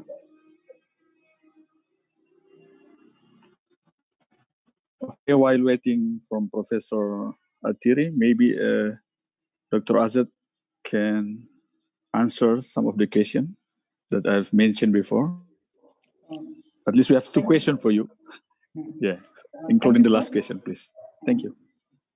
So the first question about by making a reference to cinnamon, what we can learn from the past and how we can move ahead in the modern market system. So I have not much idea of the modern market system, but what we can learn from the past is that in ancient time these products or these spices were not only a part of the kitchen items, but they were also part of the ritualistic item. So we have the earliest reference of sandalwood. Sandalwood is one we have sandalwood we have discovered in Indian subcontinent. The earliest traces goes back to almost Neolithic age. So sandalwood is hugely referred in most of the textbooks, and it is also being used for most of the rituals in all of the traditions in the Indian subcontinent. also in Indonesia. So these different kind of spices and luxurious item. Along with we have turmeric. Turmeric we use in most of the rituals in both Brahmanical and rituals related to Hinduism. So these have entered into the life system of the people. And so, in the past, all of the different kind of spices were part of the largely were part of the whole system of rituals, whole system of ideas of purity, and were attached to the daily life needs of the people. Not along with the kitchen item, it was part of the whole value system or the life, the different kind of life activities. In modern times, slowly and slowly, we can return back to what the practices we had in the past, not in the direct sense, but in the symbolical sense. We can return back to the text. We can return back to those different principles that laid down the larger use of all these of different kinds of spices in all over Southeast and other parts of Asia. And for the second question, for the any reference of boats in Nalanda, in Borobudur, we have a very good and very clear relief which displays a large or massive boat or sea watercraft in the Borobudur relief. And I think in Nalanda there is not any. We have not found or discovered any such clear image or clear relief of boat. However, there are on the panels of Nalanda, especially in the Sarai Mound, there are Jataka tales that has been displayed all along the relief panels. In some of the Jataka tales, there can be seen certain traces of oceans. However, some of the deities, such as Manjusri and others, are hugely discovered all over Nalanda. So some of those deities were also the part of the ocean, protecting gods and goddesses. So Nalanda also, along at the moment, what we have the discovered area is just the 9% of the whole region that Nalanda possibly occupies. So much of a certain part of the relics of the ancient Nalanda is still buried inside the local villages which are existing over the mount. So possibly maybe in future maybe some kind of those may be discovered. Thank you, sir. Thank you for your answer. Professor Atri, are you still here?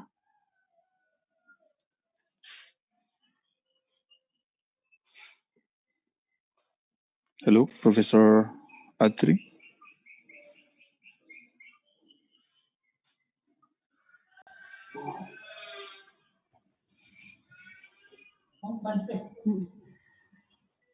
Prof. Atri, could you unmute your settings?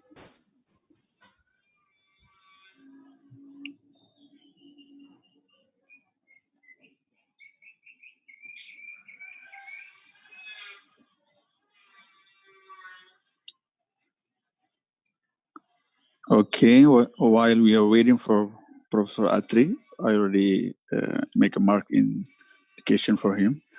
We also have another participants who want to ask a question. So we can move to the next participant. There is Mr. Abe from National University of Singapore. Already raised his hand. Please, Mr. Abe. Thank you, Pak Maulana. I would like to ask my question to Dr. Nanda and Prof. Vishwa. For Dr. Nanda, what is the plan for the Nalanda University to involve youth and communities to further learn and understand about the importance of spice route and the connection between India and Indonesia? And for Prof. Vishwa, Prof. Vishwa mentioned about the importance of strengthening economic cooperation in IORA. However, I note that the intra-regional trade in IORA is relatively low. So are there any plans to create or develop a free trade area which are usually built or developed by other regional entities such as in EU or in ASEAN? Thank you. Thank you, Mr. Abe. Okay. Yes. Can I? Okay, Professor Atiri, please. Okay. Welcome back. Thank you. Okay. We have two questions for you, if you already Yes. noticed or here. Please. So very good questions. Let me first talk about the first question regarding the spices and so in that case, basically, in modern times, we can talk about creating standards, you say. One of the issue which has been discussed in 2014 and 15, and even I think it goes back when the IORA was established, there was a project on standardization. You see, we have to create standards for our products, you see. And for that, basically, if we go to the WTO regime, the sanitary and phytosanitary clauses, SPS clauses, basically, they are the basic cause of preventing the market access of these spices to the European market. For that, you see, I conducted a study long back, that is a study on basically bilateral, this study on bilateral regional between member states of IORA. That study was completed in 2017 and it has been accepted by all the member countries. But the 15 recommendations which I made in the study, and they basically needs to be discussed among the member states. One recommendation which basically is very important is creating a pressure group in the WTO, like the other existing groups, so that the 22 member states can raise their voice regarding such issues. So in that case, the other way out is the practical way that we should try to create some regional standard centers which certify that the products, the spices basically is of a particular standard, and standardization institutions are lacking in IORA.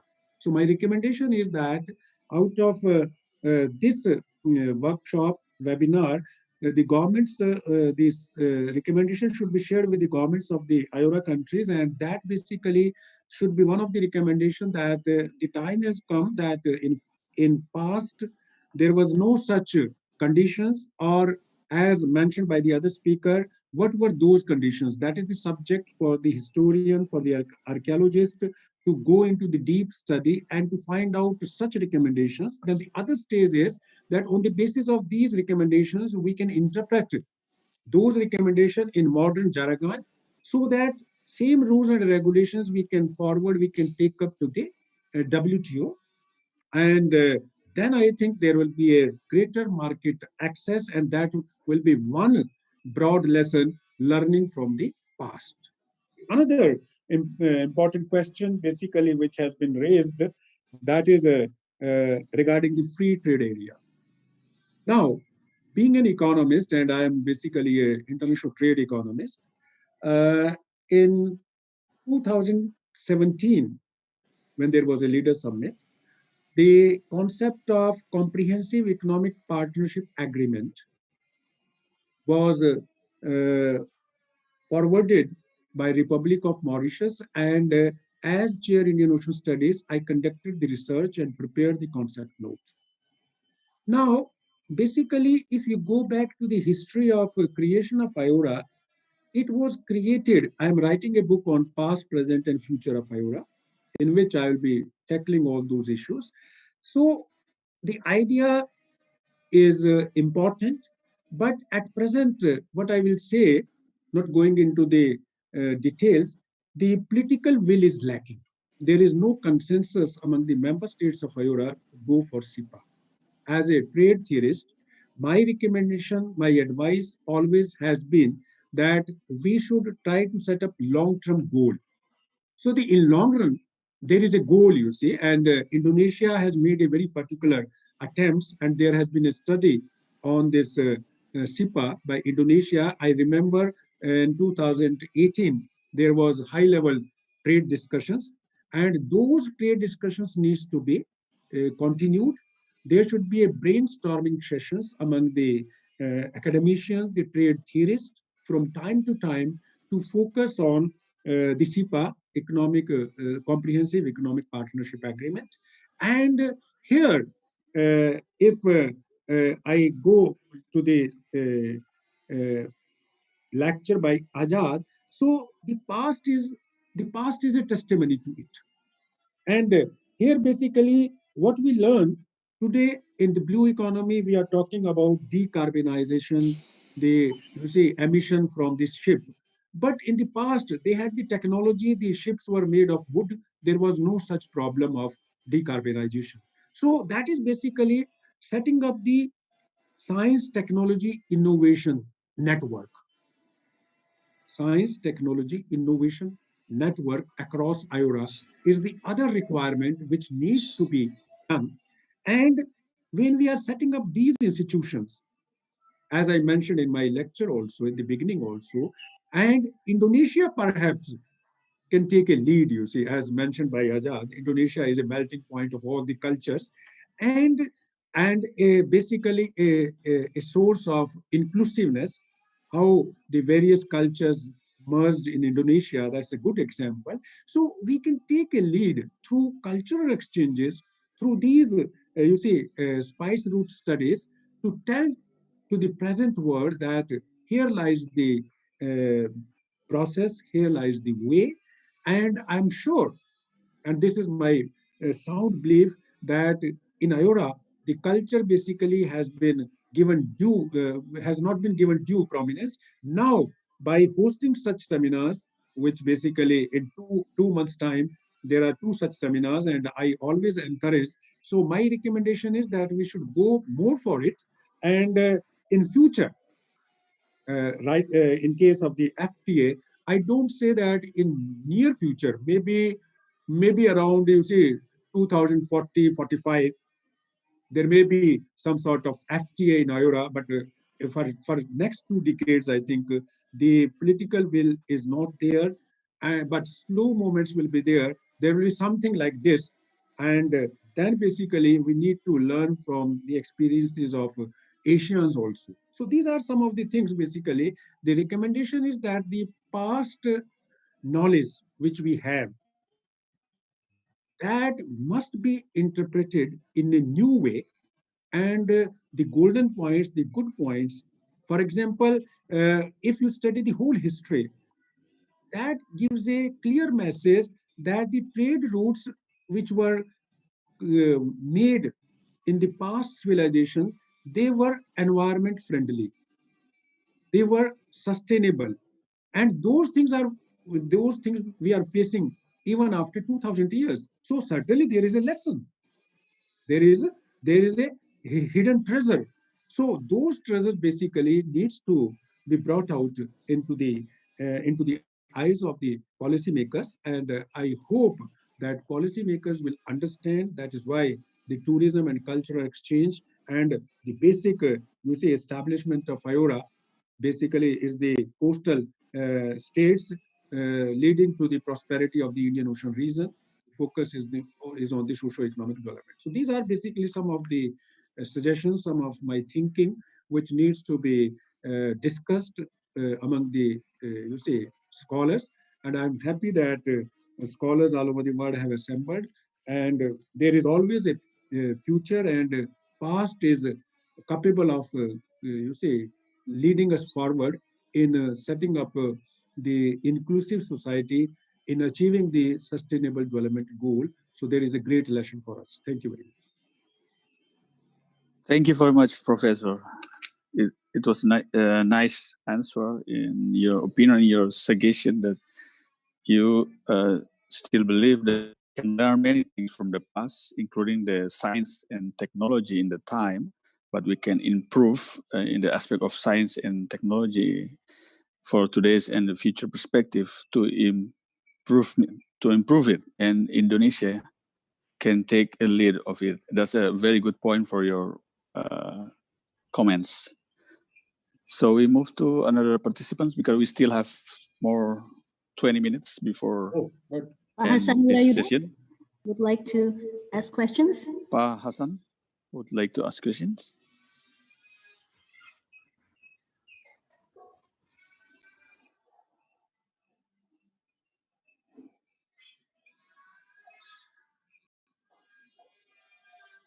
Hello, hello. Is there any question from participants or from Pa Hasan? Pak Hasan, could you unmute your... Thank you very much. I wish to warmly greet Dr. Anna. From his presentations, I learned that he was the first graduate of New Nalanda University. If I'm not mistaken, it was in 2017. I was there together with my good friends and colleagues, former Foreign Minister Giorgio, and also well-known scholar, forget his name, but I'll come back later. It was funded by President of India. I was there in my capacity as member of the International Advisory Board of Nalanda. So for that reasons, I'm happy in my capacity now as the board of chairman of the Negeri Rempah Foundations. So in other words, we have a good connections, old and new connection with Nalanda. And I wish to maintain contacts on for me to learn more about the development of Nalanda University. So welcome and thank you for your participations. On the IORA, yesterday I mentioned in my opening speech that the Jalur Rempah, or the spice routes, actually connected the Pacific and Indian Oceans. And for centuries, it was a kind of uninterrupted highways connected the Pacific and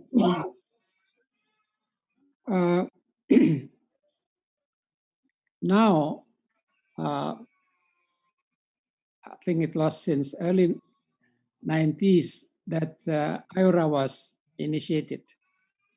So we have here a rather imbalance of developments on the Pacific Rim countries and the Indian Rim countries.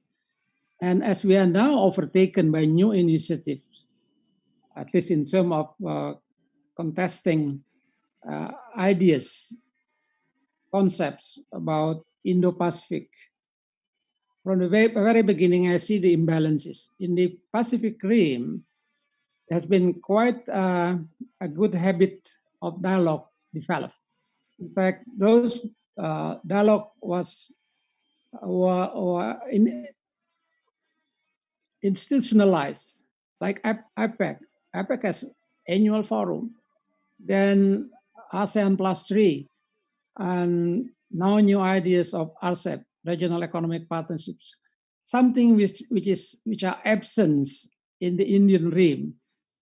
I was sent by President Jokowi as his special envoy to convey his invitation to the presidents of Iran and the Prime Minister of India.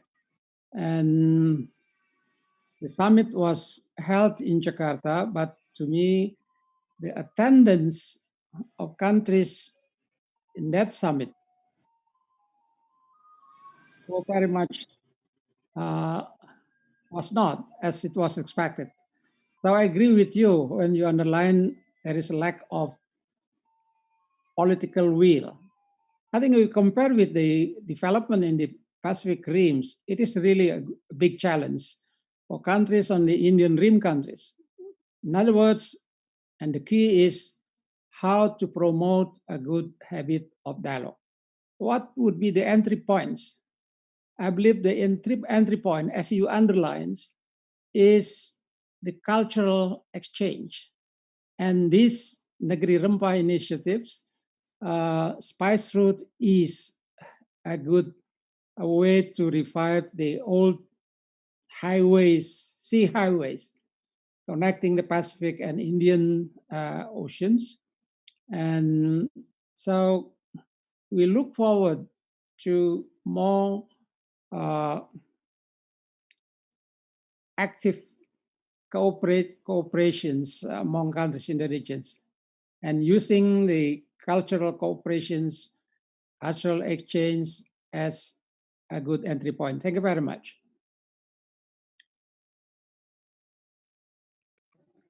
Thank you very much, Dr. Hasan Wirayuda. Your statement is very clear for us, and to make more engagement between scholars, as the two speakers said before, connected people to people. So this connectivity and the target market can be give a place in the same perspective, I think. So we still have another 20, I think. Yeah, 20 minutes before the end of this session. Is there any participants who want to ask a question or give comments, please? We still have 20 minutes in this very interesting topic in this afternoon session. Or maybe the speakers want to give some feedback to what about Dr. Hasan Wirayuda said. Dr. Nanda, maybe? Thank you, Paul. Thank you so much for your kind words, and it's my pleasure to see you again. I was in the batch of 2015 and 17. I did MA from Nalanda University, and currently I'm doing my PhD in the final, concluding the research work in that. And we had also a question from I think Abe about the current developments at Nalanda. So there and what are the new opportunities or things coming up in terms of the for the ASEAN and other initiatives. So we have apart from the regular schools that are operating there with MA and PhD programs, there is one common archival resource center is coming up in the university.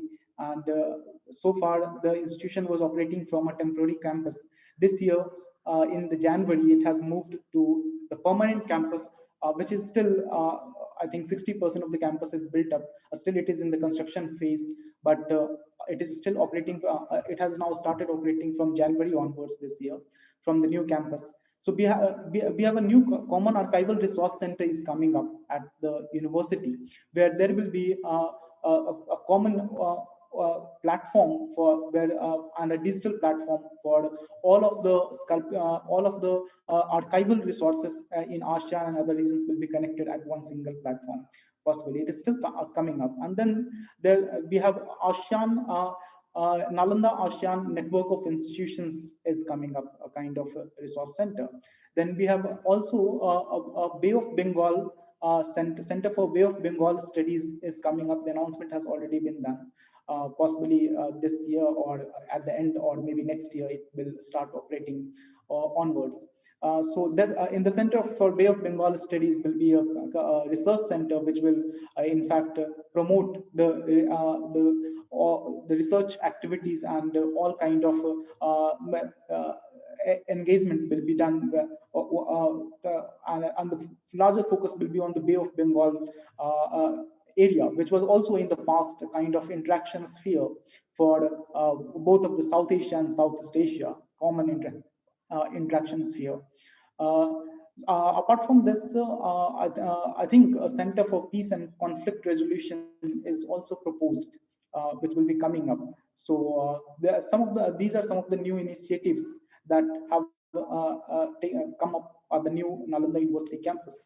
Possibly the permanent campus will be fully operational and completed possibly by the next year. There may be some more new initiatives might be coming up. Thank you. Thank you very much. Professor Itri, is there anything you want to add? Yes. Please. Yes, I completely agree with Dr. Hassan. In fact, the Indo-Pacific conceptualization, which is under discussion in IORA, it started sometime in 2017 informally, but then in 2019, 18 and 19, IORA basically discussed it in the meeting. And as chair in Indo-Ocean Studies, I was tasked to prepare a concept note on Indo-Pacific. So that concept note which I prepared was an extensive concept note looking at the economic and other aspects and running into the details of the GDPs, exports, imports of all the Indo-Pacific countries. And then that concept note basically has been sent to Government of India because the Government of India is preparing a abridged concept note, which I prepared on the pattern of the ASEAN. And this Indo-Pacific is under discussion, and it will be discussed in the next COM meeting. As mentioned by Dr. Basically, we need to learn from the Pacific Rim countries. You see, there is really not a good habit of dialogue in IORA, and we are trying to overcome it. So, and the way I believe strongly is through emphasizing the tourism and cultural exchange. So as I already mentioned, the cultural exchange component, which basically translates into people-to-people contact. So the people-to-people context, they are missing in IORA, and that needs to be emphasized. And in that context, I appreciate as chair in Indian Studies, and basically, as I mentioned, I'm working on the past, present, and future of IORA. So Indonesia has really contributed to the growth of IORA. Basically, we now have this Jakarta Concord, which has been accepted by all the member countries.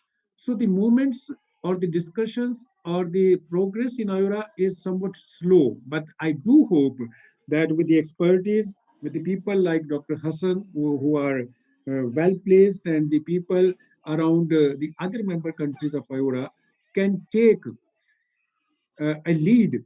And the lead basically has to be in terms of advocating the good practices, good lessons which we had in the past, and that basically will shape the position of the Indo-Pacific, which basically I believe in the long run likely to happen. It may take time.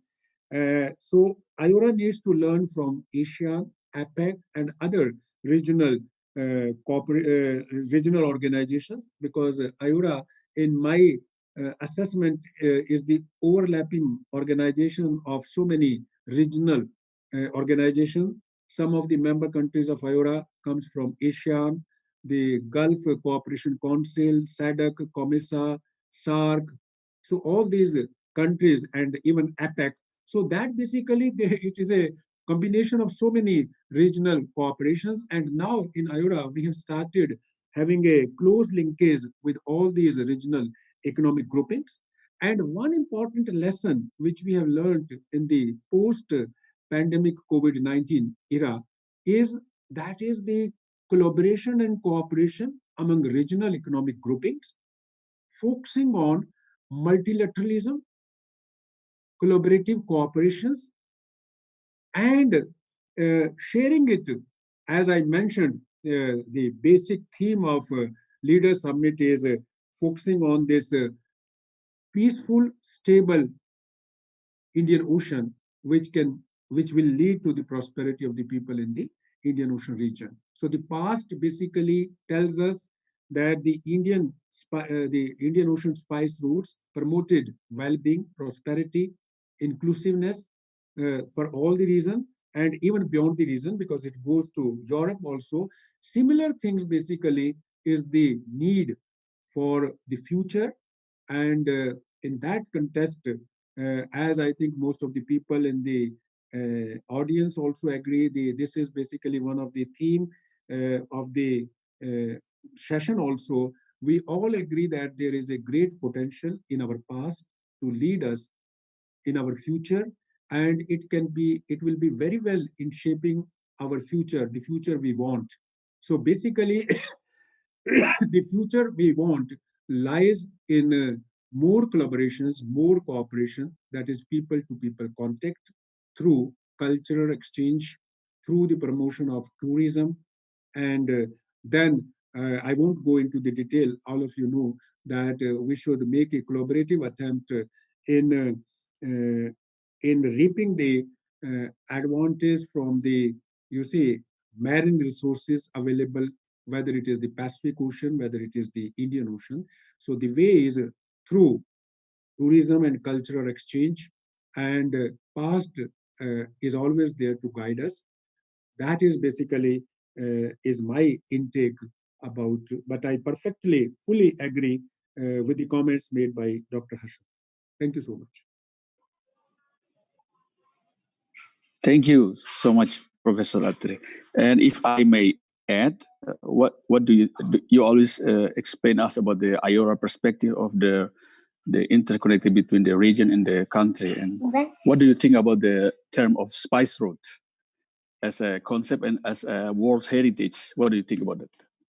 Yeah, I think I don't have any doubt. You see, this basically the spice route has a great potential. You see, it needs to be. There should be. I think, as I suggested in my recommendation, let us constitute a task force of the nations who are voluntary, because the principle of voluntarism works in IORA. So let us start creating a interdisciplinary, inter-country task force, and then on the basis of those studies, we should approach the policymakers in the Indian Ocean region, and that is the starting point.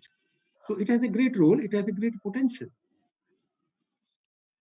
Okay, good. So the IORA perspective will make a strong force and involved in the concept of spice route, I think, like that, right? Yes. Thank you so much, Professor. So we move to another participants. We still have more 10 to 15 minutes before closing remarks from the speakers. Is there any participants who want to ask something or want to argue or give a comments for this session? Please, we still have 10 to 15 minutes.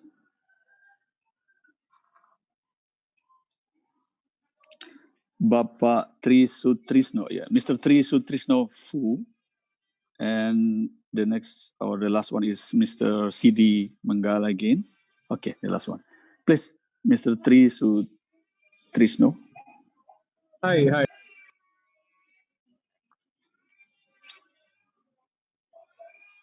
Sorry, can you mute again? Hi. Okay. Afternoon. Hi. Okay, good. You can just call me Trisno. Thank you for your presentation. I am a recent graduate of the Southeast Asian Studies Department in National University of Singapore. My question is for Mr. Azad. You earlier mentioned that there were other this spice route network overlap with other networks. I'm just curious to know what are other networks that we can learn about, because I think the beauty of this spice route is that it's multi-local and multi-centeredness. So I'm just curious to know what are other great networks that are also connected to that. Sorry. Hello? Hello, Mr. Tri. Can you make it more clear because your voice is not so clear here? The question, the point of the question.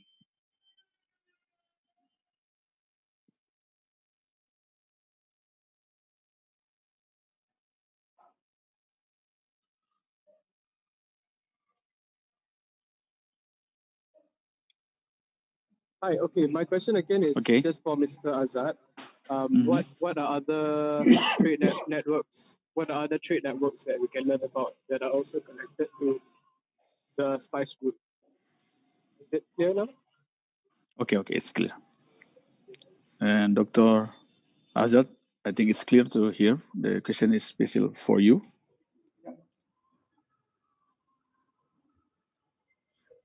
And the last one, if I may mention, Mr. Sidi again, one last question, make it more short, please. Hi, me again. So I really love the terms that you promote is about the people-to-people context and collaboration and cooperation. But what we are trying to promote is my friends in the Indonesian Spice Councils, which also here attending, like Pak Utama Kayo.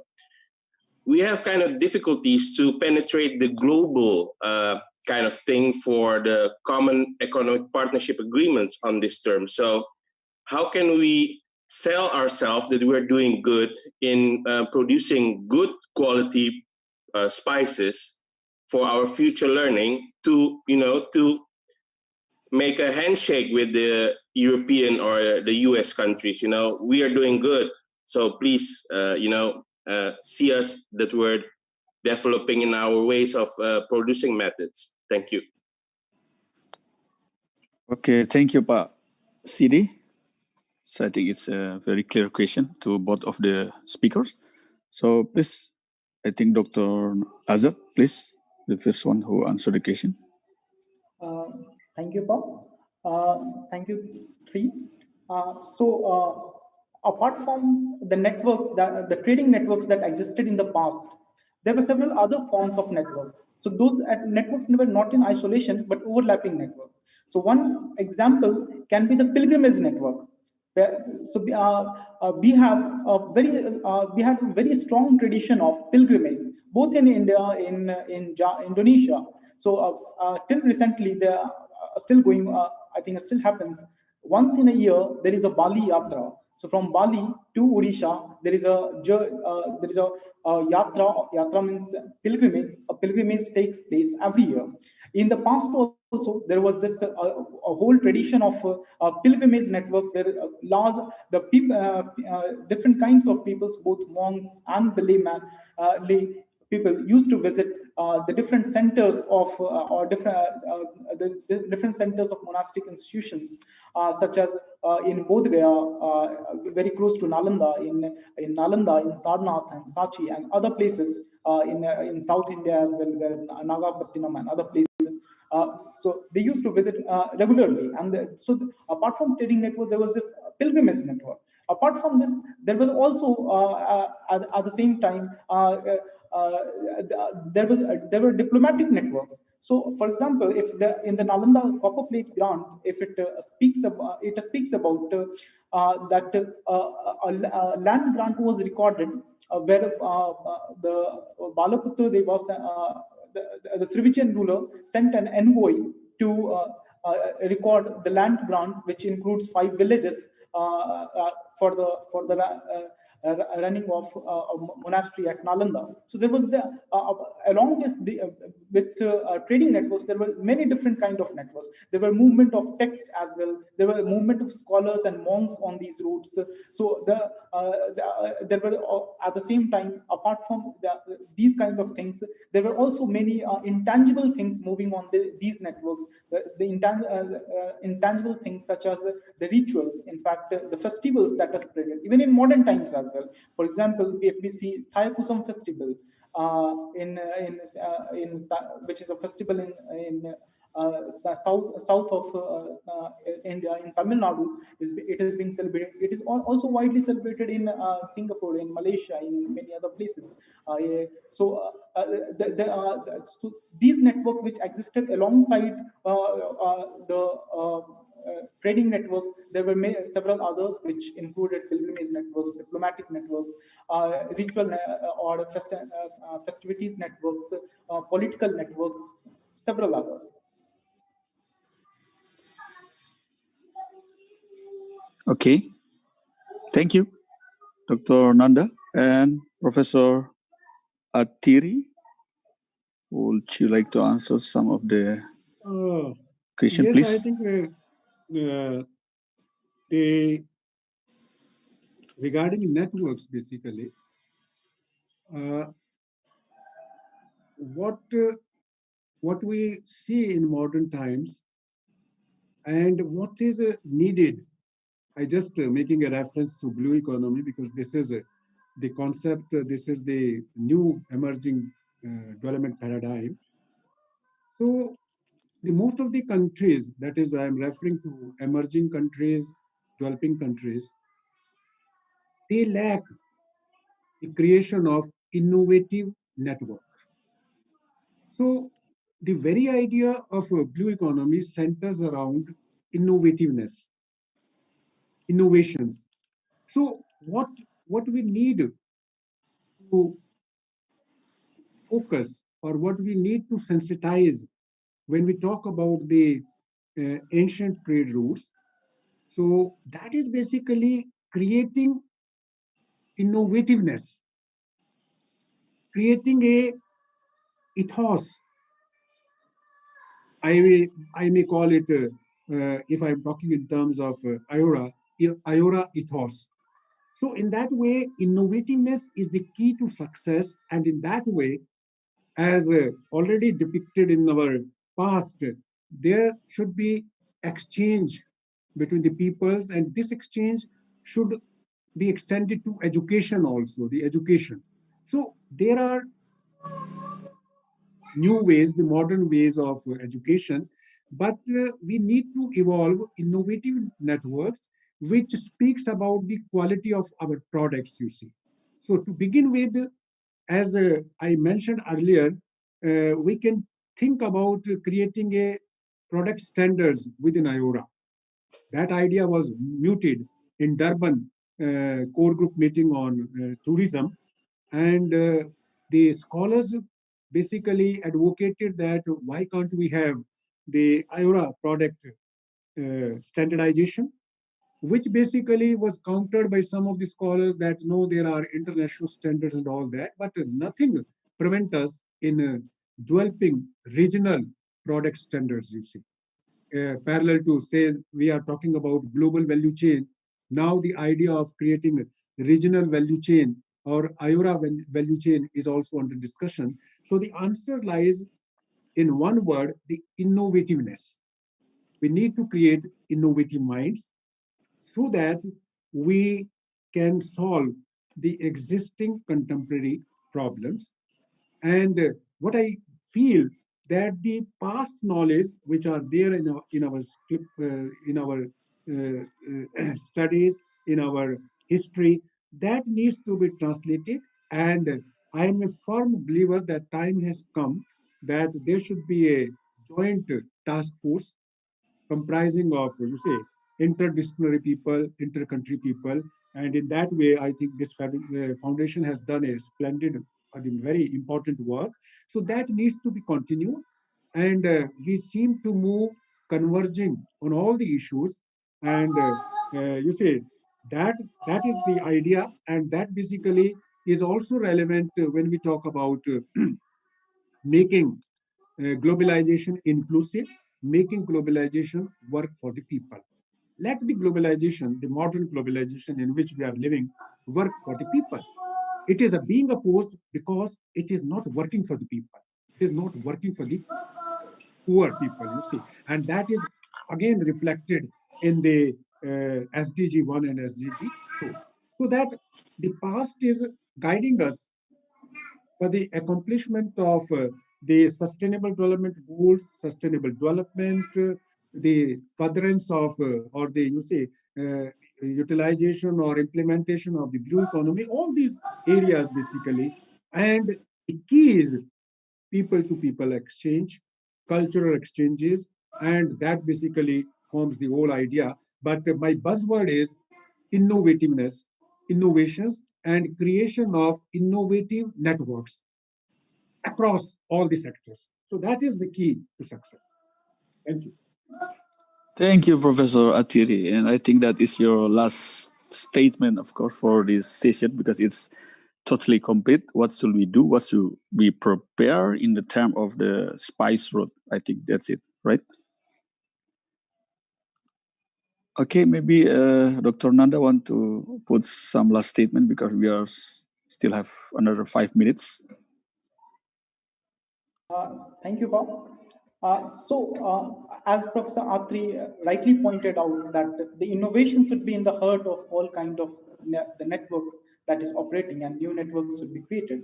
I think this is true, and people-to-people contact may be facilitated at a larger scale. So the educational one can be there can be an educational institution between whom there can be more cooperation between different institutions operating in different regions. Alongside that, there can be larger number of World Heritage sites that are existing all along this Indian Ocean littoral, for example, or whether it is Borobudur or it is Nalanda or other places. Most of these World Heritage sites are markers of the ancient spice trade routes that existed in the past. So all of these World Heritage sites may be connected alongside one common network of pilgrimage and common network of with the concept and with an idea that to celebrate the past and to celebrate the history of the spice route that existed in the past. It's very important to have this people-to-people contact to a level where there can be an innovative engagement along with that, an engagement at a social and cultural level along together with. So there has been new initiatives have been taken up by the Indian government with Project Mosam and Bay of Bengal Center initiatives coming up in India, and several similar kind of institutions coming up in other places will certainly pull up different kind of knowledge sectors and will bring out at a common platform. So with this, I think the people-to-people contact may again be more encouraged and can be taken up to a more social and cultural level. Thank you, Dr. Nanda. It's very clear statement, but we still have another 3 minutes, or maybe Professor Atri want to add something, because still we have a left answer for the question from Mr. CD. He really want to know, maybe in some detailed case, how can we make a good quality product in terms of community from Asia to Europe, for example. If you have any experience in your IORA activity or something like that, please. Okay. You see, in that context, basically, this is an issue which needs to be, he made a reference to spice councils and the problem they are facing, that they are not getting the market access to US and all that. So one idea can be that who are the leading companies, or who is the leading corporate sector in spices? You see, this is basically, as I maintain a view that one of the idea, one of the focus point in IORA is to boost tourism. But tourism market basically, essentially is a competitive market. But still, when we are aiming at forming the regional economic cooperation, so the very idea of regional economic cooperation is to share the market. and share the best practices. So what is lacking in IORA, that we need to have some specific studies, and those studies basically should be channelized, that they reach to the policymakers. That is in IORA, basically CSO, COM, and all that.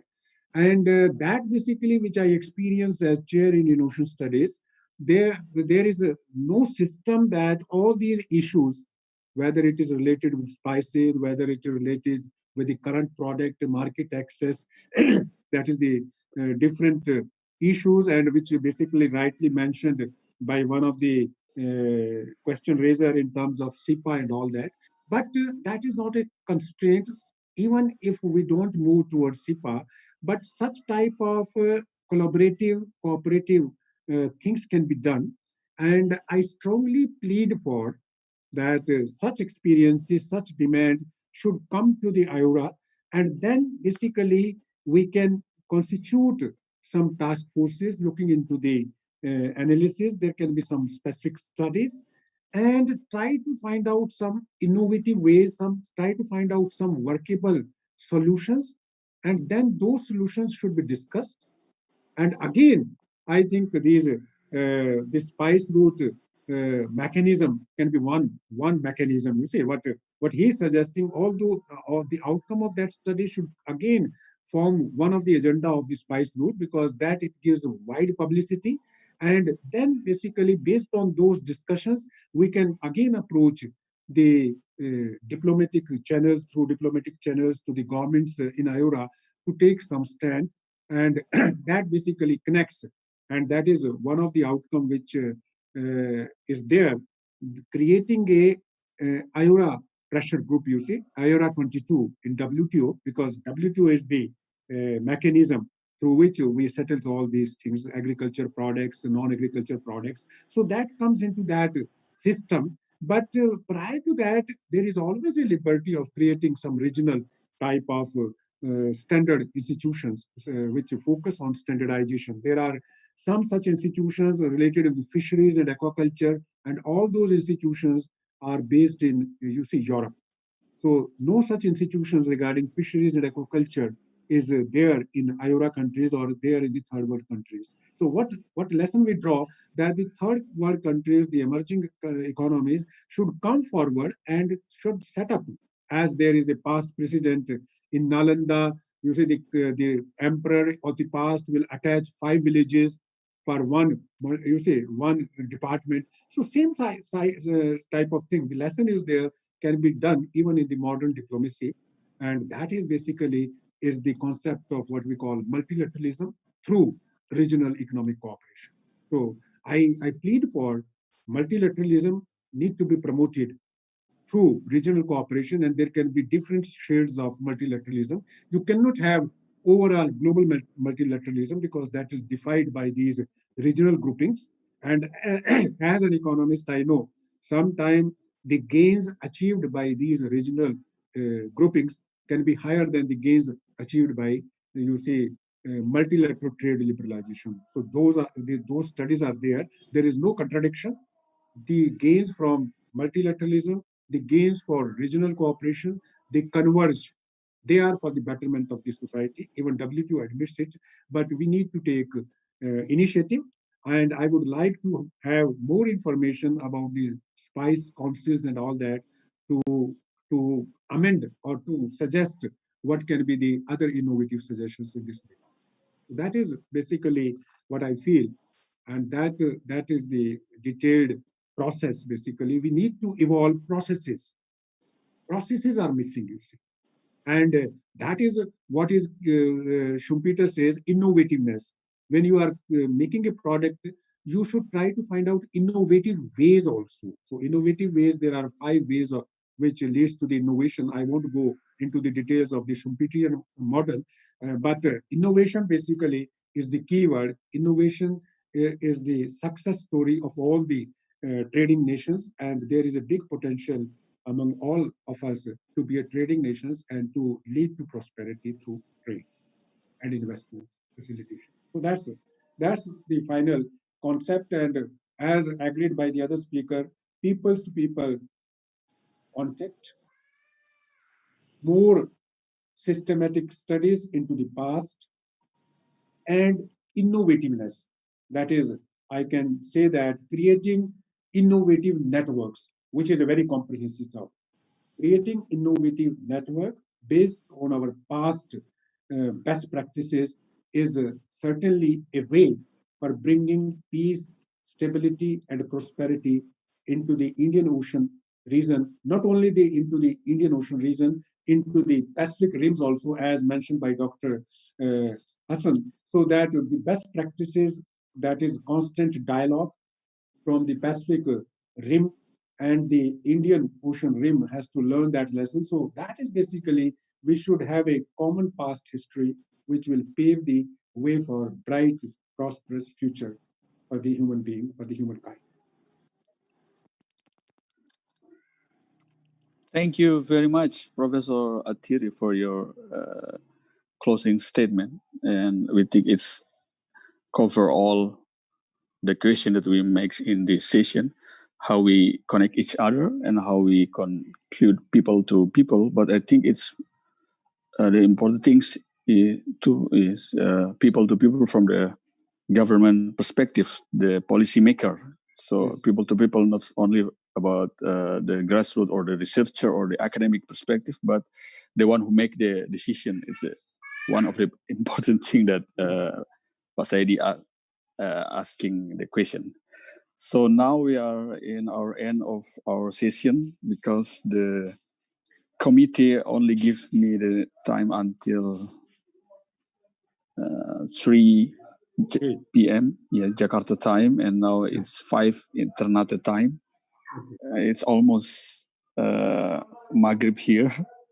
Yes. So thank you so much for all who joined in this afternoon session. It's very good and a great pleasure for me as a moderator from Khairun University that we already have make a connection and thank you for being such a nice moderator, you say.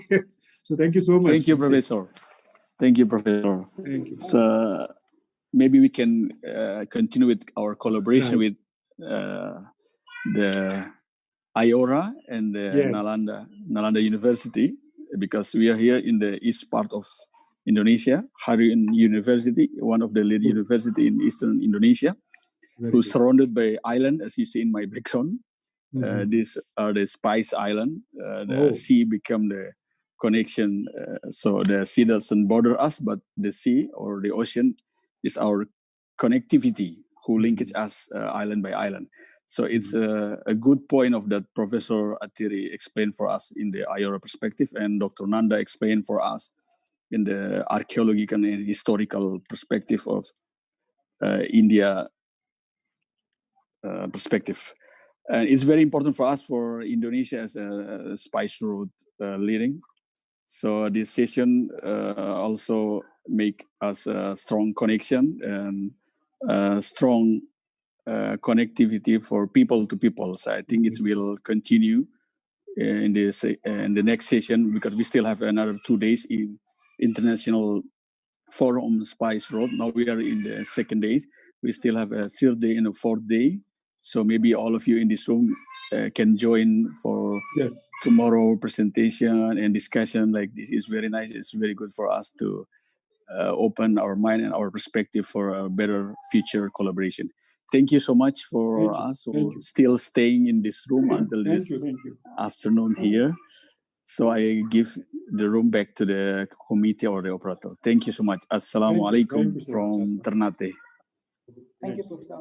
Thank you, Professor Ibrahim.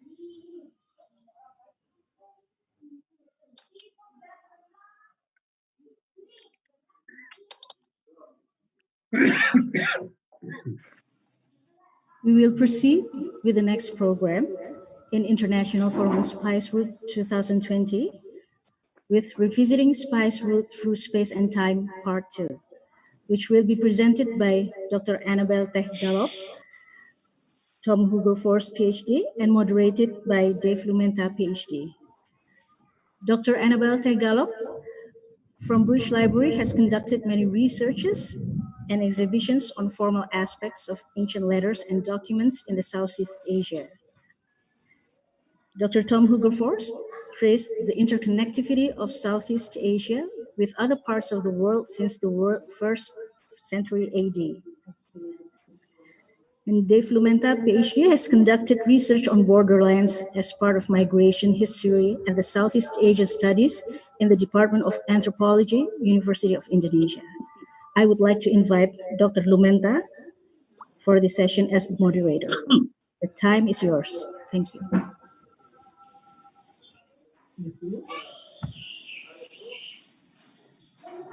Thank you, Rati. Welcome to all our participants. It has been a long day already. And we also like to welcome Dr. Annabel Tech-Gallup and Dr. Tom Hogervorst. This session is titled Revisiting Spice Route Through Space and Time. As we all know, academically, there has been an emerging field of studies focused on past and present maritime interconnections, particularly between Asia and Africa, focused on the Indian Ocean trade networks.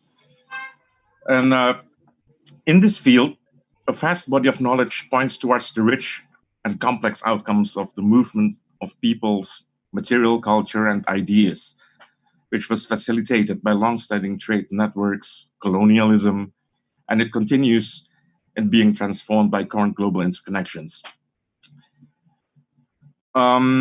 I think that the CVs has already been read by Rati, but I will just elaborate further.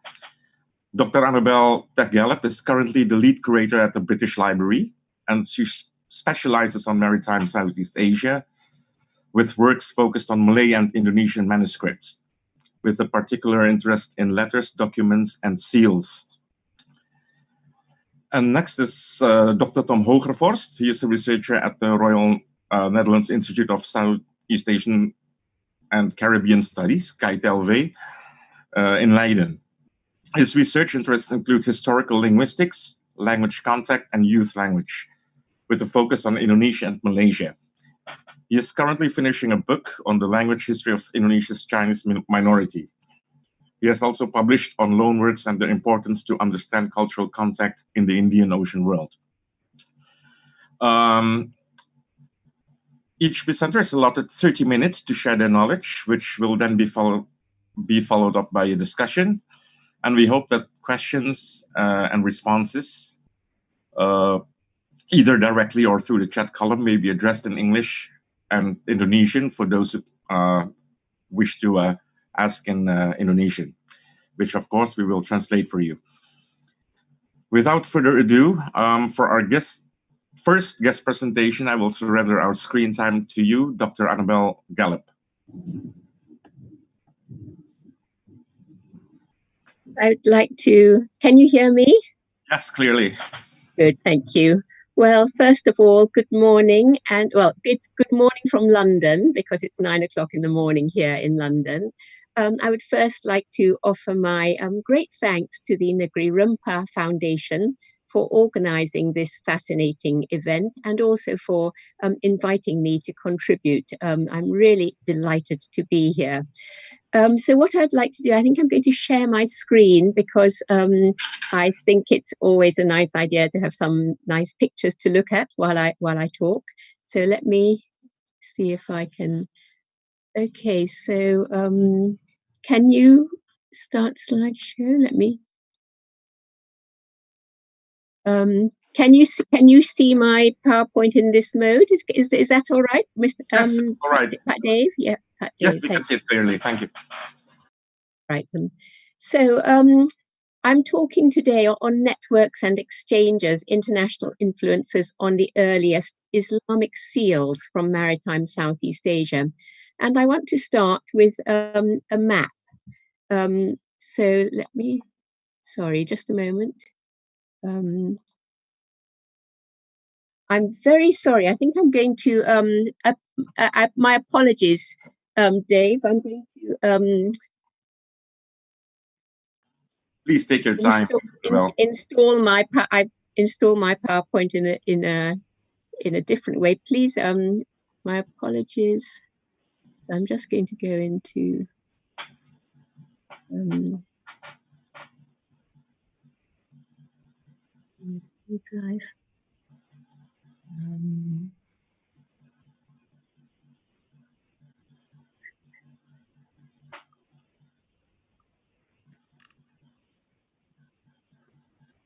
Yeah. Just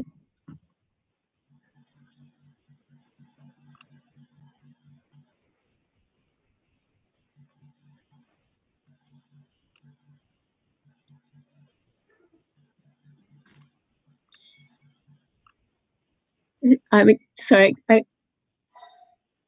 Sorry, please excuse me, Dave. I thought I had it all fixed up on Dropbox, but it's not allowing me to open it from Dropbox. So I'm just going to go.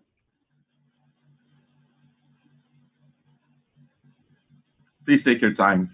Yeah. Please give me just 2 minutes and I will come back to you just in just a minute. So.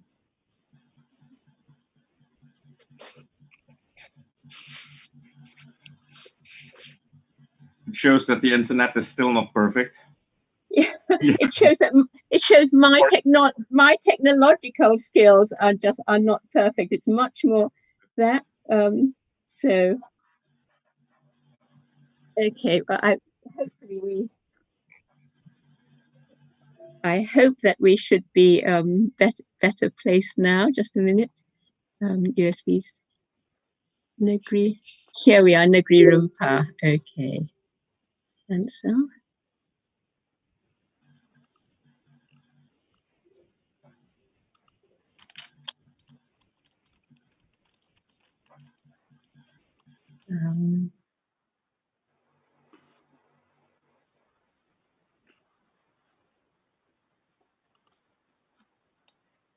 There, is that a bit better?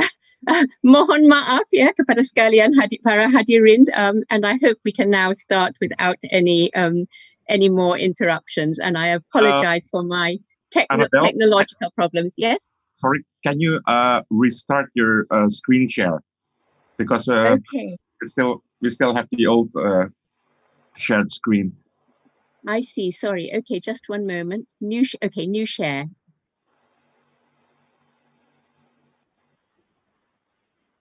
Is that better? Can you? That's perfect.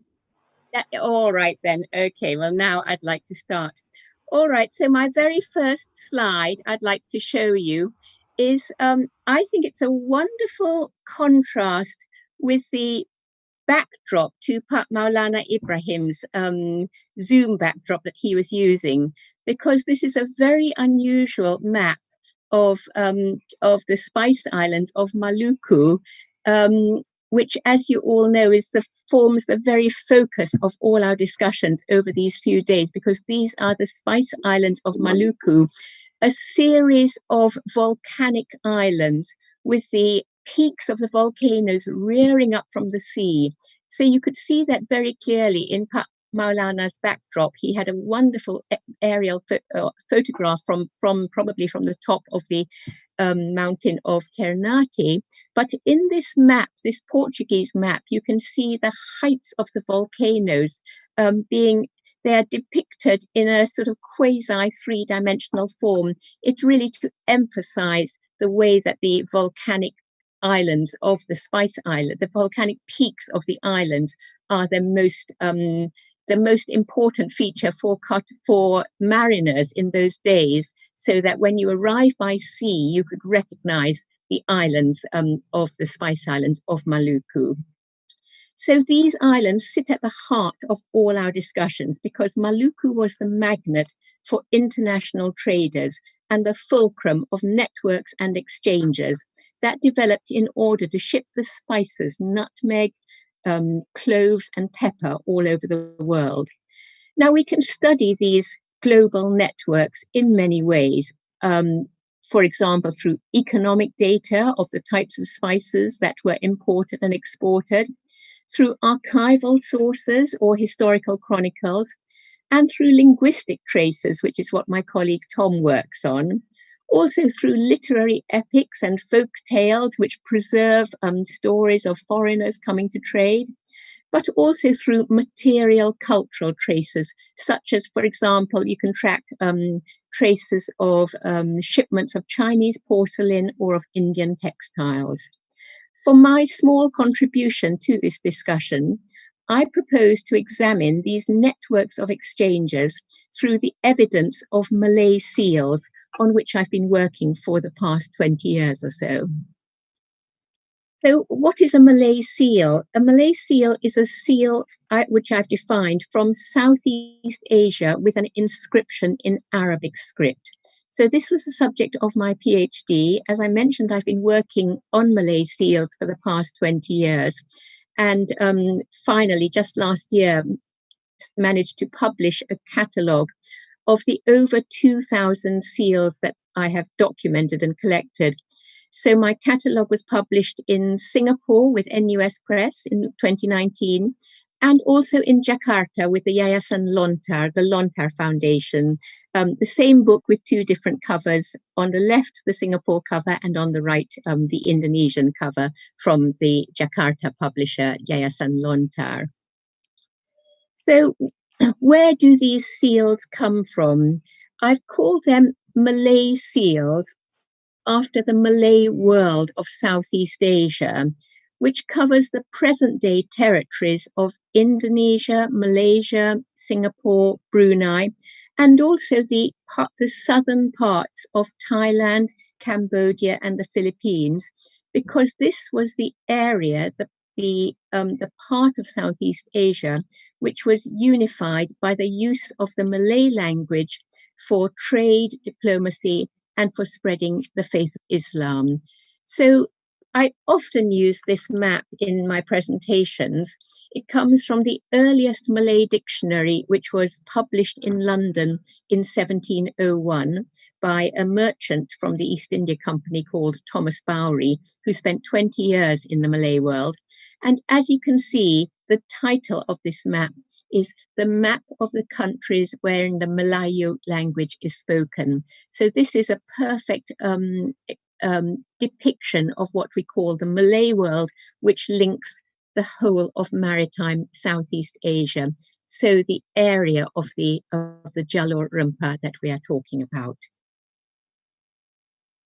So the material I'm working on, Malay seals, the Indonesian word is stempel, but that is a Dutch word. The traditional Malay word for these seals is cap, and that is the word I prefer to use in my discussions, because in the seals themselves, in the Malay letters, the manuscripts, they refer to these as cap. Stempel is a very new word, only adapted into Bahasa Indonesia from Dutch in the 20th century.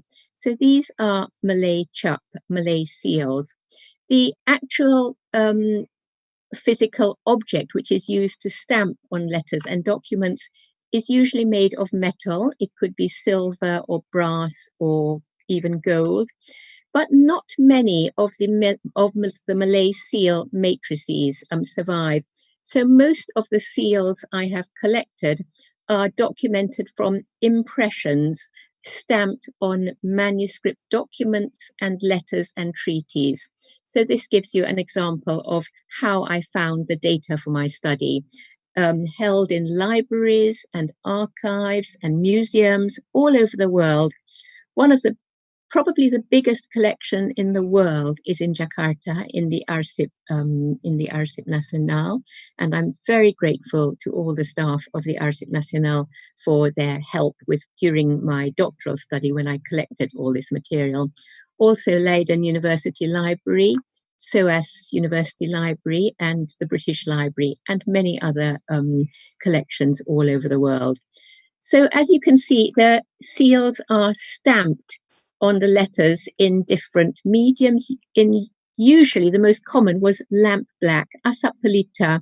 So the seal was held over a candle or an oil lamp until the soot had collected on the metal seal matrix, and it was then stamped on the document. But you could also use ink in different colors, red or black, or even wax, particularly in Java, which is due to European influence.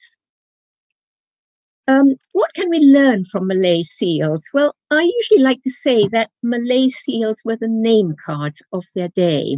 So just like a name card, a seal presented the image of a person that they wished to project to the world, but sometimes they unconsciously or subconsciously reflected much more than was written.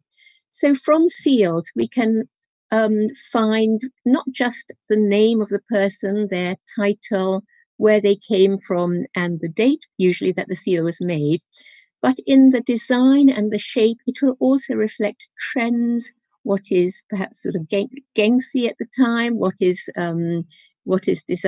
was thought of as being very beautiful or maybe even very fashionable. And even through the use of the type of religious expression that was included, we can find out something about their religious beliefs. So here's one example of very typical Malay seal.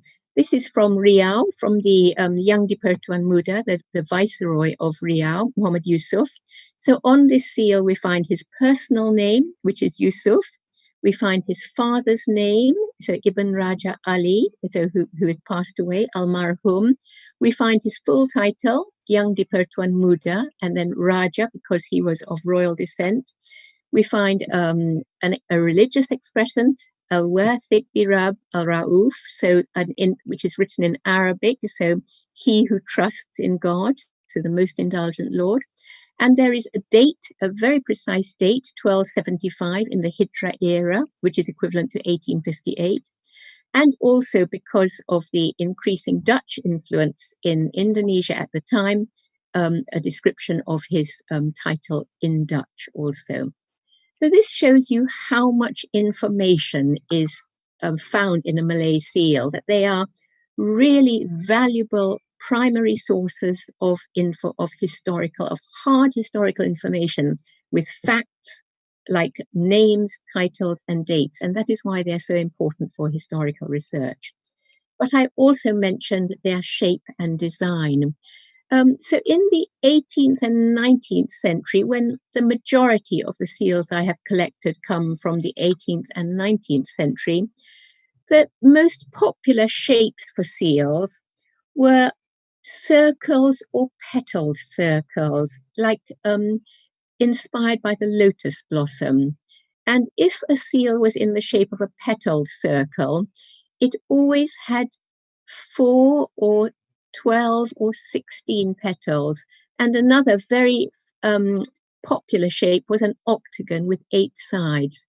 So in Southeast Asia, we find that this emphasis on multiples of 4, 8, 12, 16, probably derives from very ancient beliefs, so pre-Islamic Hindu Buddhist beliefs, where the 4 directions of the compass and the 4 midpoints play a very important part in cosmology, and that also sank deep into the Indonesian psyche. So these are very typical seals that I'm showing you from the 18th and 19th century, but the focus of my talk today is not on these typical Malay seals, but on the very earliest seals from the 16th and 17th century, which is really the heyday of the Jalur Rempah, the spice route. So when merchants, traders from all over the world flocked to Southeast Asia in search of spices, and they brought with them many different types of influences, artistic, religious, and linguistic as well.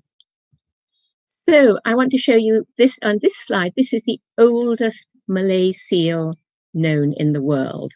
And of course, it's not surprising to find out it is from Ternate, the center of the spice trade. This is the seal of Sultan Khairul Jamal of Ternate. It is stamped on a letter which he wrote in Portuguese to the King of Portugal in 1560. And this manuscript is now held in the archives in Lisbon. So the letter is written in Portuguese, but the it is sealed with 2 seals of the Sultan and also of his son, Babullah, who later became Sultan of Ternate also. And you can see their signatures are written in Arabic script, in Malay and Arabic script. Now, if you study the seals very carefully, unfortunately, it's not easy to read the seals because they're in poor condition. On the left-hand side is the seal of the Sultan of Ternate. But by studying the seal, and especially the calligraphy, we can probably tell that this seal was not made in Ternate. It is not a local seal from Southeast Asia. In fact, the calligraphy is very similar to seals from Central Asia and Iran in the 15th century. And on the right-hand side, I've put a picture of a Timoride seal of about 1500.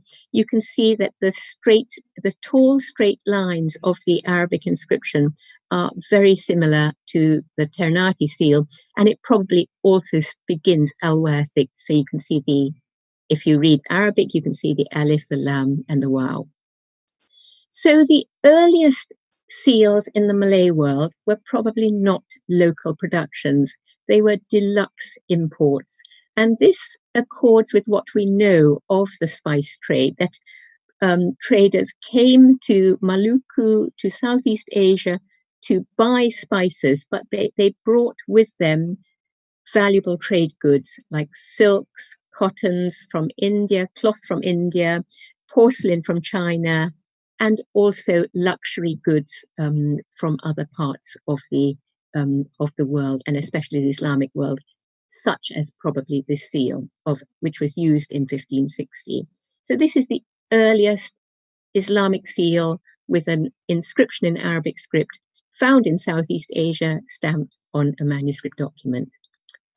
The next earliest Malay seal comes from Aceh, another very important trading point as the westernmost tip of the Indonesian archipelago. It was the first point of contact for traders crossing the Indian Ocean. And this is the seal of Sultan Alauddin Riayat Shah of Aceh, and it's found on a trading permit issued in 1602 for 2 English traders to buy pepper. Now, the seal of Sultan Alauddin Riayat Shah of Aceh also shows foreign influences, not so much in its calligraphy, but in the technique of carving. If you look closely at this seal, you can see that the writing in the middle is black writing on a white background, but in the border, it's white writing on a black background. So that means that 2 styles of carving were used to make the seal matrix. The center inscription was carved in relief, so that's, you could say, ukiran timbul. So the writing stands out in relief, but the inscription in the border was incised into the matrix. We call it engraved in intaglio, or you could call it in Malay ukiran tembus. So 2 different styles of carving, and that gives you a very beautiful contrasting style of inscription with black writing on white, but also white writing on black. Now, this style of 2 types of carving was very popular in the Ottoman Empire, just in the 16th century. And on the right-hand side, you can see I've put a small Ottoman seal, which also has black writing in the center and white writing in the border. Now, it's well known that there were direct links between Aceh and the Ottoman Empire from the 16th century onwards, and there was a lot of exchanges of craftsmen, of envoys between Aceh and Istanbul. So it's not a surprise to find the influence of Ottoman techniques of seal carving in Aceh. Maybe it was even carved in Aceh by somebody, either an Ottoman engraver or somebody trained by an Ottoman engraver. So this is an example of how we find many international influences in the earliest Malay seals. Moving on to another seal from Johor Riau now, but much earlier than the Yang di Pertuan Muda's seal that we saw earlier. This is the seal of the Laksamana of Johor, the Datuk Paduka Raja, in very famous Tun Ahmad Jamal of 1680. In this case, we can see a distinct foreign influence in the petaled cartouche shape in the middle of this octagonal seal. So normally, if you have an octagonal seal, Malay seal in the 19th century, you would find a cartouche or a little box in the middle, but with exactly the same shape, another octagon. To have a petaled shape in the middle like this is very unusual. This is the only Malay seal known with this shape. But if you compare it with coins of the 14th century from the Mongol Empire, the Ilkhanid rulers of Central Asia and Iran, and Bengal coins, you find the same shape of a petaled cartouche inside a regular round outline. So here too we can see influences, design and artistic influences from the broader Islamic world. So we've looked at influences in calligraphy, in carving techniques and design. But in one of the seals of the Sultan of Banten, Sultan Abdul Fattah of Banten, in about 1650, we also find influences from somewhere different, but more in the content of the inscription. So in the seal of the Sultan of Banten, there's a lot of on the left-hand side, you can see there's a lot of writing crammed into a small space.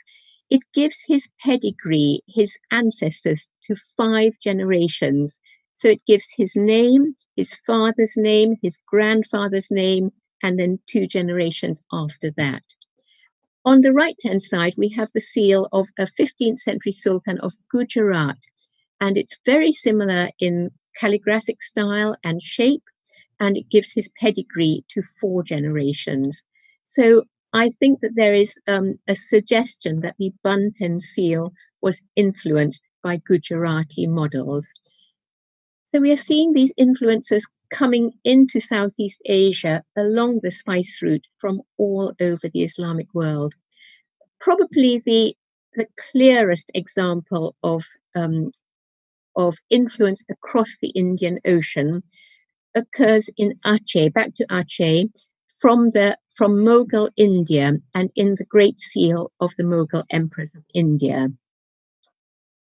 The distinctive shape of the seal of the Mughal emperors was very, very famous. It was created during the reign of the Emperor Akbar at the end of the 16th century, and it consisted of a circle in the middle with the name of the ruling emperor and many small circles in the border with the names of his ancestors. But as each successive Mughal emperor came to the throne, he added one more name to the names of his ancestors. So the number of small circles grew with each reign. So Akbar's seal had 7 small circles. His son Jahangir's had 8 small circles. Shah Jahan had 9, and his son Aurangzeb had 10 small circles. And above you can see the seal of Muhammad Shah, which had 12 small circles. Now, this design principle was borrowed in Aceh in the 17th century by Queen Tajul Alam Safiatuddin Shah. But in Aceh, the design principle was fixed. I mentioned how important multiples of 4 and 8 are in the Malay world.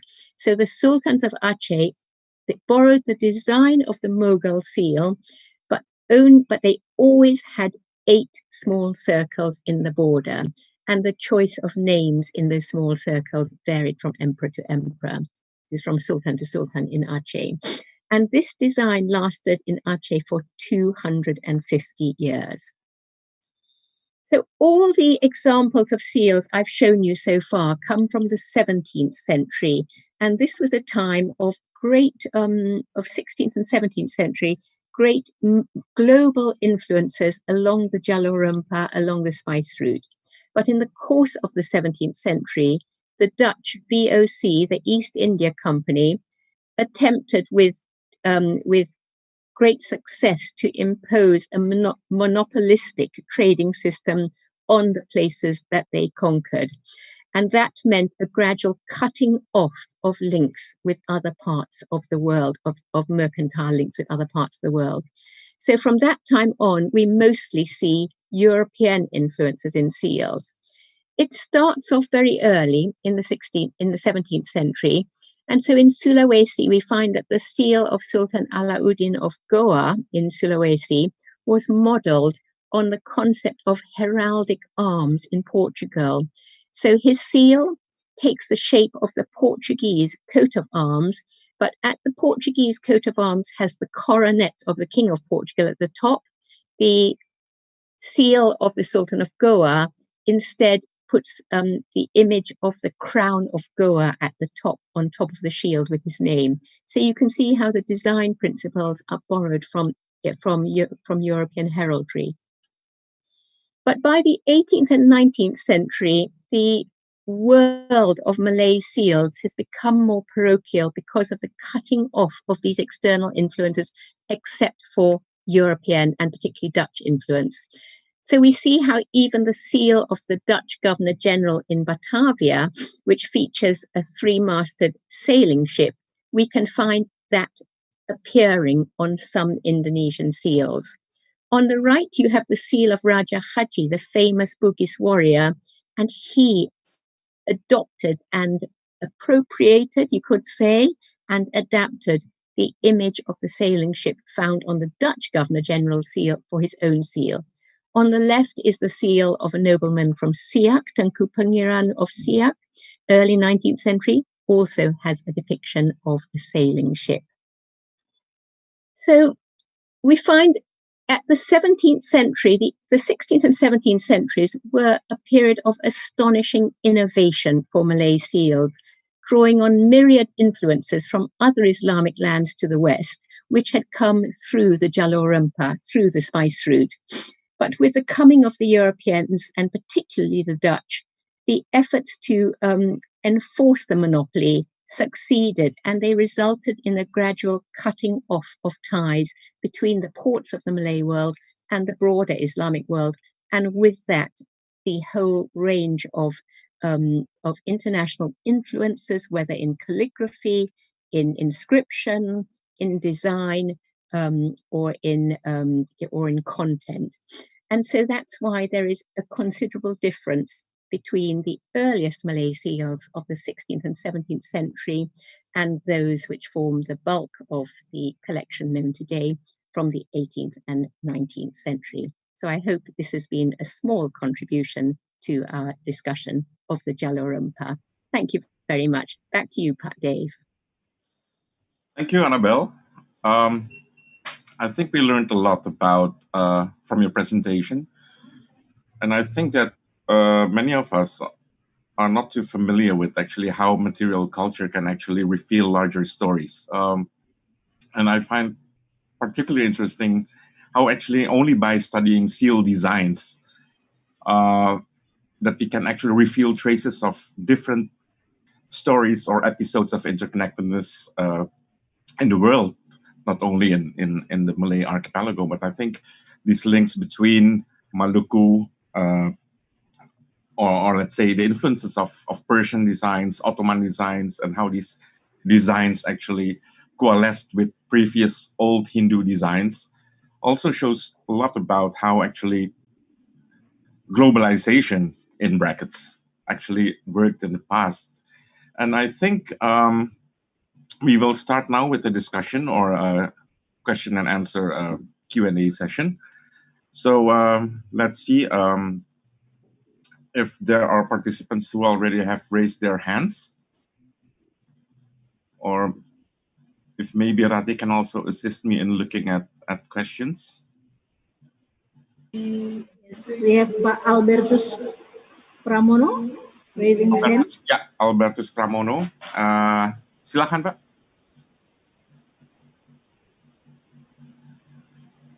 Di unmute dulu ya.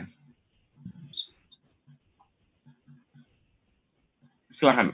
Yeah, thank you, Pak Dev. Thank you to Annabelle for your fascinating presentations. I found it's very, interesting, and like Pak Dev just mentioned about that that the material culture can show a lot of history there. So and I know it happened that I'm now at the moment writing about Serampas actually.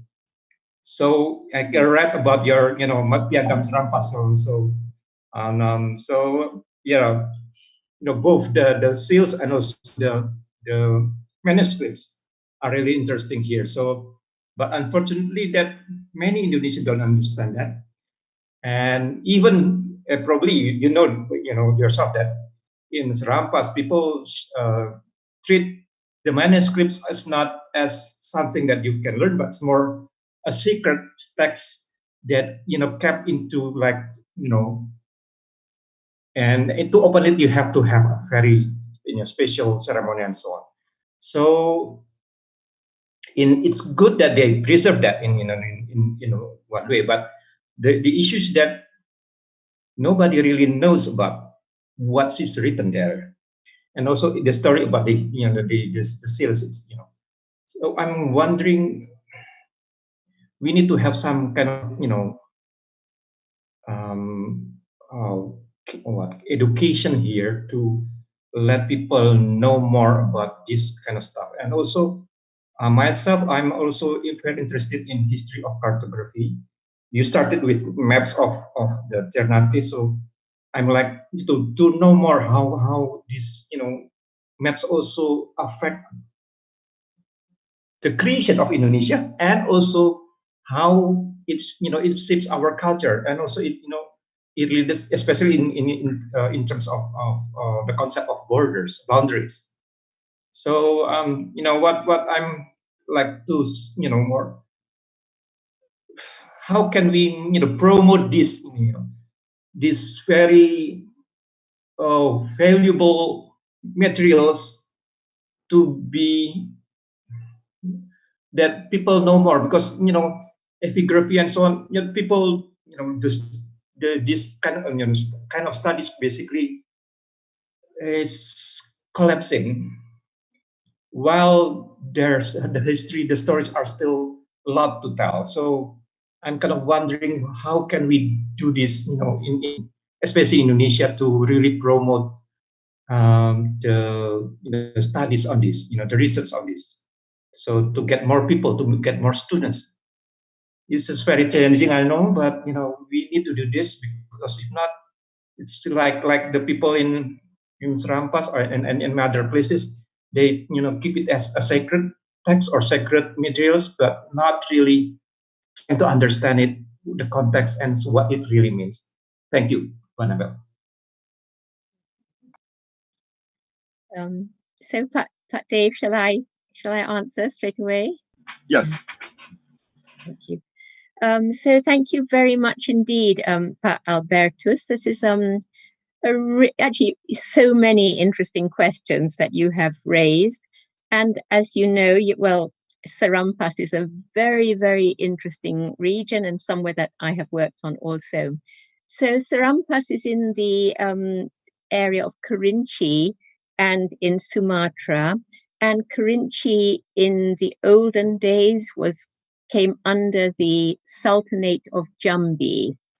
So Serampas and other parts of Kerinci have a very special tradition linked to manuscripts. So they, the local kepala kampung, the chiefs, the local chieftains in Kerinci would receive a letter, a manuscript letter, a surat, from the Sultan of Jambi, granting them their title, so installing them as the chief of that region, on condition that they fulfill certain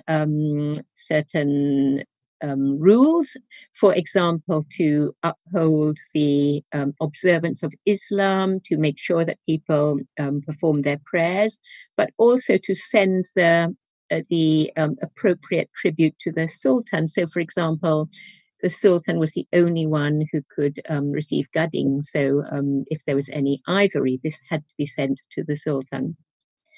these are very, very interesting documents. So these were the letters of installation, the royal letters of installation from the Sultan of Jambi.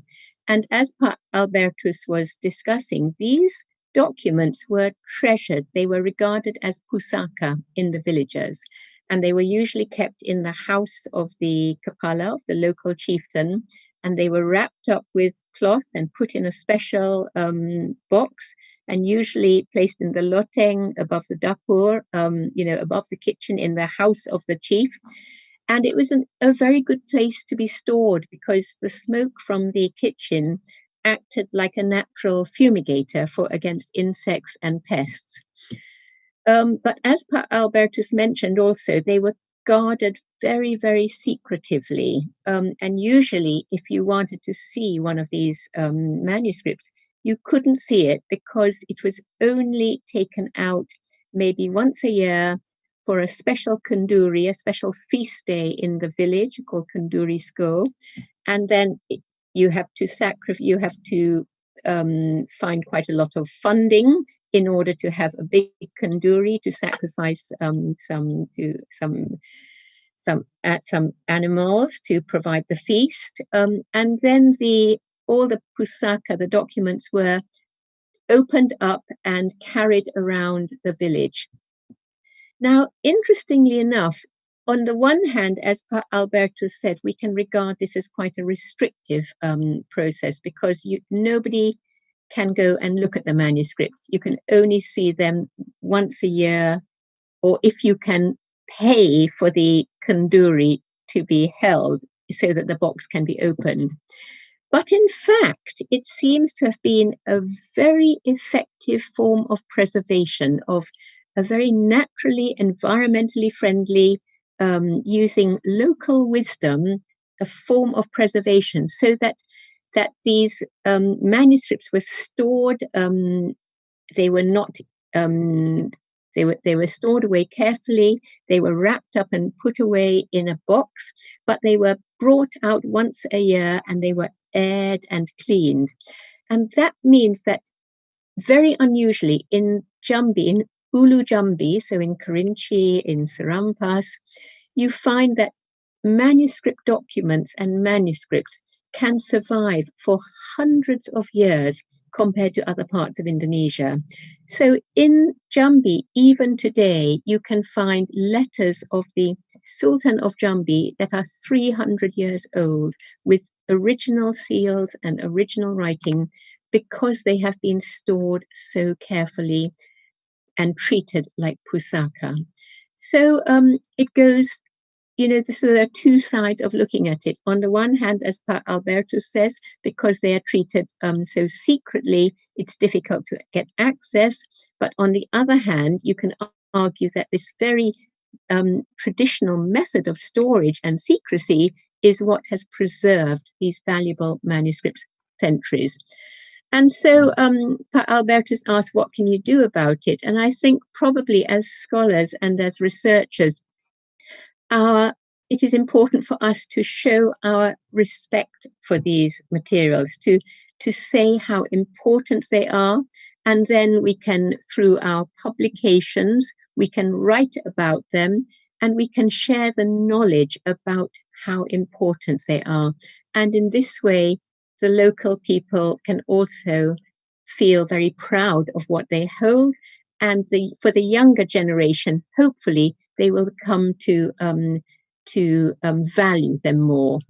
The other way we can marry up modern technology with traditional beliefs is through digitization. Digitization, which is basically photographing through digital photography valuable manuscripts, is a very valuable means of preservation because you can capture the manuscript and the historical content, but the original item, the original manuscript itself, will not be taken away. It will still be held by the owners. It can still be locked up, put away, and stored carefully and brought out once a year in the kanduri. So this is a way of, if one can show a respect and gain the trust of the custodians, the owners of these manuscripts, as long as they appreciate that full respect is given, if they can give permission for digitization, it is a way of opening up the contents, but still allowing the original custodians to preserve the valuable item and to reassure them that it will not be taken away. So I think that's the kind of way forward. But one more point that you raised, Per Albertus, if I might respond to, you mentioned about maps. And of course, that's a very nice map I showed of Maluku just now. But in relation to Serempas and Kerinci, I think there's a very interesting thought about local cartography in the spice, along the spice route and in the Malay world. Because people are always asking me, are there any Malay maps? And the answer is that there does not seem to have been a tradition of creating pictorial maps in the Malay world. Of course, there is one very famous map from Aceh, which now everybody knows, but that was only created in 1850 to send to the Ottoman Emperor to ask for Ottoman support for Aceh. There are a few very well-known Bugis maps, which are quite early, they're 18th century, but they are modeled on European maritime maps, and but with the place names written in Bugis script.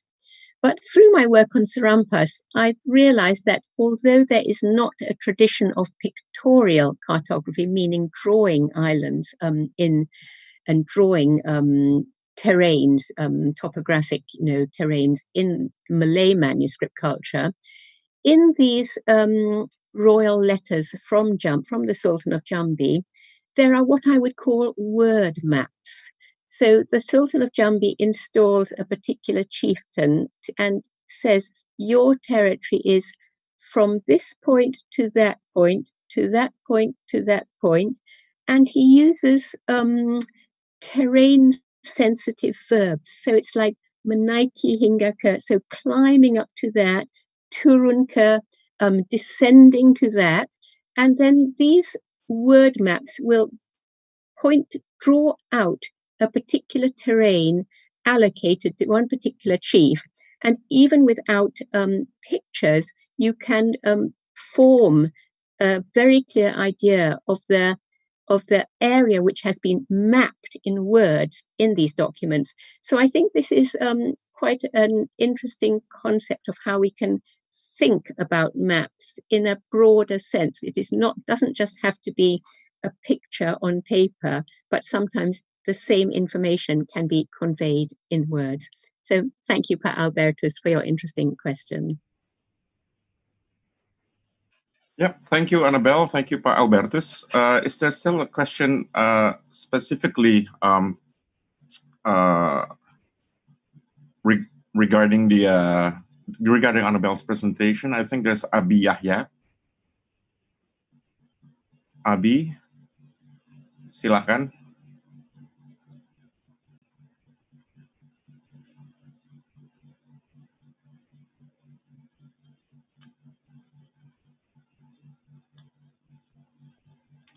Abi Yahya, silakan bertanya.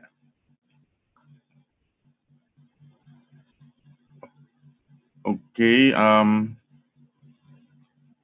halo, Abi Yahya. Nampaknya nggak ada, Pak. Oh, okay. There's no response. I saw this hand raised. Are there still any other questions to Annabelle's presentation? Yeah, Sidi Manggala. Silakan. Hi, good morning, Annabelle. I'm Sidi. I'm from Ghent University in Belgium. I'm really interested in your presentation and, in fact, about the way you explain on Kerinci and Jambi. It's really interesting because my research is actually in Kerinci for cinnamon. And I'm quite difficult to find the tracks of the whole cinnamon history trading from that area. So, but I found some documents and manuscripts, as you can call it. I just got it from Leiden also, that is recorded in 1903 when the Dutch colonial time making road access from Padang to Jambi. And there's where they found out that it's possible to plant cinnamon trees in the area. But it's only that I could find. But it's quite interesting. You're super. And may I ask, where can I find more of these documents in Europe, or maybe in, I don't know where? I'm really interested to get in contact with you. Thank you. Okay, so thank you, Pak Sudi. Yeah, no, Jambi and Kerinci, it really is interesting. When I first started working on Malay documents, I thought maybe we know that there are a lot of old documents, old royal letters and edicts preserved in Kerinci, mainly because of the work of Dr. Petrus Boerhoever, who collected a lot of this material in the 1940s, and he published. Again, he did not take the originals away from the owners, but he went to Kerinci with a team of assistants, Malay readers. His wife also helped him, and they copied the manuscripts out.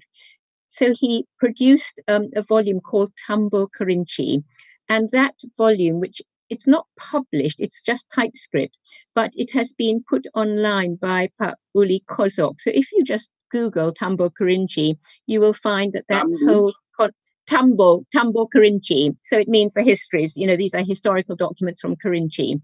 And these are all the royal historical edicts from Kerinci, which you can get the texts available. The other important thing is that there are a lot of, I mentioned digitization, there are a lot of digitization projects available now, which really open up access to us wherever you are in the world.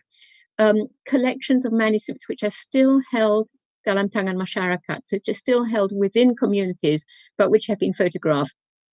So there is a project through the British Library's Endangered Archives programme, and you can Google that, of manuscripts from Kerinci. So this is a project which was led by Professor Uli Kozok from Hawaii, but all the manuscripts from Kerinci which he photographed, the originals are still with their owners in Kerinci, but the digitized copies are freely available online. So you can just Google Endangered Archives Programme, British Library, Kerinci, and you will find this project. And if you look on various endangered archives programs, you can find various digitization programs. You will find other projects also which are offering manuscripts for consultation. So good luck. Yeah, thank you. Well, I'm really close with the head of Regency of Kerinci, so if we can do something, I can help you also if you need it. Thank you very much. Yeah, there's one, I think one more question for your session, but of course people can still ask about your presentation after Tom's session. So I will give the last question for this half part of the session to Abi Yahya. Please, Abi.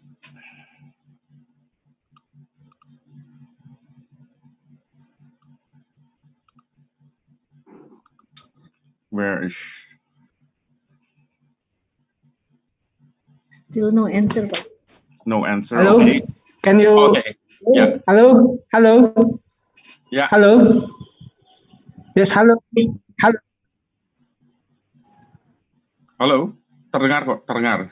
Can you hear me, sir? Hello. Oh, I would ask to Miss Annabelle. Several.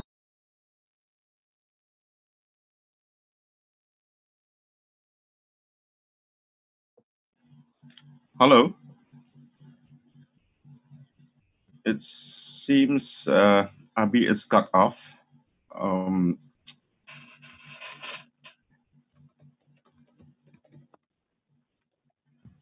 Seem to have. Okay, I think he's disconnected. So I think we can move on to Tom Hogervorst's session. But of course, people or participants, you can still ask or comment on Annabelle's presentation later on, because I think we still have plenty of time after Tom's presentation. Welcome, Tom Hogervorst. Thank you. Okay, Annabelle, I hope you're on standby. Okay, welcome, Tom. Thanks, Friday. Yeah, it's nice to see you.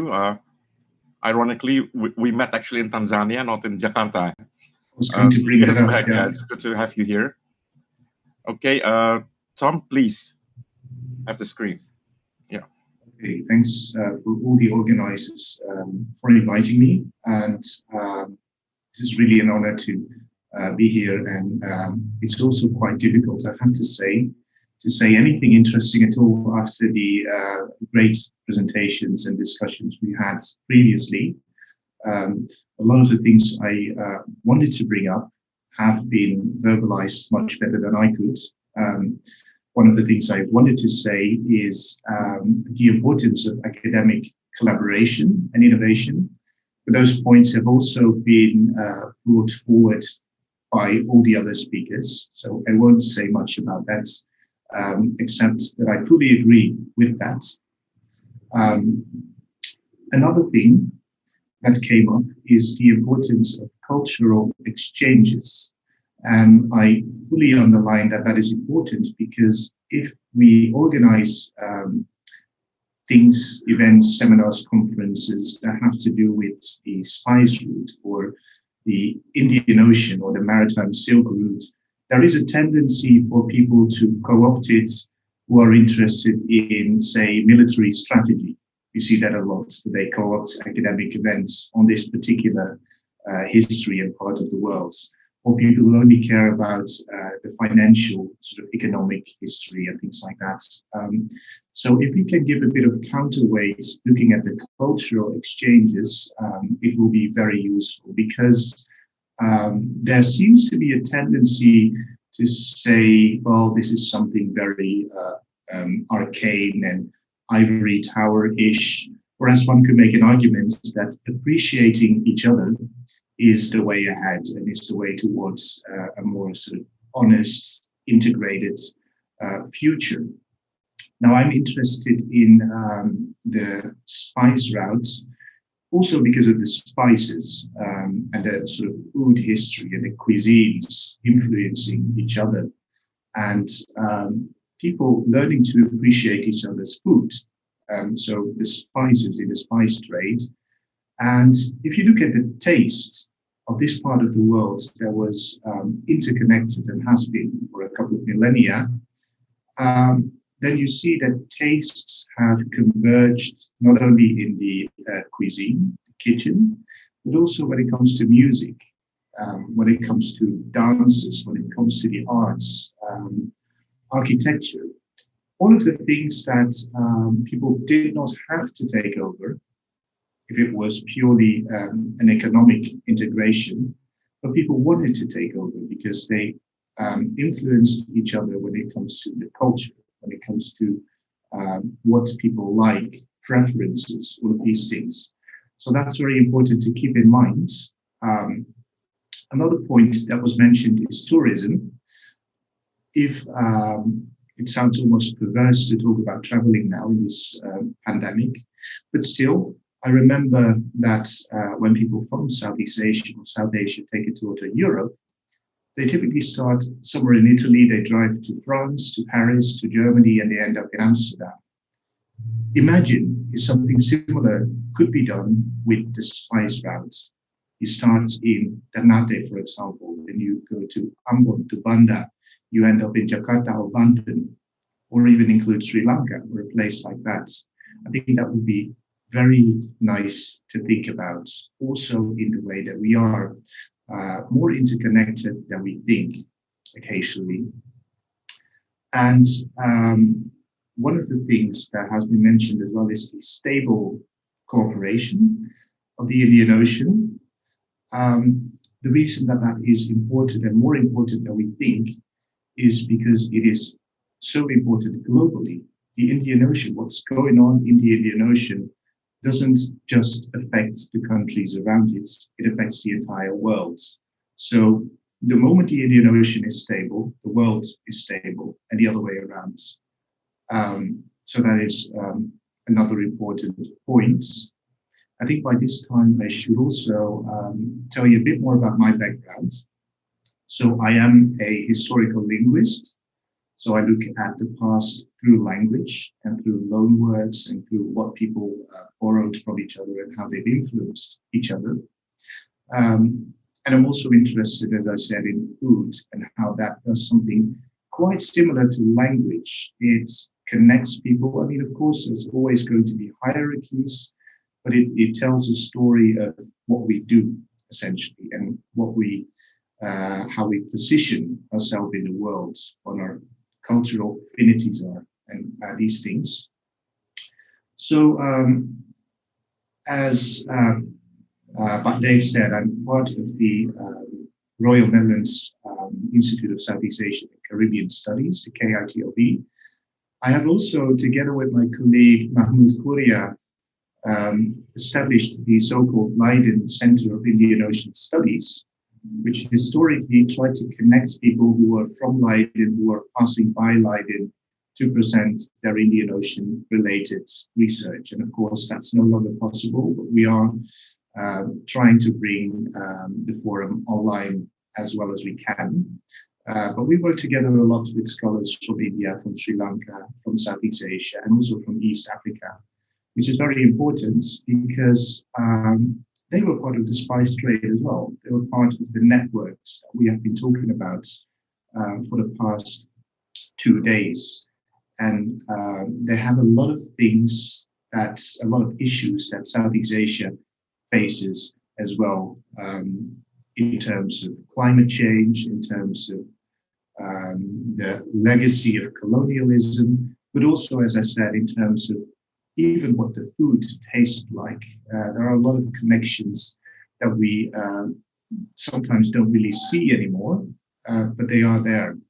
And as Dave said, we first met each other in Dar es Salaam at a conference or a roundtable rather, that discussed essentially this question: what can East Africa and Southeast Asia learn from each other? And we talked about it with about 50 scholars from the region. And 2 things came out of that. The first thing was, how can we collectively address region-specific problems, learning from each other without having to look at the global north too much. So without having to look at Western countries to tell people in the South how these problems should be solved. So ecology came up, but also issues of safety, security, piracy, these things that both regions are facing. And the other thing that came up was basically the legacy of colonialism. How do we educate our younger generation in a way that doesn't take too much from the systems that were imposed on us? And how do we create a new type of education, also with their own cultures, with their own languages, scripts, histories, and that was another thing in which people said we can really learn from each other. Again, in this whole sort of interconnected region that we call the spice route. Now, I have 2 more points that I would like to make today.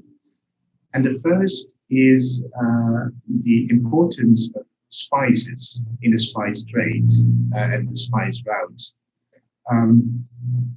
And I remember when I first met Dr. Gallup, that was in the British Library, of course, I was interested in a specific book from what was then called British Malaya, so now Malaysia, which was a cookbook from the colonial period, written in Malay in the Arabic-derived Jawi script, and it contains all sorts of recipes and information about the food.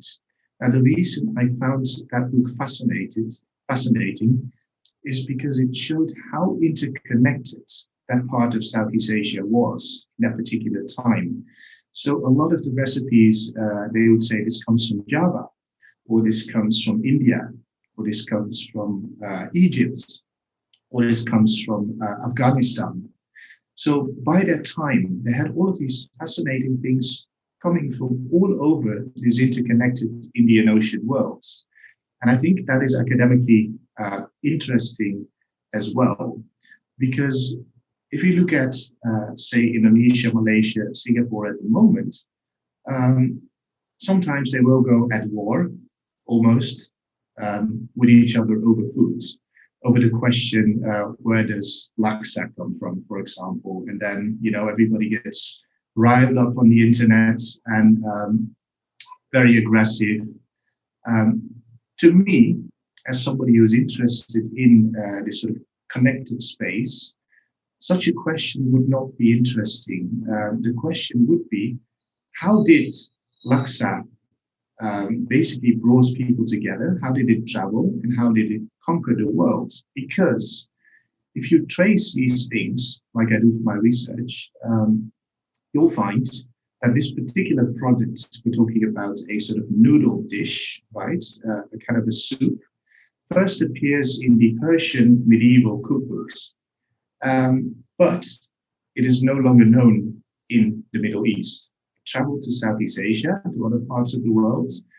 You find it in Japanese inscriptions. You find the word manglaksa, pre-colonial, as the people making noodles. You find it in the early colonial period in places like Macau, which is now part of China.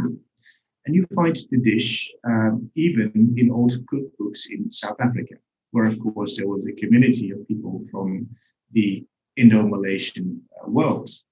So that, to me, is the really interesting thing in looking at food as just another prism of understanding how interconnected people were in this particular part of history. Tom, sorry to interrupt. Are you sharing a presentation? Are you sharing slides? No, I'm not sharing slides. Yeah. Because thanks for asking. Wondering. Thank you. Yeah. So no, I'm just doing this basically from memory. But one of the things I wanted to add to that is, why is it important to add food to the spice route in the discussions that we're having about it? Is because it is, as people in Indonesia would say, merakyat. So it is actually connecting with the people and also listening to the people. And that is very important, because we are in the sort of academic world not always accessible to the people that we do research on, to say it that way. And Dr. Gallup just mentioned the words local wisdom and local pride. And I think this is a very good sort of opportunity to really connect with the communities who live in a specific region. And also, we can't really do it wrong, or we can't really make mistakes as academics, or we shouldn't make mistakes, I should say, because it's going to be a backlash. If we as academics say rendang should be crispy, then people are not going to accept it, people are not going to take it. So it is a very interesting way of, I think, learning from each other on a more sensorial level. And I think the organizers of this conference also seem to agree with that, because if I look at the imagery of Jalur Rempah, it basically has these fascinating sort of spices and dishes. So this is something we can do something with. I think that is academically innovative. So that was my first point. My second and I think last point has to do with the role of Indonesia, because of course the initiative for this conference came from Indonesia, which is only logical because a lot of the major spices, of course, originate from Indonesia as well, the so-called Spice Islands. And the point that I would like to make is how to give an edge to Indonesia, as well as, essentially the people who take the initiative in setting this up. And that has to do with the observation that was pointed out by several people today, that Indonesia is an example of various cultures in the world, various large religions, various communities, various languages mixing. And in a way, this is essentially what is happening to the world at large now, and Indonesia has a lot of experience with that. So that would be one thing, the sort of connections with the broader world, the looking beyond your own island, so to speak, and being open-minded and interested in what is going on outside, so to speak. So that would be a thing to keep in mind as well. And the other thing is to really look at the neglected regions within Indonesia.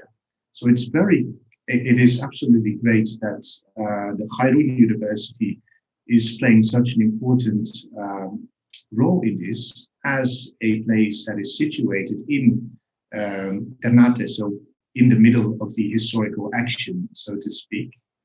Because what I feel is that the moment you go outside Indonesia, I'm based in Europe, but it's in other parts of the Indian Ocean world as well.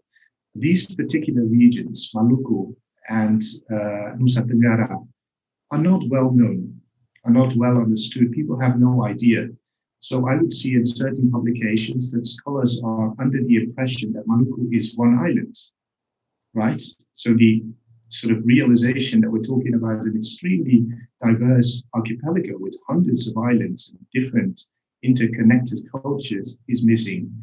The same with Nusa Tenggara, where, as we have heard, the sandalwood is coming from, which interconnected the entire Indian Ocean for religious reasons. You burn it in your rituals, right? Something coming from a place, a part of the world that isn't well understood.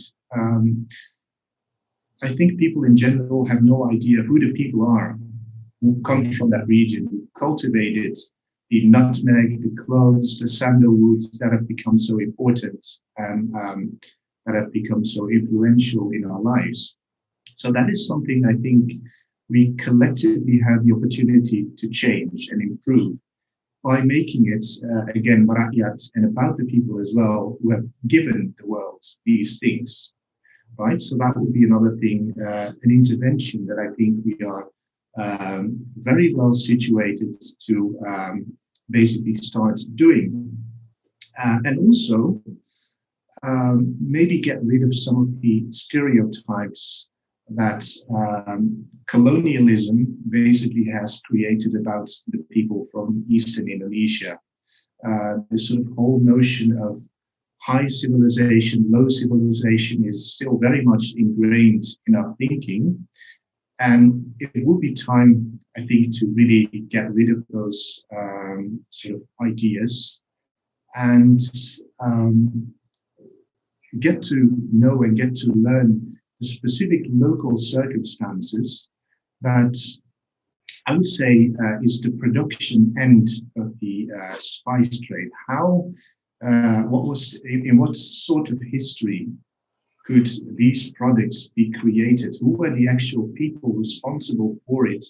And how did they travel across the world? I think there is a fascinating story, which could be about connection, which could be about learning from each other, which could be about shared tastes. And if it is framed in such a way, I think it deserves the attention of the world and of scholarship across the world.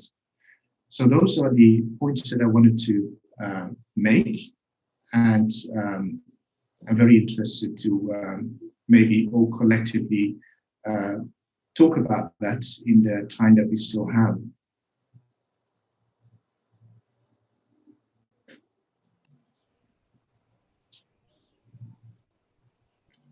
Thank you, Tom.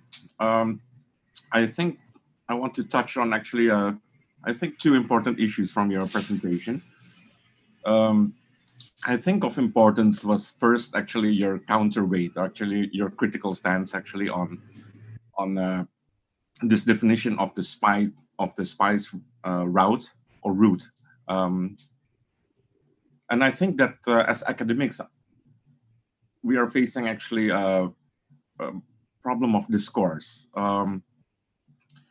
But you have also political interests that are very dominant in shaping actually these whole spice route or silk route discourses in the context of current global context.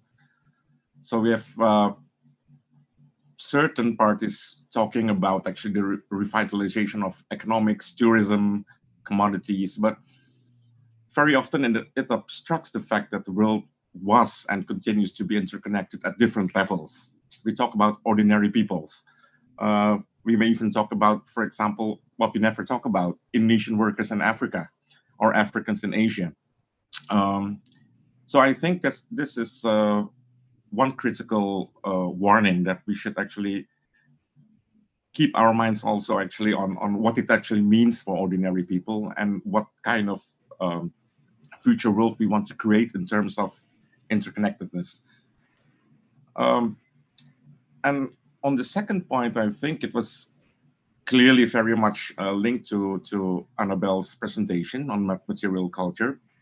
But I think what is very interesting is actually your proposal to actually to connect or reconnect actually these parts of the world at the sensorial level. So looking at how food is prepared, food traditions, spices, and I think this is actually a field that can be revitalized. I think, given our current craze with culinary culture, etc. But I think it's also very important when you said that how can we actually move forward by actually creating links between scholars or ordinary civil society, between Africa and Asia, and learning from each other regarding current pressing issues, such as the ecology, security, piracy, but I think also how to educate the legacy of colonialism. I think this is a large area in which actually academics can work together.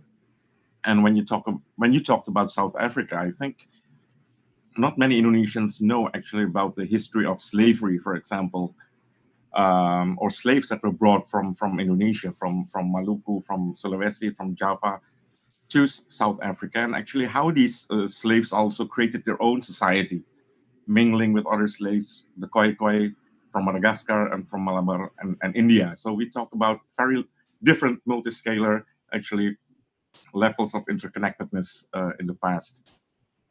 And I think on the last point, you touched actually upon actually for us to focus on maybe what Willem van Sandel once called the areas of no concern. What can we learn actually from these neglected parts of the world? For example, Eastern Indonesia. What kind of cosmopolitanism that we can actually learn from these regions? So I think what you have basically presented was actually trying to deconstruct the way in which actually also we look at the world, how we look at heritage, how we look at interconnectedness. So without further ado, we will invite for questions from participants. Are there any hands raised? I think there will be. Maybe there will be a lot. There is a point that I would like to make in response to yours as well, which is indeed, I think there is a lot of potential in flipping this directionality, which also again brings together places like East Africa and Eastern Indonesia, because there has been a very pervasive colonial discourse in which it was claimed that people received culture from outside, from the more, let's say, Middle Eastern and South Asian regions, and that they were somehow at the end of it, the sort of receiving end. And this is a very dominant discourse, which is among the things that we will have to deconstruct, but we don't have to do it alone, because in Africa, this can happen in a similar way, and in Africa, it is already started. And in this case, it will be perhaps parts of Asia that can learn from Africa, which is also against the prevailing discourse that we're having at the moment, in which people would still claim that Africa is the part of the world that needs to be developed. In a way, they're probably a couple of steps ahead of that. But the other thing that you mentioned as well, I think South Africa and also places like Macau make us, and Tanzania as well, make us think as to how far and how big the spice routes were. Where does it begin and where does it end? And that is an open question. If you look at, for example, the Caribbean, so I work at an institute that studies both Southeast Asia and the Caribbean. A place like Suriname, for example, has a Indonesian descended, mostly Javanese community, but also people from India. So this sort of Indian Southeast Asian connections that we look at when we do research on the spice trade, I mean, they continue in the Caribbean, in South America, and even parts of London that I've had the pleasure of visiting. They look as if as I would imagine a sort of traditional Indian Ocean market would have looked in terms of the products that are for sale, and even they have things like ikan tenggiri and ikan alu-alu and all of these sort of fresh fish from the Indian Ocean because of modern technology. So it's really a sort of philosophical question as well, because maybe the spice route is now truly global. It has become the world.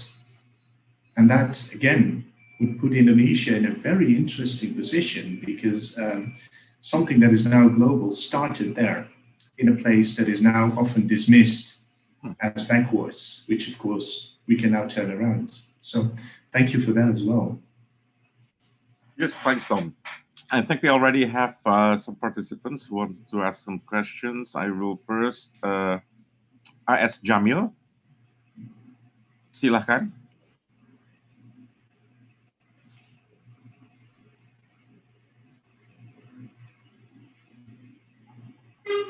Okay, thank you very much. It was very interesting presentation from both of you. I have a question to Dr. Jalur. It was interesting to see that you're studying the seal of about 4,000, if not mistaken, yeah. And you can see the difference between the era where the kingdoms in the archipelago have the connection or the relation to the Islamic world in the West, Turks, etc., Persian, and then a period of a Western influence, the Spanish, if not mistaken, the Makassar seal or something like that. So at between those period, can you distinguish the rise and fall of the kingdoms in the Indonesian archipelago? And for example, from the kind of a seal, they make a seal from a specific metals that minted in Indonesia or minted somewhere. Yeah, I'm interested between these two periods that you mentioned, the period when they have relation with the Islamic, other Islamic kingdoms, sultanate somewhere in the West, in the Middle East and the West, and Persian and that, and the period when the Westerners coming into the islands, into the archipelago. Thank you. My name is Agus Jamil. I'm from the University of Islamic State University of Jakarta. Thank you.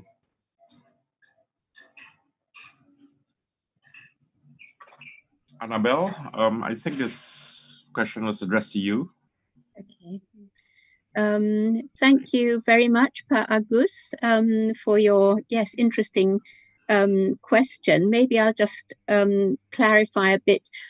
In the 17th century, there was very much a sense of all these different influences coming from everywhere, from Gujarat, from Istanbul, from from Central Asia, from India, from the Mughal Empire, and including the Europeans. So at the start, in the 16th and 17th century, the Europeans were just one of many different influences in the archipelago.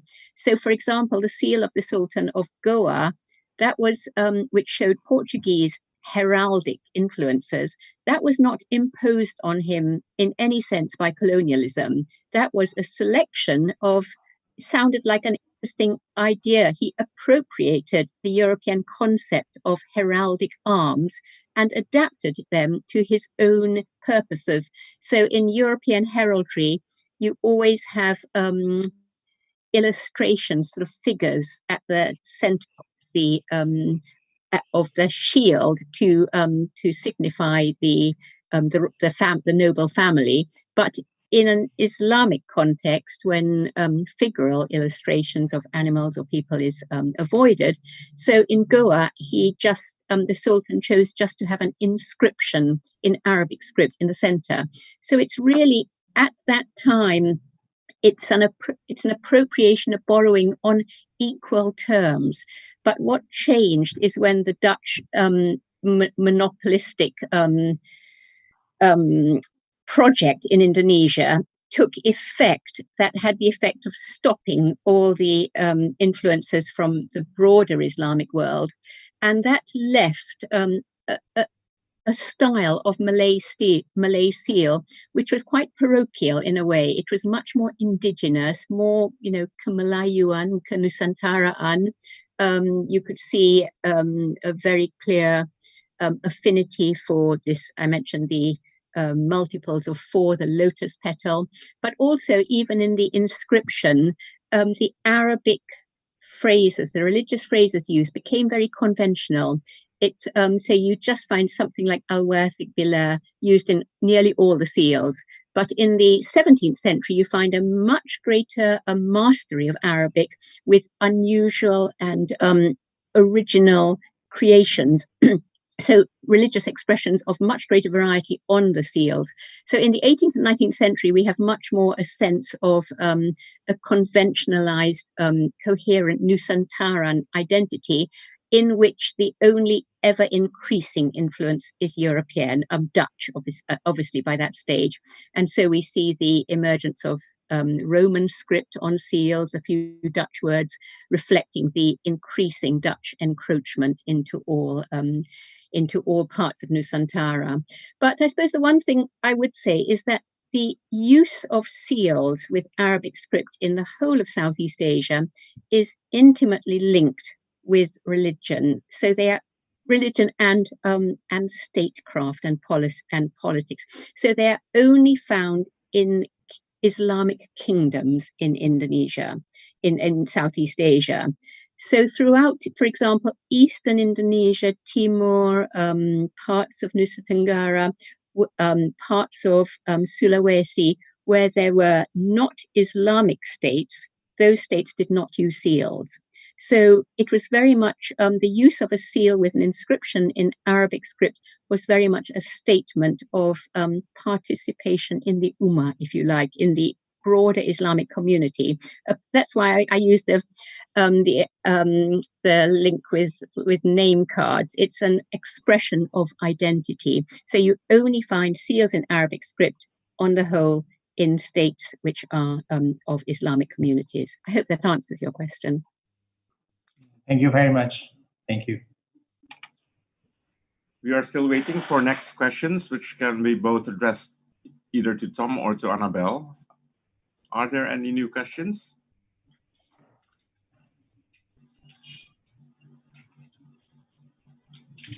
Okay, while waiting, I think one interesting problem that we have in Indonesia is that we successfully decolonized our language.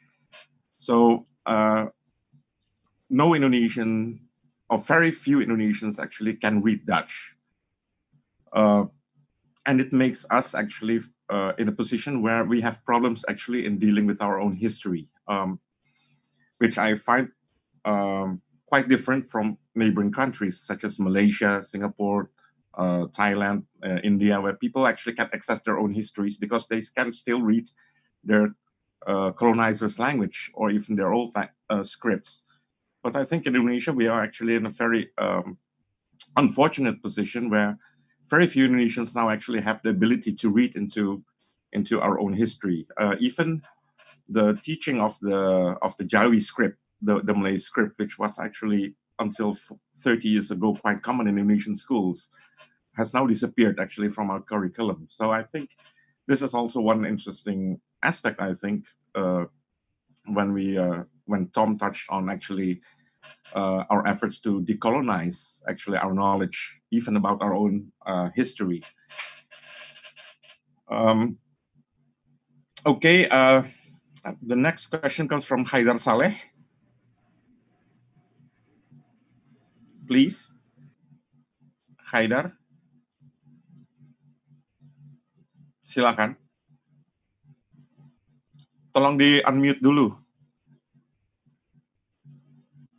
Halo. Ya. Pak Dev, terima kasih.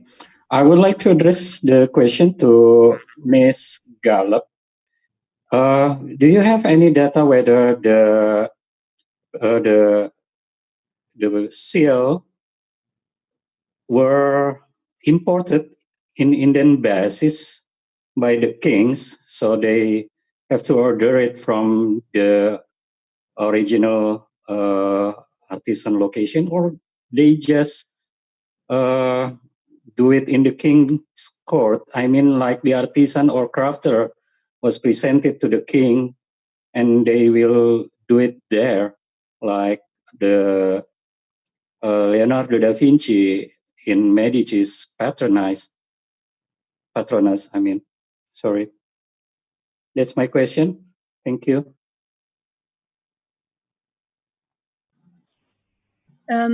Thank you very much, Pat Haidar. It's a very interesting question. In one case, as I mentioned, the earliest Malay seal from Ternate, I am certain that was imported from probably from a Indo-Persian region, so either from Iran or Central Asia. But in principle, the seals were made locally. But it is an interesting question because actually, although the use of seals with Malay seals with inscriptions in Arabic script in Southeast Asia is linked to an Islamic identity, in fact, the use of seals in the Malay world was quite different from in many other Islamic empires. So, and this is a question of social structure. So in much of the Islamic world, for example, in the Ottoman Empire, in part in Iran, in India, every single person would have a seal, irrespective of their social status. So even slaves would have seals, because to do any official business, to borrow money or to buy a house or anything, you would need a seal to authenticate, to confirm a document, to pay your taxes, you would need a seal. But in the Malay world, the use of seals was strictly limited to the court hierarchy. So it was a privilege conferred by the Sultan, which went in hand with the conferment of a position, a jabatan, and a title. So if you were installed by the Sultan in a position, that gave you the right to have a seal made with that position on it. So ordinary people in the Malay world did not have seals. So I've just been asked some questions privately on the Zoom group chat about, for example, merchants. Now, merchants did not use seals. Even professional writers did not use seals. One of the most, the clearest proofs of this distribution of seals is the famous Malay writer Munshi Abdullah, who was based in Singapore. When he set off on the final pilgrimage and he passed away on arrival in Mecca, he prepared his will, his wasiat, before he left Singapore, and he left it with the lawyers, and that will is not sealed. And so that shows that even someone as literate as Munshi Abdullah, he did not have a seal because he was not a court official. So in the Malay world, only court officials had seals. Now, what that means is actually there were very few seals made. So in Istanbul, for example, where everyone had a seal, seal making was a recognized field of it was an economic occupation, and there were guilds of master craftsmen in Istanbul. So you would actually join like a community, a commercial guild, and they even had different guilds for different types of engraving. So the seal makers who engraved on metal were different from the seal makers who engraved on semi-precious, on stones like carnelian. So that just gives you an indication of the sheer economic volume of seal production and how professionalized that craft was. But in the Malay world, very few seals were made. And so therefore, what we can surmise is that when you had a seal made, once you were installed with a particular title, you would simply ask a scribe, and Munshi Abdullah himself gives an example in his Hikayat Abdullah about how a seal was made. You would commission a scribe to write out the inscription, and then you would take it to the goldsmith, silversmith, tukang mas or pandai mas, to make it up into a seal for you. So your question, Pak Haidar, is absolutely right. They were made locally by local craftsmen. This explains why many Malay seals are calligraphically and technically not very accomplished, because not many seals were made, so they are only as good as the individual craftsman. The craftsman, that the goldsmith, did not get many opportunities to make seals, and so sometimes even from a great sultanate, the seal, the quality of the engraving on the seal, the quality of the calligraphy is not very good. Now, there's only one social grouping in Southeast Asia which occupies a very different position in this field of having seals, and that is the group of ulama. So Islamic scholars who would go on the Hajj and often spend many months or many years staying in the Hijaz, studying Islam, studying theology before they came back to Nusantara. Now, during their time in the Hijaz, they needed a seal because everyone needed to have a seal made. So many of the scholars from Southeast Asia had seals made on arrival in the Hijaz, and when they came back to Nusantara, they continued using these seals. You can normally recognize these seals because they are different in style and engraving, and they're made within the Ottoman world, and they are more similar to Ottoman seals in general. So that is the way you can distinguish between seals which are made locally and those which are made elsewhere and brought to Nusantara. Thank you.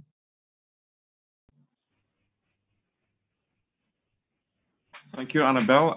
We're still waiting for other questions. I think there was one question from Fikri, but it was actually related to what you just actually answered regarding the source of the materials made to make these seals. But I think you already answered that. While waiting for other questions, I think Abi Yahya, he wants to try again. Silakan, Abi Yahya.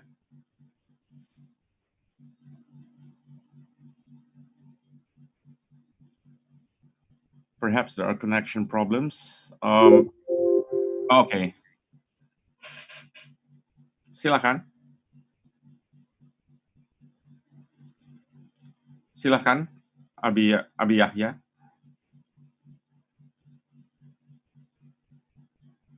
Apparently, the connection is it still has a bad connection.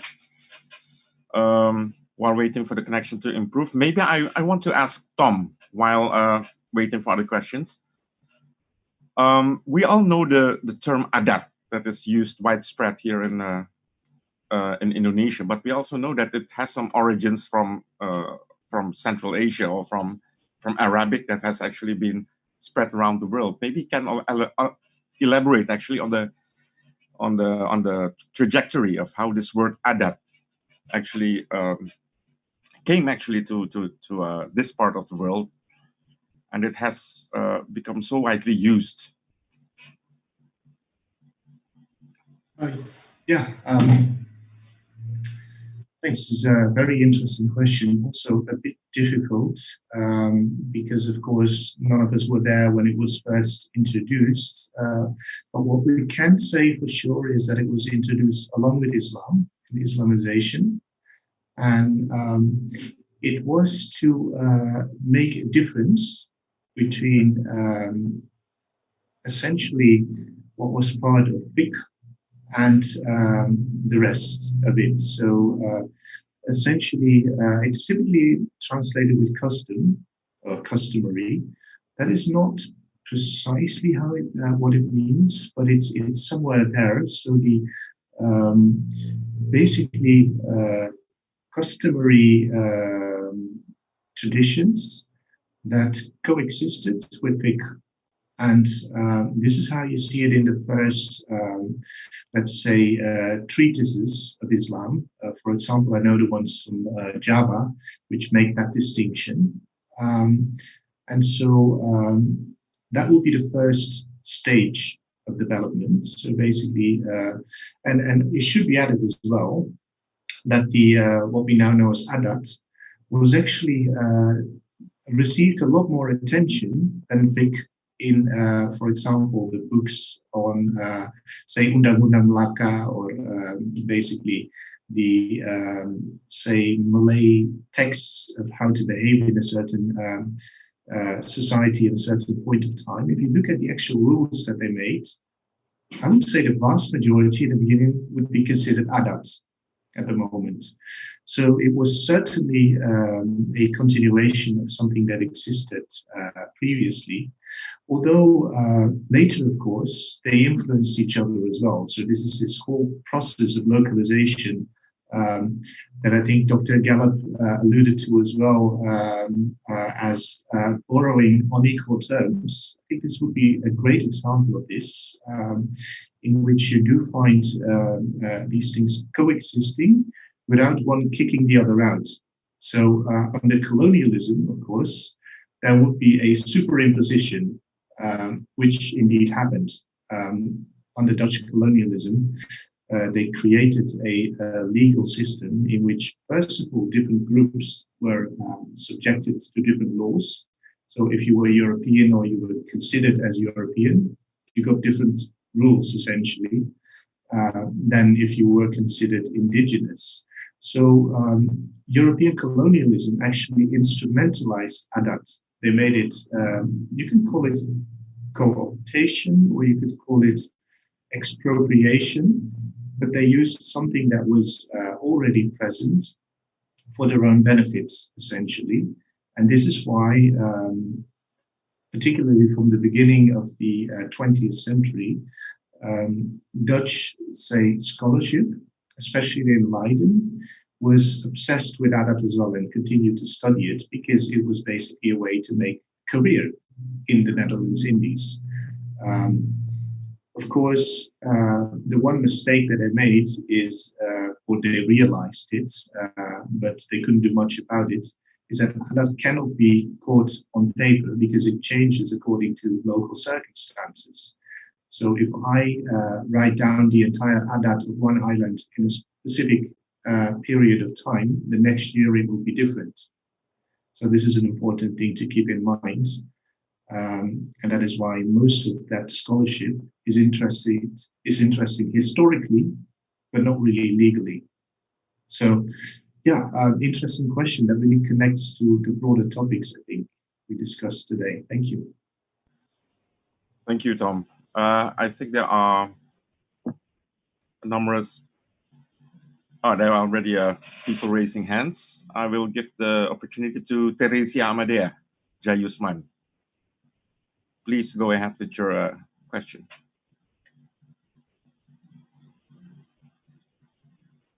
Hello, good afternoon. So I am Amadea. I'm from Kompas.com. I want to ask Tom about How was the impact of spice in the colonial area for its current use, especially in food? Thank you.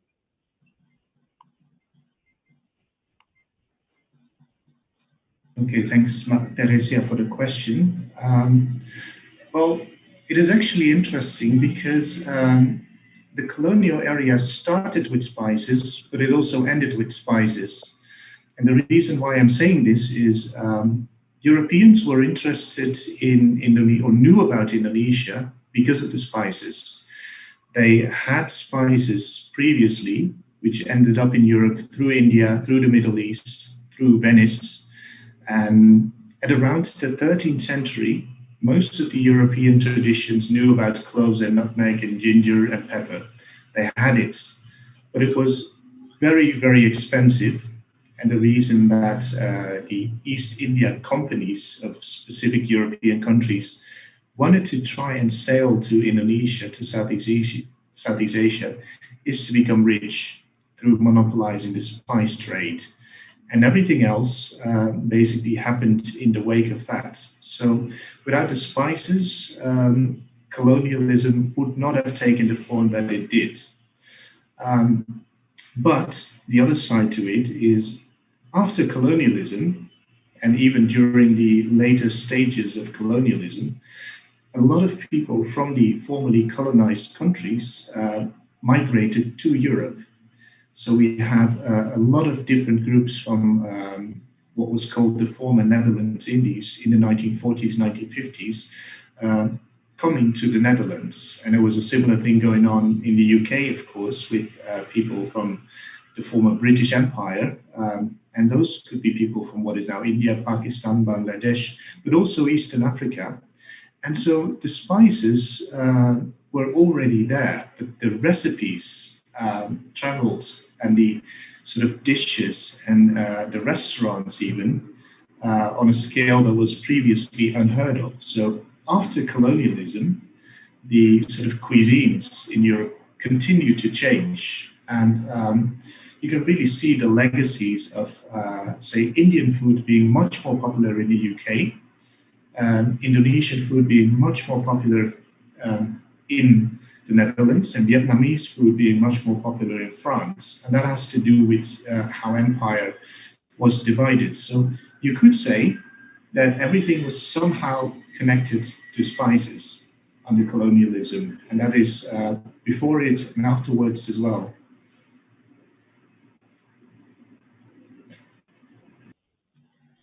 Okay.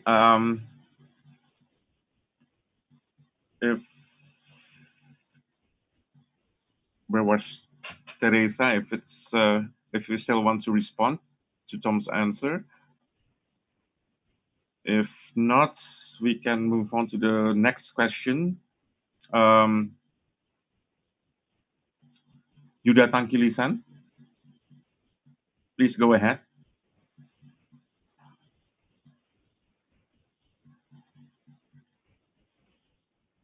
Silakan. Okay, thank you for this opportunity. Good afternoon, from Indonesian time. I would like to ask Mrs. Gallup. Perhaps my question is already explained because I don't have good signal here. But I would like to know more further about how did the Dutch VOC or the Dutch Indies government consider the traditional seals? Did they recognize it as a symbol of power when they open or make a relation with the traditional ruler, or what? Thank you for this opportunity. Right. Thank you, Pak Yuda, for actually what is a really profound and significant question. Because through all my work on Malay seals, there's this big question: when did they start and why did they start being used? I already mentioned that they are very much linked to a sense of self-identity as an Islamic state. But But we know that Islam has been present in Southeast Asia for hundreds of years, probably, certainly in a formal sense of the conversion of the ruler since the kingdom of Pasai in the 13th century. But we don't find the regular use of Islamic seals on manuscripts at that, or rather, we don't have the evidence from that early time. And in fact, all the evidence from gathering seals over a period and thinking about it over about 20 years, all the evidence seems to indicate that the regular use of seals on documents, on manuscript documents and letters, only started relatively recently in around the 17th century. And in trying to puzzle out why this might be the case, I think it actually comes down, my opinion is that it comes down to Dutch influence in particular, and the mode of enforcing contractual agreements adopted by the VOC. And this was actually rather different to other European powers, because the Spanish and the Portuguese had been present in Southeast Asia for a century before the Dutch and the British. And they were equally fierce in their desire to sort of corner the spice market. But there isn't much evidence of the use of seals in contractual agreements between local Nusantaran powers and the Spanish and the Portuguese. We only see an upsurge in use with the arrival in particular of the Dutch. And I think that this is because of the emphasis placed by the VOC on the signing and sealing of contracts with all the smaller states into which they entered mercantile contractual agreements. They required the use of seals in a way that the other European powers did not. And so therefore the local kingdoms in Nusantara created seals in order to meet that demand. But they, even though this was due to a context created by the Dutch, the source of inspiration from which they drew to create these seals was the broader Islamic world of seals. So Malay seals are without doubt a subset of Islamic seals in general, which can simply be defined as a seal in which the inscription in Arabic script is the main motive.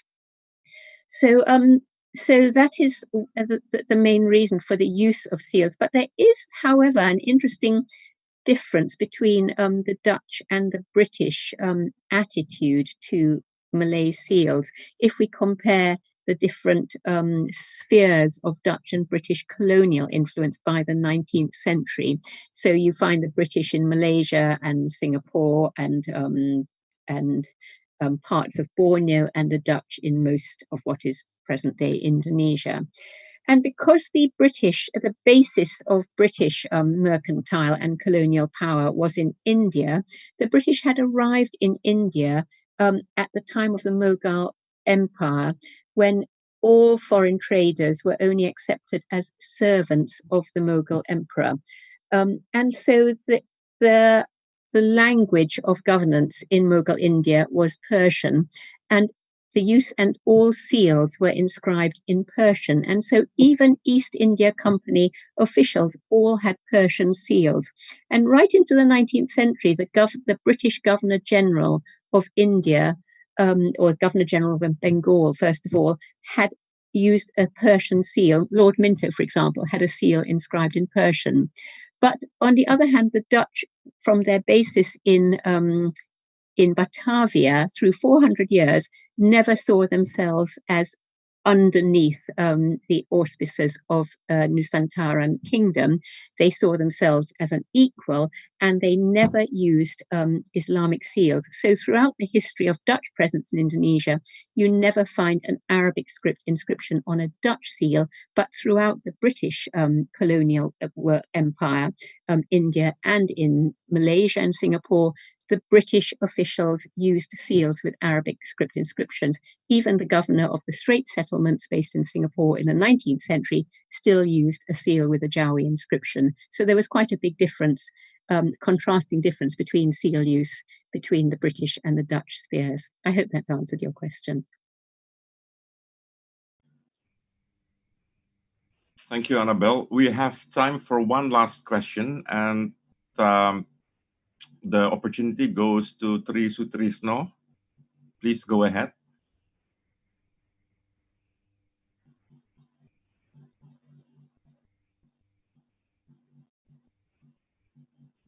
Tri Sutrisno. Hi. Yeah. Hi, good evening. Thank you, organizers, for organizing this, presenters for presenting, and other fellow attendees for asking questions. My concern is, again, back to what has been brought up about, people-to-people connection. That's one. Another concern I have is the line you brought up, Pak Dave, about areas of no concern. My question is, how can we encourage more people to come together to learn about each other's and to be curious about each other's history, cultures, when we already have certain blinders put in place, partly by the centuries of colonialism, and now partly by decades of nation building.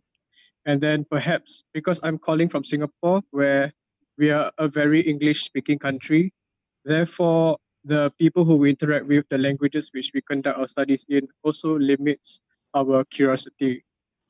Yeah. So my question is how do we go beyond that? Maybe if to be more specific, if I can ask to both Annabelle and Tom, if you have any recent example which points to a more optimistic whether a recent collaboration or something you notice in your daily life. Yeah, that's all.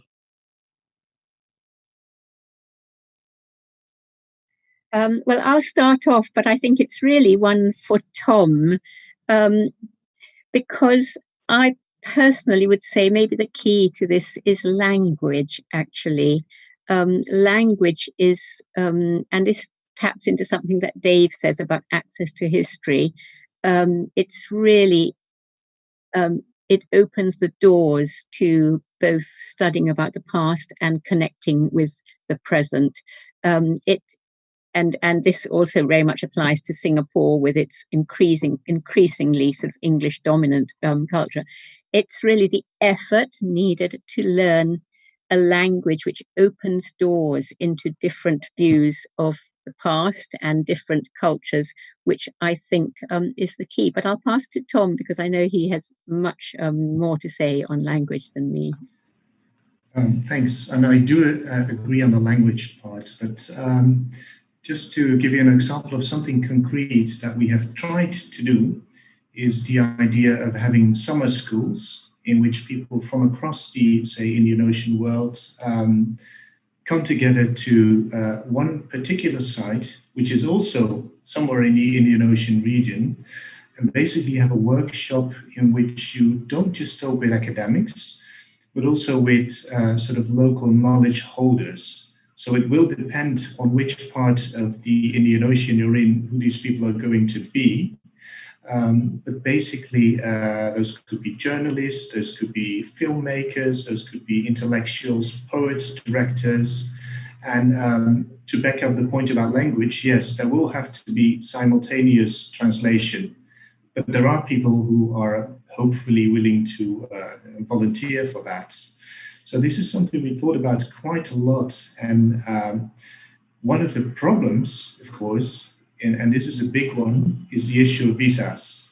So for example, if such a thing would be organized in India, then our friends from Pakistan could not come, and vice versa. So this is a big problem, which we don't really have a solution to, other than saying there are some countries in which visa problems are relatively less than elsewhere. But this is a project that we have been trying to fundraise for, to actually do this and see what happens, what the sort of lost connections were, and And this could be, as was mentioned previously, through the sensorial. So again, spices would be a very, very good entry point in trying to do this, but also other things like, for example, the maritime, the sort of boat building, but also fishing and all of these things that, you know, academics might be interested in, but not really to discuss from a broad sort of interdisciplinary sort of transnational perspective. So I think these are things, music as well, by the way, like why, for example, in Indonesia, dangdut is so popular. If you look at the rhythm, it is basically, you find some Bollywood influences, but you also find something distinctly Middle Eastern, right? So this whole sort of archive of tastes and preferences that don't come through colonialism, and that also don't seem to come through the nation state. There is something else going on. So basically to establish those connections was our plan, that we finished for about 70%, and then the coronavirus broke out and now we can't go anywhere. So I think if we want to get this started, it has to happen online.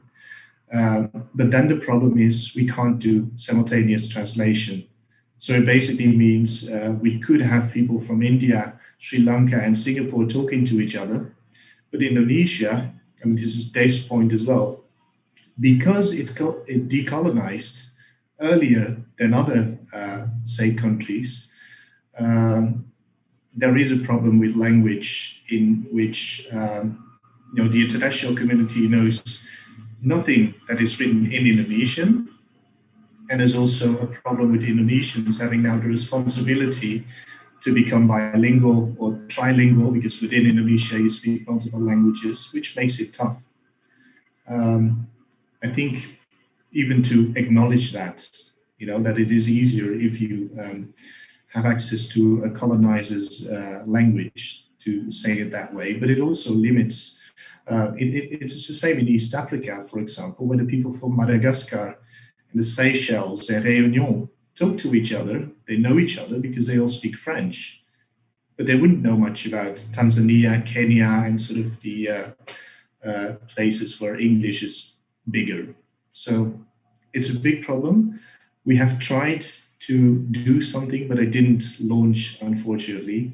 So I hope we can collectively think about solutions.